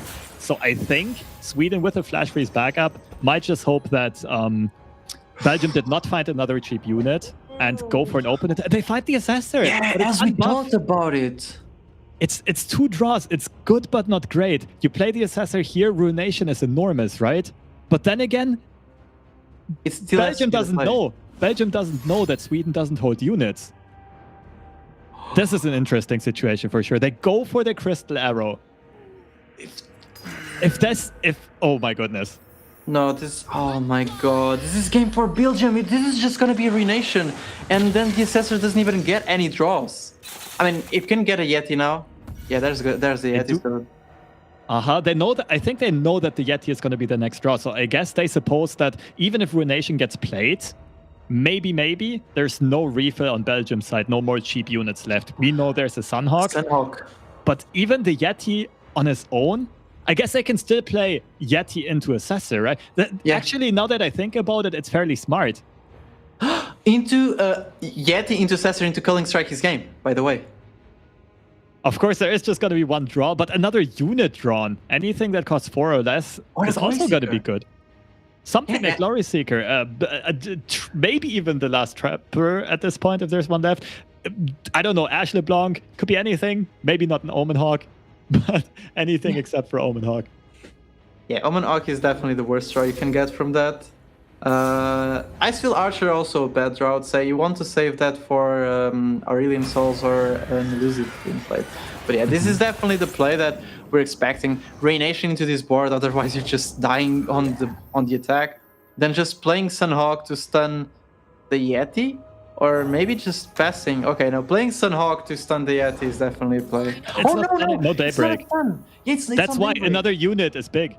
They fight the hard card and they're lacking 1 mana. It's just 1 mana. Oh, this feels so bad. They have to block. Yeah, they have to do the blocking like that. For sure. So, oh my goodness. So, Sweden still has a demanding board lead. And as of right now, Belgium can only play 1 unit, maybe a second one if they top deck one. But Team Sweden is going to have a 1 unit lead, at least. The Vengeance! That's going to help so much with the open tech, but double hard guards on the side of Sweden, which means they're going to have 4 units on board, and this is going to be so tough to deal with. But Thresh, no, Thresh can value trade.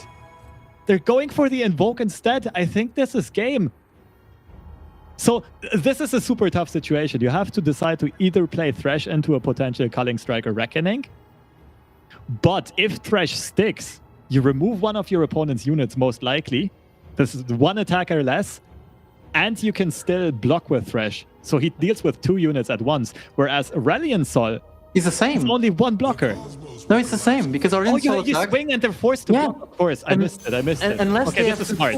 Yeah, unless they have to... Yeah, this is very hard to read. But unless they have 2 spells, like 2 flash freeze or 2 of something, this is going to be the same as playing a Thresh, but more safe because it makes the opponent to have more answers in hand. And we see that there's the double Hearthguard, there's the Vengeance answer. I think Belgium needs to... What can Belgium just top deck here? Maybe the Grasp if they run, a Grasp into the 5-3 into Vengeance, but there's no mana. Oh, no, there's mana, There's mana. It's an atrocity. Oh, no, there's mana? An atrocity, the Nexus, the Spell Shield. The Spell Shield! Oh my god, the Flash Freeze! The Ace-Sol ripped! Oh, the Ace-Sol paid off! This is game! And we see that actually Sweden... Yeah, Sweden only has 1 answer and cannot be... It can't be popped. Oh, if they would have drawn something like a Troll Chant, another freeze instead, they would have had it. But oh my goodness, and oh no, I think Salty Simon is salty. He does not look happy. This is a true tilter. Just a instant concede, not even going through any plays, not even, I don't know, emoting, letting it run out. Snap concede as soon as they see the top deck atrocity. This has to be tough on the mental for sure. This one hurts 100% sure, because not only you were on control of the game the entire time, you just needed the Assessor. When you find it, you also had the actual play to win the game, and then the top deck atrocity was exactly the only thing that would lose you the game, especially because you only have 1 flash freeze in hand, you don't have anything to pop the spell shield. While if you had something else to pop the spell shield, it would be game for your side, so it really feels bad. I mean, it could be answered with an Ush. For example, if there was freeze, it could be answered by an Ush from Aurelian Sol's side. But it's still we're just supposing stuff. So yeah, it definitely feels bad for Sweden's side. That has to hurt for sure.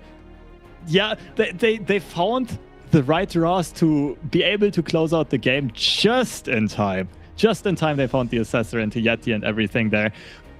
But damn, losing to a top deck like that in a favored matchup has to hurt nonetheless. Especially, yeah, Salty Seaman, where the name already is a bit storytelling. I hope they stay composed. They think their pick through well. And yeah, maybe go for an Ashe again, because still, Ashe does not look bad into that range of decks at all.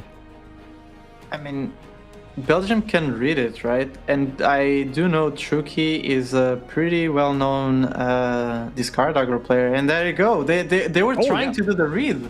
They were trying to go for the discard aggro into the Ashelbank, which was actually a good read.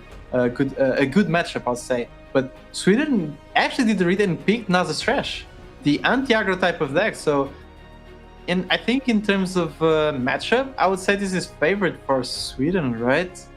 It should be. This card always has a fair chance of high rolling, but the newest version of Thresh Nasus with the nasty curves, with the spam of early units, also having the option to play the Wings and the Wave as defensive jump blockers, have a lot of sustain. Vive Feast is a staple. Maybe they tagged in Whales or a Box, you never know.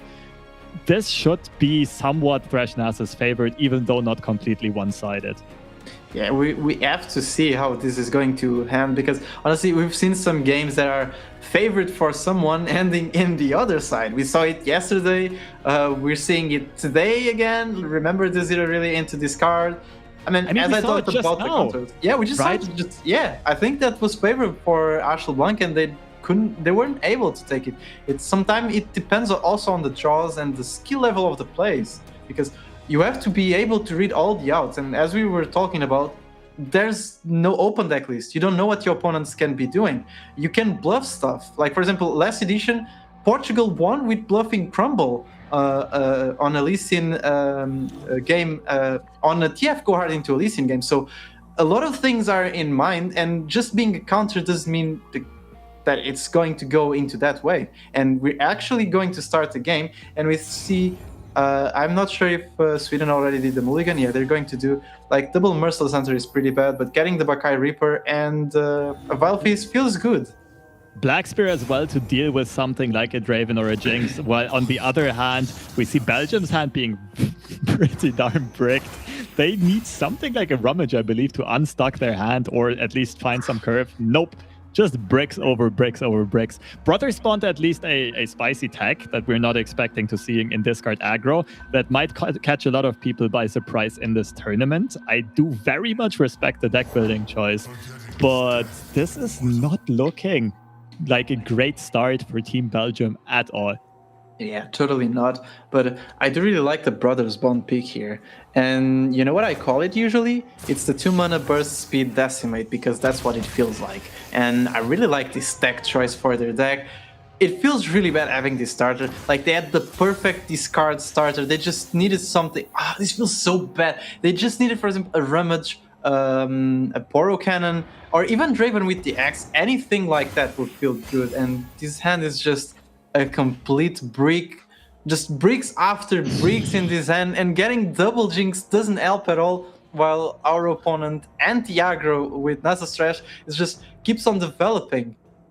Imagine burning 3 mana as the aggro deck on turn 3 in an unfavored matchup. That has to be painful. I think Belgium's players are already looking mildly frustrated, even though they're trying to stay composed. On the other hand, the open pass is interesting, though. You're kind of disabling Belgium from playing Jinx because you are representing a Merciless Hunter. I think that is very smart play. The reason is you have to put Belgium on some hand, right? Almost all the cards in their deck could have been played by now. So them not playing a card yet makes it super likely that Jinx is in their hand. And therefore the pass just slows down Belgium's development even further. And they just draw another discard card. It's just, I mean, they finally got the Zonoid Earthshine, which is pretty good to just unclunk some of the things in hand. But this is also pretty bad, because if they just drop Jinx, Jinx is dead. There is no way Jinx doesn't die with this board. They can just play, they can just do Vive Feast here. They can also do Butcher on the Spider and then do Black Spear. Like, there's no Merciless Hunter to answer. And we also see that there's the Thresh in hand that can directly answer with a trade. We do see that Jinx is just not going to stick on the board. Yeah, and they're going for the Butcher play.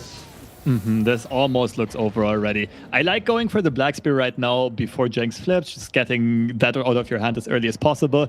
And later on, Thresh can also deal with the next Jinx.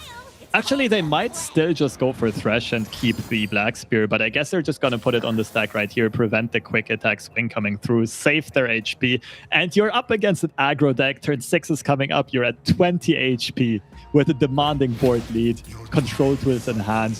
There's nothing more you could have hoped for. This is looking to be quite a non-game, I might almost say. This is like a freebie for Team Sweden. If I was on Belgium's side and I was playing Ladder, at this point I would just be fuming. I would probably just conceding and be like, okay, no, this game is over. Because we're seeing a Bakai Reaper, in fact, 2 Bakai Reapers already 4-2 that can just attack for 8 damage next round. And the worst part is that we lost the Jinx, Basically, Belgium lost the Jinx. They have the discard, the Garrick side that they're going to use to kill one Bakai Reaper, but it's still bad because Sweden can open with a trash, and they can just do a trade with the trash. They can just pull the 0-2 to get another Slay, and then the Bakai Reaper is just attacking for 5 attack.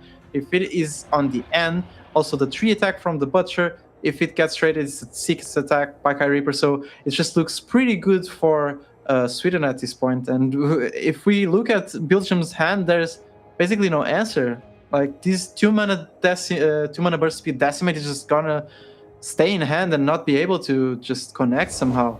I mean, probably can get some good trades. And yeah, there's a way, maybe just playing Draven here, then axing the Jury Rig, and playing the Brothers Bond to get a trade on the Bakai Reaper. Yeah, this is. I think this is what they're thinking. They're going to do axe on Draven, play the Jury Rig, do the Brothers Bond on Draven and the Jury Rig, and being able to trade both the Trash and the Bakai Reaper. That's a very smart defensive play. I like that line. Yeah, Belgium looking to start bouncing back into this game, but I'm not sure if it's too little too late. This Nasus is already going to get pretty big. Of course, Sweden still, like I said, at 20 HP and having a lot of refill opportunities in their hand and a lot of blockers in their hand. Belgium here has a long way to go if they want to close out this game before Nasus takes over. Yeah, they have a really, really long game to climb because even though this play looks promising to do the clear, what else do we do after? Like if you're on Belgium's shoes, what else would you do after? Because there's the Jinx in hand, but there is nothing much. There's just the Flame Trumpers and another Jury Rig, and there is nothing to discard. Okay, you can play the Jinx after and try to get it to just level up, but it just feels bad. It feels like you're not doing anything. Your board is consisting of just 2-0-2 with challengers that are not actually even doing anything. And we already see that Sweden has the Nasus and a Fading Icon into 2 Spirit Liches, so they can just literally refill their hand and even try to go for their win condition of Nasus. It's just, I would just say this is looking pretty, really rough for Belgium at this point. Okay, at least Belgium can level up their Jinx this turn, play their whole hand, and there's no immediate answer on Sweden's side, but I think it might be too little too late because this Nasus is looking to level up fairly soon, I believe. I did not count the Slay stacks, but as soon as Nasus levels up in this matchup against a deck that wants to go wide on board and get a lot of small attacks in, of course, the aura effect of Nasus reducing the enemy's units attack by 1 each is going to pay huge dividends. Yeah, it's just going to be huge. I'm not sure exactly how big Nasus is right now. I've actually lost track of the slays. It's casting the game and also trying to get track of that is pretty hard. I do believe possibly 11-11 or 10-10 right now, so actually just the attack will really proc the level up on Nasus. But we're seeing definitely Belgium is going for the level up on the... I think I would have done it the other way, I think. No, yeah, you have to do it this way, yeah. You have to do it this way. You go for the swing, you pull all the 3-2s and the 4-3 and the 4-1. You can even get a trade and you pull 4, 6, 7 damage. You can just even play the Jury Rig now. You don't care about that. It pulls 1 extra damage on the face right now. Yeah, this feels bad into another Black Spear, but they already saw another one, right? They saw one, so there's no point in playing around it. So I think this is the best play that Belgium could definitely do at this point, trying to level up and put the most damage possible. And keep in mind that this card is a bit of a miracle deck sometimes. It can get crazy draw chains going with Augmented Experimenter and further Jinxes. And we now have confirmation off stream. España prevails, taking down Russia 2-1. Yeah, like I said earlier on, redemption for their first day, and I'm sure they're gonna be happy to not go down 0-2 after the first weekend, but go into week 2 with a 1-1 where everything is still possible, especially in this group. Yeah, so this means that until now all the groups are basically even. I think this is the only group that is not 100% even. And Oh, this is interesting. Okay, this is a very interesting play because it is going to put Nasus on a 15-15, which means that the new Jinx gets another rocket though, right? Yeah, but they have to play Jinx, otherwise they cannot block the Nasus, and it's literally just True. game. Yeah, I think Nasus goes up to 14, level up 15 here. That is absolutely true. So I think they get 2 rockets and are able to put Sweden down to 5, if I'm not mistaken. But the Nasus aura we were speaking of earlier, kind of just nullifying this whole board. Yep. And it was even not needed to get that level up into that point. Like Nasus with the Fearsome, it had to no get second instantly. rocket. Yeah. My bad. No second rocket because it was not played the first rocket, so the hand was not clear. Of course, that's absolutely true. Yeah, and Belgium tried to climb the impossible hill that was the comeback in this game, but I don't think they can get it done. I don't think there are many top decks that can save them. And it's also just a matter of time until Sweden either swings again or finds the Atrocity top deck. They can play Draven here, maybe survive a bit longer. They can next turn axe the Draven to at least have a fearsome blocker, but we do see 2 merciless hunters on the side of Sweden. They can just pull the Draven aside with another card. I think on the next attack we'll already see the game end. Yeah, I don't think this Draven is going to change anything for the fate of this game. I think it's going to end in favor of Sweden, and I believe it's going to end like that, unless some exceptional miracle happen somehow. This pretty much looks like a win for Sweden because, yeah, and this is definitely a checkmate. Belgium plays Draven, then Belgium plays the and they acknowledge it. They just surrender. And it's going to be 1-1. We're going to the third game, indeed. So the story of this game, of course, on one side, Belgium having bricks over granite over bricks as a starting hand. And on the other hand, I think Sweden kind of six-headed this pick ban phase. They probably knew, okay, Ash is looking good for us. And Belgium knows that. And they might be going for that discard pick. So we also know Shuki is a discard, a player who likes playing discard. And instead we go one step ahead, try to six-head this pick ban phase, and play Nasus. And they got rewarded for it. Yeah, not only they got rewarded, somehow that ended up on affecting the RNG of the draws of Belgium. Because, yeah, as we were saying, those were some bricks after bricks. And yeah, it ended up on the win for Sweden. We're going now for what could be actually the last game of the day. I mean, we're not sure if we're going to be able to see some of the games for the off-stream games, but at least the featured matches, this is going to be 100% the last one, unless there's a tie again. I'm not even sure at this point. We've seen 2 ties in the both days we've been on the Masters U, so there could be also that possibility. But looking at the last match, there's always, again, the good pick for the Ash LeBlanc from Sweden, but obviously there's the discard aggro possibility from Belgium, and they've seen that Belgium can pick it, so I don't think they will feel safe with Ash LeBlanc now. And I think the Belgium pick on discard, even if losing the game, is pretty interesting and pretty good, because it can mind game Sweden into a soft ban on their own Ash LeBlanc, so they cannot now, they don't feel safe on playing Ash LeBlanc now because of the discard aggro possibility. They just cannot play with the deck. So it limits, quote unquote, into only 3 options, which is Zoe Vi, Draven Jinx, and the Overwhelms.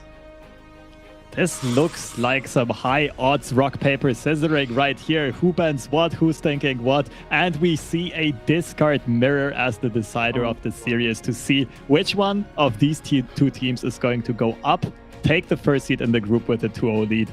Discard mirror. This is going to be an explosive one. I think you're more experienced on discard than I am. What do you expect to see here? What kind of dynamic do you expect to evolve in this game? So I think there are, at least with the new versions, I think there are 3 cards that are very important. Obviously, Jinx is the value generator or the damage generator. Crowd Favorite is also a key important card, and you need it, but you need it with a board. So you obviously need, for example, the Flame Trumpers with something to discard, the Arena Battle Casters, the Zonator Chimes, and all of that. And I believe, did we just, is that just, yeah, and As I was going to say, you need the augmented experimenter to just refill your hand when you're losing in the tempo value against the opponent. But that's a very interesting attack. I respect it though. I mean, as long as you're not playing around hashtags or like Vengeance's Renations, survival skill is always going to keep a very key unit alive for you. May it be crowd favorite or Jinx or Draven, who are usually going to have the highest attack. I very much appreciate and like this tag for a tournament format, especially with closed deck lists. It's a new card. This card. Oh, another. They both had the same ideas. They both big brained this one. And the thing is, this card is really important in this mirror match. Basically, if there's a trade on crowd favorites, you can just literally just discard this with an axe from Draven or something like that. And your crowd favorite is surviving. The funniest part is that both players now have the survival skills, so I want to see how this is going to end. Oh my god, this is actually going to be fast. I think this is going to be a fast game, possibly. This might be an explosive one. So an interesting dynamic here is going to be who can get the first Jinx rocket, because as of right now, it's looking like both people might swarm their board with a lot of 1 HP units, and the first rocket is going to clear the way for a massive attack quite easily. Yeah, totally. A Jinx rocket can just basically completely clear this card aggro deck board, because most of the units are 1 HP, unless it's the crowd favorites or the arena battlecasters, chompers, and the champions. But most of the units are indeed 1 HP, and so one rocket is just a free pass to just an attack if it's your turn. We're also seeing that was pretty interesting on the previous round. Belgium decided to attack only with 2/2 Spider instead of the 1/1, while the 1/1 was also getting good value trades on both the units. I think this has to take with crowd favorites, so we're minimizing a possible crowd favorite from the opponent, while we're trying to also maximize our crowd favorite into having some decent amount of value. And this is, so we saw the crowd, the Draven's biggest fan being played last round. So this means Draven is being is in hand at least this round for 100% sure on the Belgium side. That's the info that Sweden can get. I like that play. Draven is a card we definitely want to see here because it allows us to play Jinx very soon. If we can always discard the survival skills to keep Jinx alive at no cost, we don't have to be scared of our opponents get excited anymore. And we also have the Zonite Urkin in hand, making it very likely that next turn we can play Jinx, level her, and protect her from any threats. Whereas, of course, Sweden, same idea.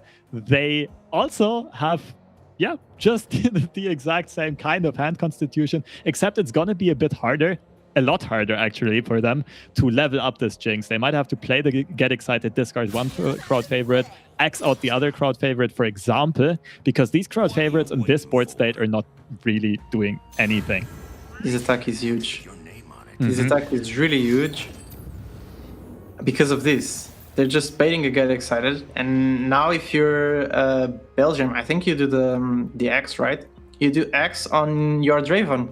It's halfway of a level up, and it's more damage. Possibly. Yes. Or do you save it for Jinx? But you can probably almost guarantee Jinx to be played later on while level. This is also smart. I mean, your Draven attacks anyway. This is way smarter, actually, putting the X on the Battlecaster. And both players elect to protect their Draven, leaving Jinx... Oh, they also asked for a value trade, though. Yeah. All right, both teams with the same idea. Both teams playing very similarly, but of course Belgium having the early board lead and also the easier Jinx level up. Just going Jinx into Zonite Urkin next turn guarantees the Jinx level up, actually. And there's also only a short window of opportunity where... Jinx can die to a get excited. And not only that, there's one interesting thing here. Belgium was able to pull 9 exact damage into Sweden's face. And being an aggro burn matchups, we already know that whoever gets the advantage on the final HP has all the advantage in the matchup. Like, this is not like the Targon mirrors or control matchup where HP kind of doesn't matter. It's more about who gets to the combo first or gets to the most important card first. In here, HP does matter because there's no healing. So getting those damage, it's basically 9 advantage of HP, is very important in a deck that can, for example, just get 2 rockets and get excited to finish the game, or even get another big swing and get excited to finish the game. I do believe this is going to be possibly a Zonet or Trine on the Jury Rig from Belgium side. This is... Oh no! Okay, no. Okay. Of course, they can always burst speed flip the Jinx. They might bait a get excited here. I was looking at Zonite Urkin, the Jury Rig, and then axing the draw, but this might be smarter. Yeah. This might be better. Oh, wait, they can... If they... No, they're lacking... No, if they axe... Wait, can they get the rocket out this turn? No, they can't. I think they can't, right? I think they're lacking 1 mana, yeah. So that means Draven is going to stay on board at least until the start of next turn, but then they'll have a super high likelihood of just rocketing that board while having the board advantage, while having the HP lead. They might already close out this game on this next attack, especially considering Sweden's lack of defensive options right here, as soon as the Draven dies. I'm thinking about the ways you want to level up Jinx. Do you want to do the Sun Archer Trine? Or do you want to go like this? I think this is actually the best play, yeah. I was thinking something different, doesn't even make sense. Ignore it. I was thinking on Zonite on the Jury Rig and then axing the what you draw. This is actually better because it allows your crowd favorite that you just draw to actually not be discarded. This is a huge draw. There's definitely a case to be made for playing that before the swing. Of course, that might make it harder to get the Jinx rocket at the start of next turn.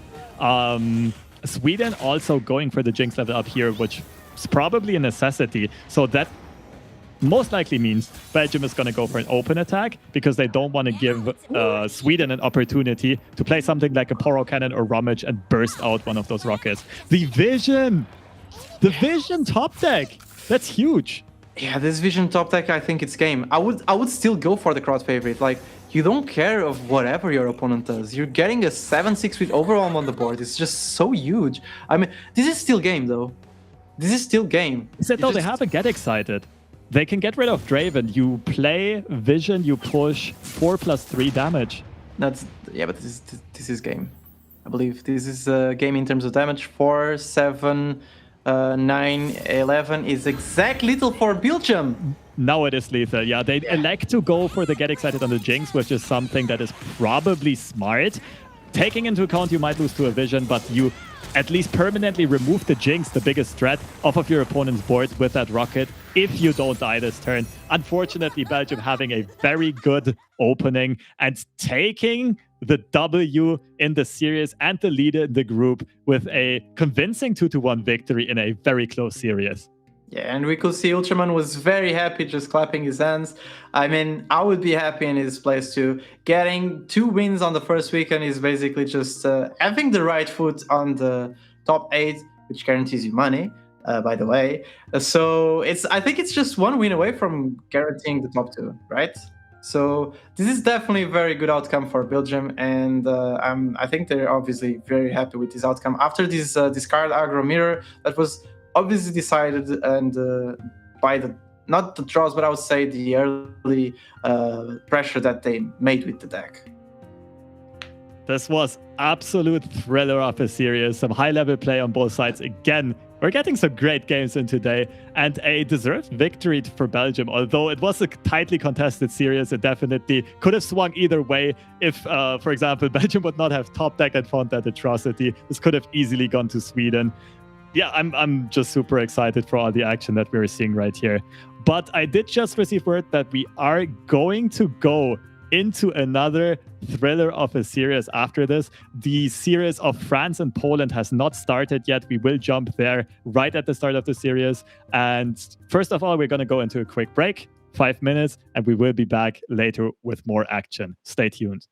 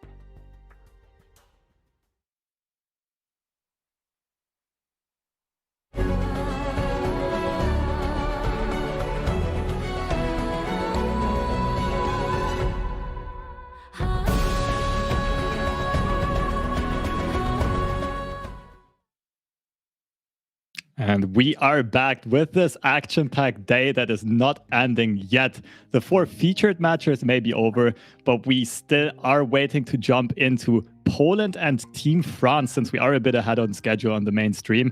But we have to wait for Game 1 to end, and then we can join for Game 2 of the day. But what did you think so far, Manita? Some hype games, right? It was such an hype day. Honestly, I don't think there was a bad quote-unquote game where we was just like having to cast like those type of games. For example, the Target mirrors. We do know that it's kind of hard to cast because I wouldn't say boring, but they're pretty slow and it's pretty much expected stuff. You know, we had pretty interesting games, very close games, very funny outcomes. We see a Tribeam just summoning the 3 mana that recalls all the units. Like, I've only seen that in funny clips, and I've never seen that happening in real life. So it was pretty exciting to see that happening finally, especially on such a big stage. I mean, unfortunately for Finland, that was a pretty bad outcome, but it was fun for everyone, I'd say. And also another tie game, which is so unusual, seeing also the discard aggro mirror, like the last one, like so packed with. And also with the survival skills, I want to highlight this one because of the survival skills. I think it is a really good tech as a one-off, and both the teams brought as a one-off, and they both play at the same time to make both sure that their Dravens will survive. So it was pretty funny to see that happening. And we saw Ukraine just coming back after, I think they lost the first game against Latvia because of zero really into discard aggro. Apparently it's not as counterable as we thought, and sometimes the oppressive deck obviously takes the win. I mean, as I talked about the counters, unless there's a 100% win rate, the counter can always sometimes not works. There are times where it doesn't work, and it was the case. And then Ukraine just pulled it off with a really good play of discard aggro in the second game against the Dragons, which we were pretty impressed. And the last game was, I don't even know. Even the Turkey-Lebanon, all the games were so good, and I'm just hyped for this entire tournament. And this is just the first weekend. We still have 2 more weekends of group stage and the semifinals and the quarters and the finals. Like, there's so many action just packed for us into all these for all these weekends. It's just insane. And I am also super excited for what is still left to come. And what's super interesting to me is that even within this first weekend, we are seeing so many different games, matchup, events, so many different storylines unfold. And the story of today, for example, is the exact opposite of yesterday, as you can see in this results graphic, that the team on the left side has won every single set so far. And the team on the left side is always the higher seeded one. So while yesterday may have been the day of the underdogs, 6 out of 8 lower ranked countries pulling up upsets, this day, it's the day of the favorites for sure, just taking mostly commanding leads, but also a lot of very close and tight series. And what I also like so much about this so far is that most of the groups and most of the standings are still very, very tight, and everything is still up in the air. Yeah, I still believe that I think it's Group A, B, and D are all tied. All the teams are tied with 1 win. Literally all the teams. I believe it's like that. I'm not 100% sure. I could be saying something wrong. Okay, don't bully me on chat, please. But I do believe it's the case, and I think it's only Group C with Belgium, Sweden, France, and Poland that is not the case, because both France and Poland lost their games yesterday, and both Belgium and Sweden won their games yesterday. So Belgium now is 2-0, and Sweden is 1-1. And we're also going to see between France and Poland. One of them is going to have a win, and the other one is going to be in the same spot as, for example, us, Portugal, were on the first edition. So maybe we can see the heroic run in this group. Who knows? Maybe it can be either France or Poland. I mean, from Poland's side, we have Alans and Siu. If it's the case, it would be pretty interesting, and it would be a pretty good run to see. Or even the France side, who are the runner-ups from the first edition. If they start with the 0-2 edition, how will they deal with that? That's a pretty interesting case to study. Of course. I mean, you know something about dealing with an 0-2 start. Of course, you guys pulled the reverse sweep and won this whole thing. But it is, I'm sure it was for you as well, a tough impact psychologically going out of the first week on an 0-2 run and having to recollect yourself, find your wits, and knowing that you'll have to climb this hill, this uphill battle to get back into contention for the tournament. But definitely one of the matches a bit unfortunate it's off stream. But we are, of course, fortunate that now we will be able to witness it. France versus Poland, in my eyes, also two of the stronger countries, of the countries in more of a favorite role. And watching them match up here might be a super duper interesting one. Yeah, and even though for the featured matches we got Turkey versus Lebanon as the game of the day, I would say for the off-stream matches, France versus Poland seems like the game of the day, honestly. This is a game where both teams are on a 0-1 start. One of them is going to be 0-2, and there are pretty high stakes. Like, one of the teams is going to be one loss away from being out, so they have to play it out pretty correctly, and I think it's going to be a very packed action game. So I'm pretty excited for us to get into the second game, which is the one we can only enter, because we cannot spectate the first game yet. I really want to go into 3 games, honestly. I think Chat really wants to see 3 games too. I mean, 2 games, which is the ones we can see. So I'm pretty excited to this one. I would like to see this one going into the full extent of the best of 3.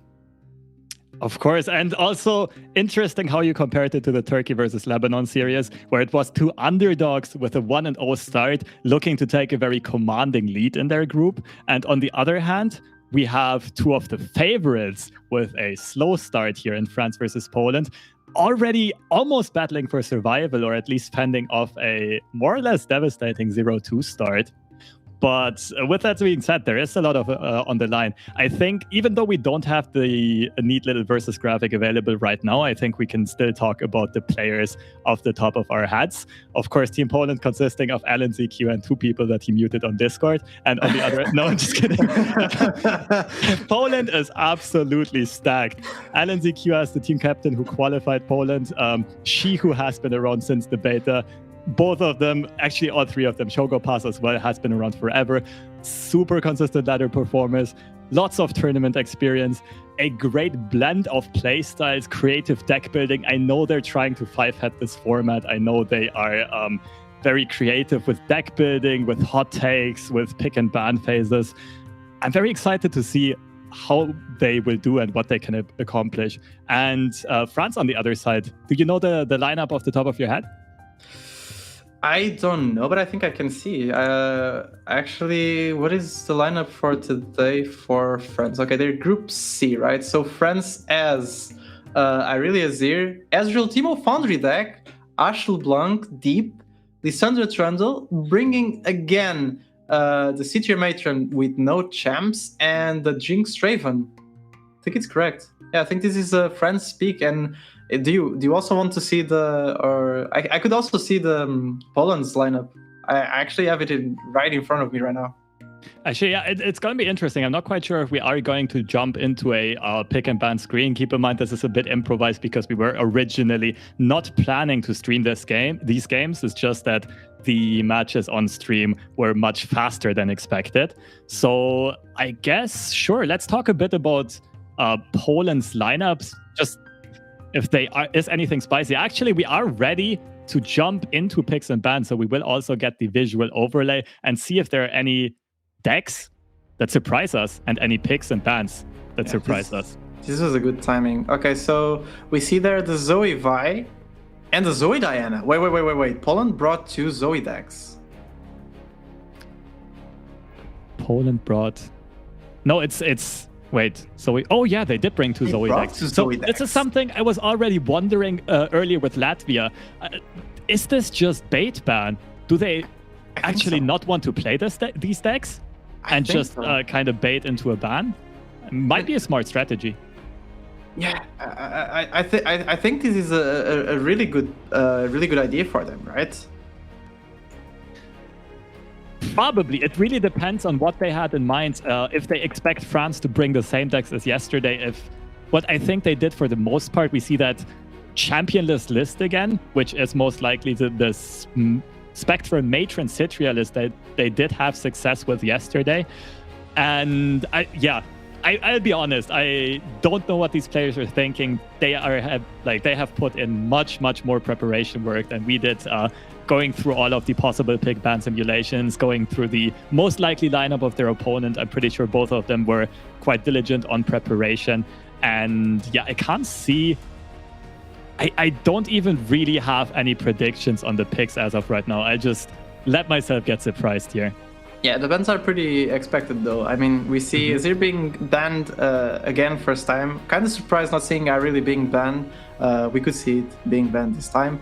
But I think the second one, for example, as we were talking about the big brain, we could say, of Poland to bringing two Zoe decks, it could be exactly the bait. They want, for example, the other team to ban Zoe, and then Poland could do the bans according to that. So basically, it's like, okay, so we know they're banning Zoe, so we only have 4 decks, and we know these decks can work in certain ways. So I think it's trying to big brain. It's like a bait, but it has a lot of high stakes because this is a really top level gameplay, and obviously it has to be a really good bait, and I think the players can read those type of things. So it's still some interesting decks. I really like the Zoe Diana. It's a Atro Invoke deck, and it's a really strong one that we've been seeing since the first, no, not the first, but the second seasonal that has occurred.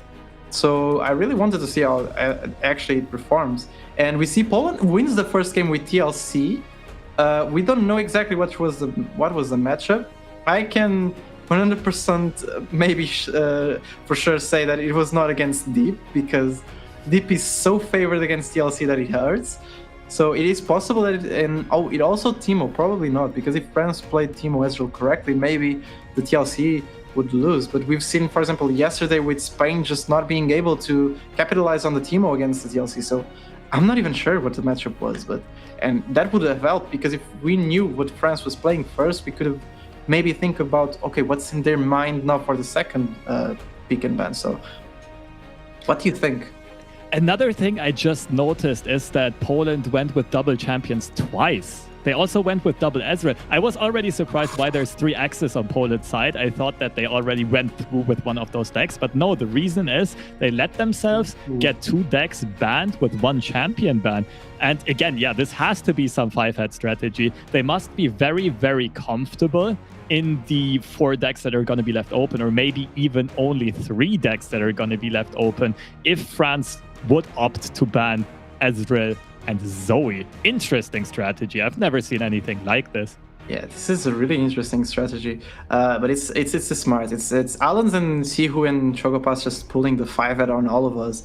I mean, if you predict the bans from their side, like if you know, okay, they're probably going to ban Ezreal because Draven Ezreal is really bad into one or two of their decks, and also the Ezreal because the Teemo Ezreal, which is also good against 1 or 2 of their decks, we can already just try to predict their bans. We can do the bans the way we want. That's the thing. The problem with this competitive format right now, with this meta, is that you're always inclined to ban Azir Aurelia because it is too strong, and also the Trundle Lysandra because it's also too strong, or possibly even the Thresh Nasus because it's also too strong. So it's kind of hard, but maybe Alan's Poland and also Sihu and Chocopass, probably they actually got the big brain on France. I mean, they have the advantage right now, and they're going for the Zoe Vi into discard aggro, and that's a pretty good pick. If this is one of the more common versions of Zoe Vi, this should be another good matchup for them. Most Zoe Vi lists recently have been tagged fairly well against aggro decks, against stuff like Azir Aurelia and Thresh Nasus on ladder. I think I mentioned that before already. I'm not really expecting them to go for the same Tri-Beam build that we saw earlier on from Finland. If this is more of a regular Zoe Vi list, or even a hardcore anti-aggro list, which is definitely a consideration, they are going to be pretty favored in this matchup.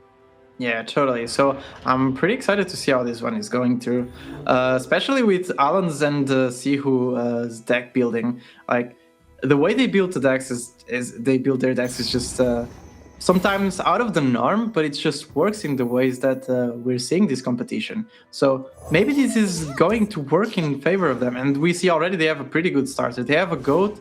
They have the Thermo Beam, which this is a really good Thermo Beam. Even though you want to save them for Draven and Jinx, you really want to mitigate the most damage early on you want. So yeah, this is we could say it's kind of a trolley attack from 0-2, but this is a really good card from Poland's side to answer this. They can play the GOAT now. They can play or even the Ballistic Bot. I think the Ballistic Bot is better, right? They play Ballistic Bot into then GOAT. and the attack with the goat and get the gem, and then discard the gem to get to play the Spacey Catcher. There's a lot of possibilities here for Poland. Interesting. Yeah, for sure. Pass is also not bad, keeping 2 mana open for the second Turbo Beam against something like an Arena Battlecaster. Although you might want to save that beam for a Draven or a Jinx. It's a bit of a tough one to navigate these early turns against a deck as explosive as Discard Aggro. I could see all of the lines of development make sense. I don't think they go for a bot into a Dredger. I could see bots into Spacey Catcher into Goat, for example. Or bot into even playing the Ignition, so it threatens the Flame Chompers right away into a Goat. A lot of lines, as early as turn 2, they decide to go for the Mountain Goat. Just had a flashback to this little clip from Mountain Goat turn 2. I know what... Yeah, I think most of the LRR community is going to mean which one I reference to. But they did play the Goat on turn 2, and it was apparently not a misplay. Yeah, it was not a misplay indeed. It was a pretty good play that just faded what I could say is attack card from Spain. Not Spain, my mistake. France. They're close. They're neighbors, but it's not the same country. It's a pretty good tech, as I've mentioned it before. A lot of people have been slamming a one-off Mystic Shot just to deal with this type of decks that have early units. I think it's also good against Trash Nozzles because of the small units. You can just answer with a Mystic Shot early on, especially, for example, Buckeye Reaper. But we see the quick response for against the Draven. We play the Thermal Beam, as we were talking about. Thermal Beams are really good into Dravens and Jinx, and they're doing the job. And again, the attack from France. Yeah, this Turbo Beam was on fleek. 3 mana to remove one of the key units on your opponent's side before Draven generates another axe. Again, I really like the GOAT development, not only because Poland had the attack token threatened to get a free gem as discard fodder for the Spacey Catcher, but also because discard aggro usually just doesn't run Mystic Shot. Not really expecting the GOAT to go down there without generating any value. Yeah. Who would have thought GOAT development on turn 2 can actually be correct? Yeah. And we're seeing something that can be honestly really bad for Poland's side. So the second development of Draven for the French side is just coming on turn 4, even though we see the answer with the Zoe attack to just try to get try to get the spell that they're discarding. They really don't need that. They can just develop a Spacey Catcher. Both the Spacey Catcher and the spell do the same. So you can have another unit on board and pay 1 less for the Discover. My mistake, for the Invoke. Yeah, this is such a good start for Team Poland. Not only do they have a wider board than discard aggro on turn 4, but also because they managed to keep that board so narrow, they don't really have to worry about any crowd favorite or any vision or battlecaster. Just like these explosive swing turns that might put out a lot of pressure and threaten their Nexus. They're still chilling comfortably at 20 Nexus HP going into turn 5 with a blocker lead against discard aggro. There's just one problem for Poland's side, I would say. If you look at the hand, I would say in 2 or 3 turns, they just lose all their gas. It just disappears. They don't have anything. So I think for this round, they 100% want to go for some treasures on the Ignition, just to get some draws going and see what they get. I mean, next round, they can go for the Serpent for a possible trade. When they can Serpent into the Draven or even a possible Jinx that can come now and Mystic Shot it. They can also discard with the Spacey Catcher another Ignition and get some more value, like Dog, that can just draw you a card. So even though it looks pretty narrow, a pretty narrow hand for Poland right now, like it looks like they don't have that much value, they can have some ways to sustain themselves and try to find that value. So it's actually it's a pretty weird situation for Poland, where they're controlling the board pretty well, but if they're not careful, they will run pretty fast out of resources. I do agree, but the Ballistic bot is gonna do miracles here, and I think Poland is gonna very much prefer and try to preserve it to stay alive. Because of course they can go Spacey Catcher, discard 1 Ignition, turn that Ignition into a real card, maybe even a Celestial Doggo, drawing another card.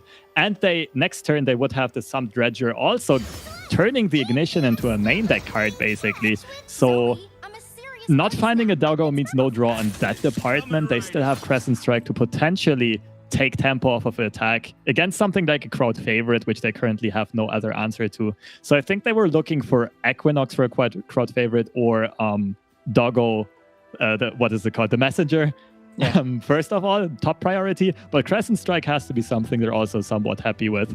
And like you said, they will need to find some value in the next couple of draws, though, or convert some Dredger and other cards into more value.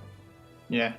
The one good thing for Poland, though, is that we see France's end is just a very weird it's in a very weird situation, definitely, because we do see this the axes are going to be played into a vision. We could have actually played the 3D rigs and go for a big swing, but there's the answers from Poland's side. They can just block with 1/1s, the Spaces Catchers. And I do believe that Poland is also going to answer with a Mystic Shot on the 1/2. Or not? Yeah. Okay, interesting. Were they playing around something? I think I know what they're playing around. I think they want to save that Mystic Shot for a Serpent into Mystic Shot on a possibly Draven or even Jinx. I mean, it feels kind of bad because, as we were talking about, basically they need some draws, they need sustain, they need to get some value, and Zoe was getting that value because of the spells. Agreed. Zoe is a clean value generator there. An additional win condition, although it's actually possible that she might have survived longer. But I also very much understand why you would want to... Like, you currently don't have any other answer to a Jinx. You know your opponent is going up to 2 axes in hand. So if they are holding a Jinx, they could have flipped her right away this turn. And if you keep the Mystic Shot, you have Serpent into Mystic Shot on the open attack to remove Jinx, possibly before she even generates a rocket. So playing around Jinx might have actually been the correct play there. This does mean that you are in a bit of a, like we were talking about the whole time, in a lack of value type of situation right here, right now. Yeah, definitely this does seem like Poland is starting to get out of resources faster than the discard aggro. This feels weird. A Zoe Vi with less draws than discard aggro is just overall weird. But I do believe now that for Poland, they probably can try to go into some treasure on these Crescent Strike now. I mean, for the next rounds, I do believe most of the time France is going to be opening, but we can, on Poland's side, they can also just wait and try to do some treasures next round after seeing what they draw. Like, she's not good here? I just realized how good the Get Excited on Team France, though, was. Not only they would otherwise have been burning mana, but they also realized shutting down and removing the Ballistic Bot in a deck that really wants to have discard fodder is going to be key. You have to expect your opponent to run some Dredgers, you have to expect them to run Spaces Catcher, you already saw it. Some cards like Get Excited, and just knowing that your opponent is fairly low on cards in hand, and then getting rid of their value engine. Very smart play, deciding to prioritize board control here over just burn damage to Nexus, while of course Poland's Nexus is still at 20 HP. And the open pass coming in from Team Poland. This is pretty interesting because I do believe if France Open is going to open with at least 1 axe on Draven, and it would mean 5 to 6 to 7, 8 damage. I mean, they're pretty healthy with the 20 HP, honestly. They didn't take that much damage. They were able to sustain all the attacks from Team France. So this is a pretty healthy pass. I mean, everything in their hand is not that much interesting, and they want to see some more drawings. They want that Serpent for a possible Jinx. They want that Mystic Shot for the same reason. They want to Driss out maybe this Crescent Strike for this possibility. As we're seeing now, the crowd favorite is just going to get answered pretty easily. But yeah, I think that was a very smart pass by Poland going into the into the Augmented Experimenter turn, right? Because there are only 2 real threatening cards your opponent can play in that situation. That is Jinx, and we can then reply with Serpent into Mystic Shot, especially after we just saw a Get Excited get used. And the other threatening card is Augmented Experimenter, and if I'm not mistaken, I don't think if he has no target, does he still discard the hand and cycle? I'm not quite sure, actually. I think if there's no target, it doesn't do it, right? Right. In that case, it's a very smart play to kind of reduce the risk of your opponent having some of these key cards, because you have answers to everything your opponent could either open attack with or develop. And while not having a great hand to do any proactive plays, going for a more controlly approach here on the pass is definitely an interesting line. But still, Poland is in the same situation as before. Needs to get some type of either big cards drawn or some draw cycle going. Something like Vire Star Shaping would be good, or Fangs, more invokes. Anything that really helps them to put more stuff onto the board or to draw deeper into their deck. France's pass here is pretty smart, honestly. They do acknowledge that this 3 damage doesn't mean anything compared to any big development in Poland's side. And for example, if Poland decides to pass here, having good stuff in their hand, it could be a good swing for France, because their hand is pretty good right now. Not their hand, my mistake. Their hand is not that good, but their board is really, really good. So that was definitely a pretty... that was a really good pass, but Poland reading that and acknowledging that the second Mystic Shot is not needed anymore, and going now for the Fangs development. They found the Fangs. That's pretty big. I actually think this... the doggo! Yeah, exactly messenger. The chain that we were talking about. All right. Another thing to mention here, though, about the pass by France is that it really looks like Team Poland is holding a Star Shaping, right? And they're keeping they're passing with 7 mana with a bunch of cards in hand. You know they didn't do proactive plays earlier on, so it's smart to pass and bait them to Star Shape for 0 healing first and then take the attack. But Poland, of course, with a Dredger into the Fangs, into a Doggo, into another Fangs, into a Solari Priestess. Value problem solved. Targon is back. Yeah, this is just giving me all the PTSD from previous metas. This is just Targon being Targon. We were just talking about, okay, where's the value? The Equinox! Oh my god, yeah, this is... How do they always invoke the right answers at the right time? How do they do it? Right on time. This is an interesting pass, honestly. Like, they acknowledge they don't need to use this Equinox now. They can just hush it and trade it, right? So this is pretty smart from Poland. Good job, Alans and Shihu and Trogopas. This is very smart, honestly. Like, they're saving reactively, or more proactively, more proactively the Equinox for possibly good trades on their attack, or even, for example, if there's another crowd favorite, they can just use the Equinox there. If there's an attack now, they just hush it, do the trade, and the Equinox is still a good value for a future crowd favorite that might show. And as we see, France doesn't want to attack with their 1/1s, it's just easy trades. So this is very smart play from Poland. They're just playing the matchup correctly after getting a good start, no value for the mid game, and now finally finding their answers. It's just, they managed to get all the good answers now, and everything is just going according to plan. Like, Alans is finally unmuting their teammates and is finally saying, okay, we got this. Maybe. This might also kind of bait a Whirling Death off of the Draven onto the Fangs. It looks like by far the best play. France is not going for it. Probably acknowledging that Poland might easily have a Hush in hand and going for the overwhelm damage instead of losing the crowd favorite. So kind of backfiring there, not playing the Equinox earlier. This crowd favorite is at least going 2 for 1.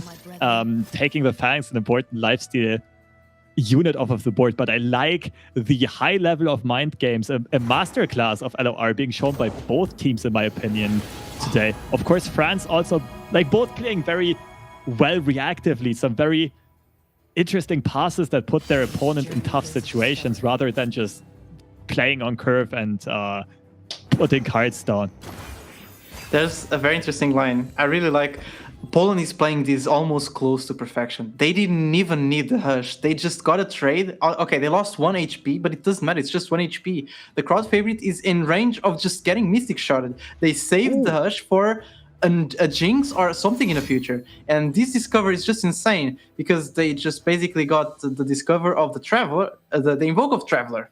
And Traveler just gives another value generator, basically. And we get the Falling Comet, which is an answer for Jinx. Poland's hand is just answers. France cannot do anything, and little do they know that this game is basically over. So basically Poland is just playing the Serpent. It has a good trade into the Draven, which we're going to see being traded. They can just literally attack with everything. Crowd favorite cannot block.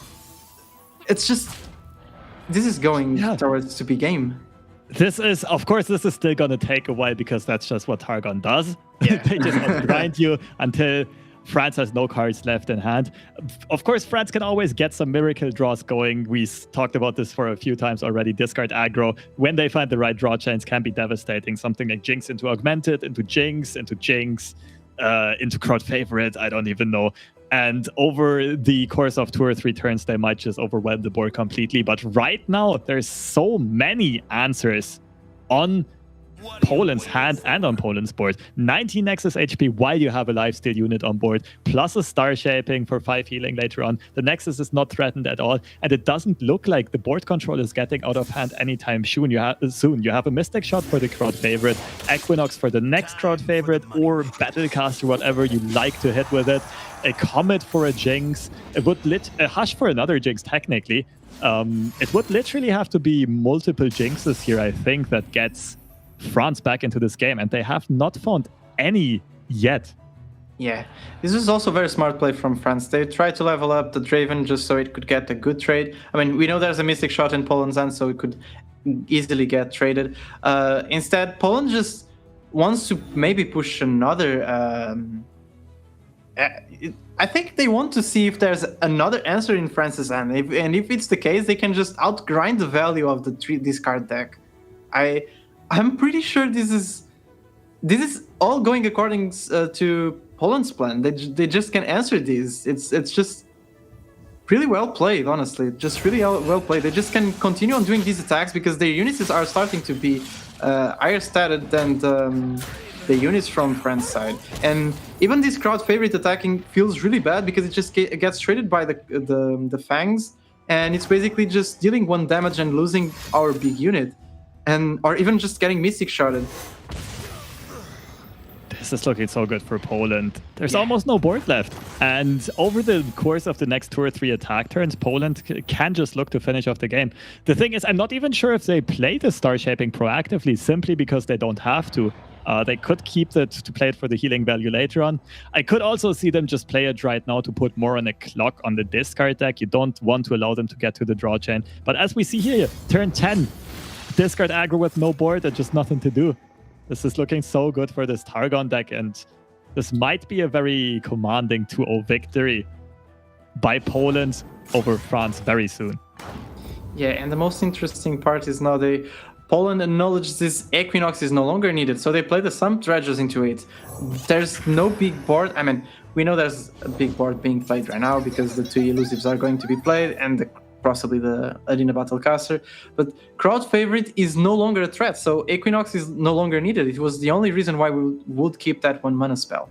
And from France's side, this draw was pretty mediocre. Like Draven's biggest fan is definitely not what we wanted to see on France's side. France wanted to see possibly a Jinx, something that could put them back into the game. And even with that, we know exactly that Poland has the exact answer as a Comet for Jinx. So Scourge, Great Beyond, Living Legends, 3 really good options there off of the Star Shaping. Living Legends is really smart over here. Living Legends is just on a hand that only has 3 cards. It's just refilling with a lot of options that you can play. And I think in Poland's case, when they play the Living Legends, they're going to play the most units possible. So maybe playing... for example, all the lower cost units and spells just to try to get the most value possible. You don't even need to try to finish with an elusive at this point because they have a blocker. You just need to overwhelm the board against a deck that literally does that. A deck that overwhelms you in the board and was not able to do it. And there is the Vi finally, but she is not even leaded, coming down too late. Usually you're happy to see her in the opening hand, especially in this matchup. But of course, Poland having had a fairly good early start, and France not really having a lot of threats drawn to be able to put on the board. None of the Jinxes or Experimenters. We see Survival Skill, the spicy tech card, but the Rummage is not finding the cards they were looking for. It's probably going to be Zonite Urkin on, I don't even know, Get Excited. Maybe you just get rid of the Survival Skills here. And it's just looking so dire for Team France right now. It's looking really, really rough. I really don't see a way for our friends to pull this out. Like, okay. Something? That's definitely something we can play with. I mean, And it's in reality, it's not. We see the falling comet in Poland, right? So this is game, right? This is gonna be a game next round, and we don't even care about the Vi draw in Poland's end. Like Vi doesn't even do anything at this point. We're just overwhelming the board so much that Vi is just another unit we're going to have. It's not as impactful as it should be on the early game. I'm pretty sure this is game. I don't want to jinx. I don't want to jinx, but I don't want to cast the curse. But I think this is a game. Nice pun there. Yeah, it's either Vi into Comet or Living Legends keeping Comet mana open. The only threat that you have to be wary of is going to be Jinx. You have an answer for it in hand. The upside of putting a Vi on the board is you are representing lethal on the next open attack. And Team France going for the instant Jinx level up here, playing the Get Excited first, emptying their hand. Jinx is going to level as soon as he hits the board, but just going to tank a Meteor to the face right away. Yeah.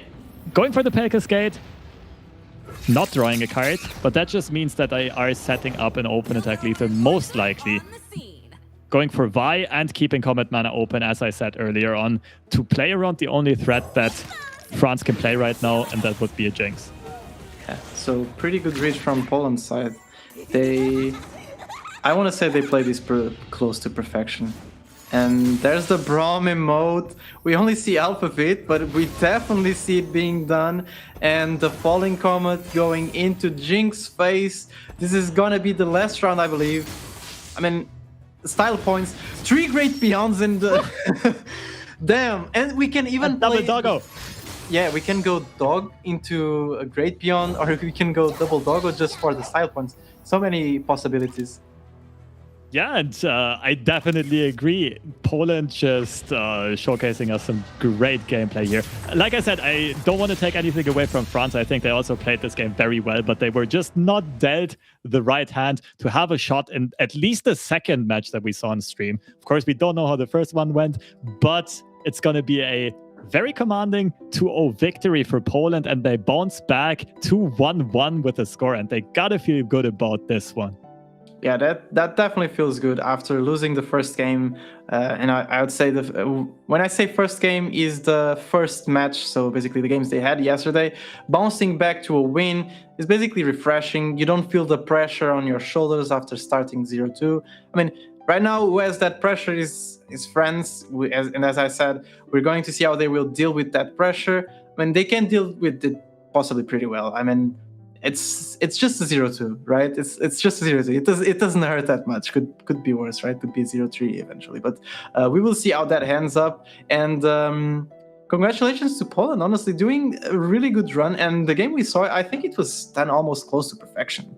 Like all the answers, all the things they tried to do were like close to perfection. I really liked when they tossed the Equinox, no longer needed, then saving the Ush because you could just trade the Fangs into the crowd favorites because you didn't need to kill it because it was just dealing 1 damage because of the overwhelm with 3-2 of lifesteal. It was overall just really well played. They knew exactly what they had to do on the matchup. We don't know anything about the first one, but I think it was something similar, honestly. They probably just played it close to perfection too. Yeah, I think resourcefulness was one of the keywords there, not investing more resources than they had to and being very reactive as well with the passes. And yeah, we are going to take another look at the game results from today and later on in the standings as well. But today, I think this was the only time that the lower seeded team actually won. But I'm hesitating to call Poland an underdog just because they don't quite have the top ladder ranking. That does not mean that they are an underdog by any chance skill-wise. Yeah, and saying that Poland is an underdog is definitely an understatement because it's definitely not. Like Alan's, and as we said, Alan's, Shihu, and Chogopas making the team is a pretty stacked one. So this is just in seeds. That's what we're talking about. The underdogs winning is just about seeds, but it doesn't reflect exactly on the teams because we know everything, every team here and everyone is pretty much equal on play level, and that's why we're always saying this is a stacked tournament. But definitely a complete opposite from yesterday. Yesterday was the day of the underdogs. Today is the day of the powerhouses, just taking the wins. And we can actually even see the standings just to see if I was correct when I said something earlier. So And wow. Yeah, I was wrong. Group A is also the same stage as Group C, but Group B and Group D just looking very, very juicy there. All right, only 2 teams with 2-0s and 2 teams with 0-2s. Everything else very spread out in power level, which just shows you how well distributed not only the groups are, but also the skill level of the teams and the players. Yeah, like we said earlier on, everything's still very much up in the air in all of the groups and on all of the sides. Of course, additional pressure on Italy and France, and a little bit of relief on Belgium's and Turkey's side. But of course, yeah, you can tell us from experience that going down 0-2 does not have to mean anything yet. Honestly, going down 0-2 just gives you a boost of confidence and adrenaline to just really win everything after that. So if we're going to see the exact same thing as we saw in the first edition, I would say it's either France or Italy winning this one. But we have to wait until the end of the whole thing to know exactly. But definitely this is still everyone's game. Everyone can still make it in all groups. And as you said, France and Italy with a little bit more of pressure, but it doesn't mean anything. And it just confirms everything we've been saying, that all the teams are pretty much equal and even in skill level. And that's why we've been seeing a lot of close matches and very interesting games.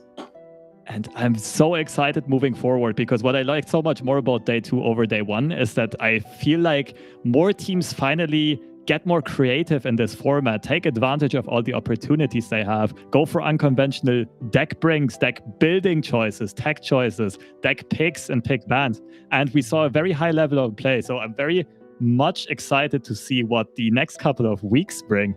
And here we have week 2, day 1. Why don't you take it away, Manitas? Yeah. And talking about next day games, said that I'm not going to see Portugal on the mainstream, but we're going to see France versus Belgium, United Kingdom versus Finland, Germany versus Turkey, and Spain versus Ukraine.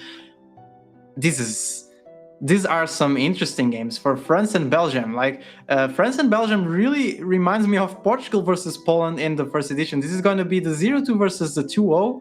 And if Belgium wins, guarantees basically the top cut, while France losing guarantees that they're not doing top cut, I would say. So some pretty interesting matches. Also, Czechia versus Portugal will just give the advantage to one of their teams. And Italy versus Lebanon. Italy will try to basically fight for not being out, and Lebanon trying to get the second win to just breathe a little bit of relief. And we have also a Spain versus Ukraine, both teams also on 1-1 and just trying to get advantage as the same spot as Russia, Latvia. This is actually pretty interesting. Like, all the games feel interesting. I really like also Germany versus Turkey. Turkey will try to get the win for the advantage and guarantee the top cut, while Germany is trying to get some distance from Italy and Lebanon, I would say. What do you think is the most interesting match for you? Oh, I don't even know. For me, probably Germany, Turkey, because I am a bit biased, and it seems like these guys are playing for a lot. Turkey going up with a commanding 2-0, positively surprising me so far as well, taking down Lebanon today in the featured game. And I want to see what Germany has in store, how much they can actually put out, how well they can perform in this matchup. But then we also have the interesting storylines in France versus Belgium, and off-stream Russia versus Latvia. Some friendly countries, I would say, turned rivals here and having to face each other. Maybe knowing each other's play styles and deck preferences and pick ban strategies better than most of these other competitors do. And also the other matches off-stream just look super interesting. Every one of them. Italy, Lebanon, Czechia, Portugal is probably one that you're interested in and looking forward to. And Poland versus Sweden, who both kind of put on a masterclass today. I'm very happy that Sweden managed to stay composed after this tilting game 1 upset with the Atrocity top deck. And they showed us that they have like the mental endurance to not tilt and come back, reverse sweep that series. And yeah, I'm excited about just about any game on this card. Yeah, so we were talking about Sweden, basically Salty Simon showing that he's actually not that salty with that second game, but everything just looking pretty interesting. I really like that Poland versus Sweden game. It's looking very interesting. I really like the France versus Belgium, and it's definitely the one that I'm looking forward, especially in the next day, because of the storyline of France being one game away from losing and Belgium one game away from going to top cut. Yeah, and with that being said, this is going to be it for the day. Fresh Lobster and Benitez here. Our first debut as casters. It's been a fun one. We will be back next week on Sunday, but first of all, bringing you the action on Saturday is going to be the beloved Impetuous Panda and Mogwai, just covering all of these action-packed and like super interesting matches that we saw earlier on. But with that being said, we're out. See you guys next week. See you all, guys.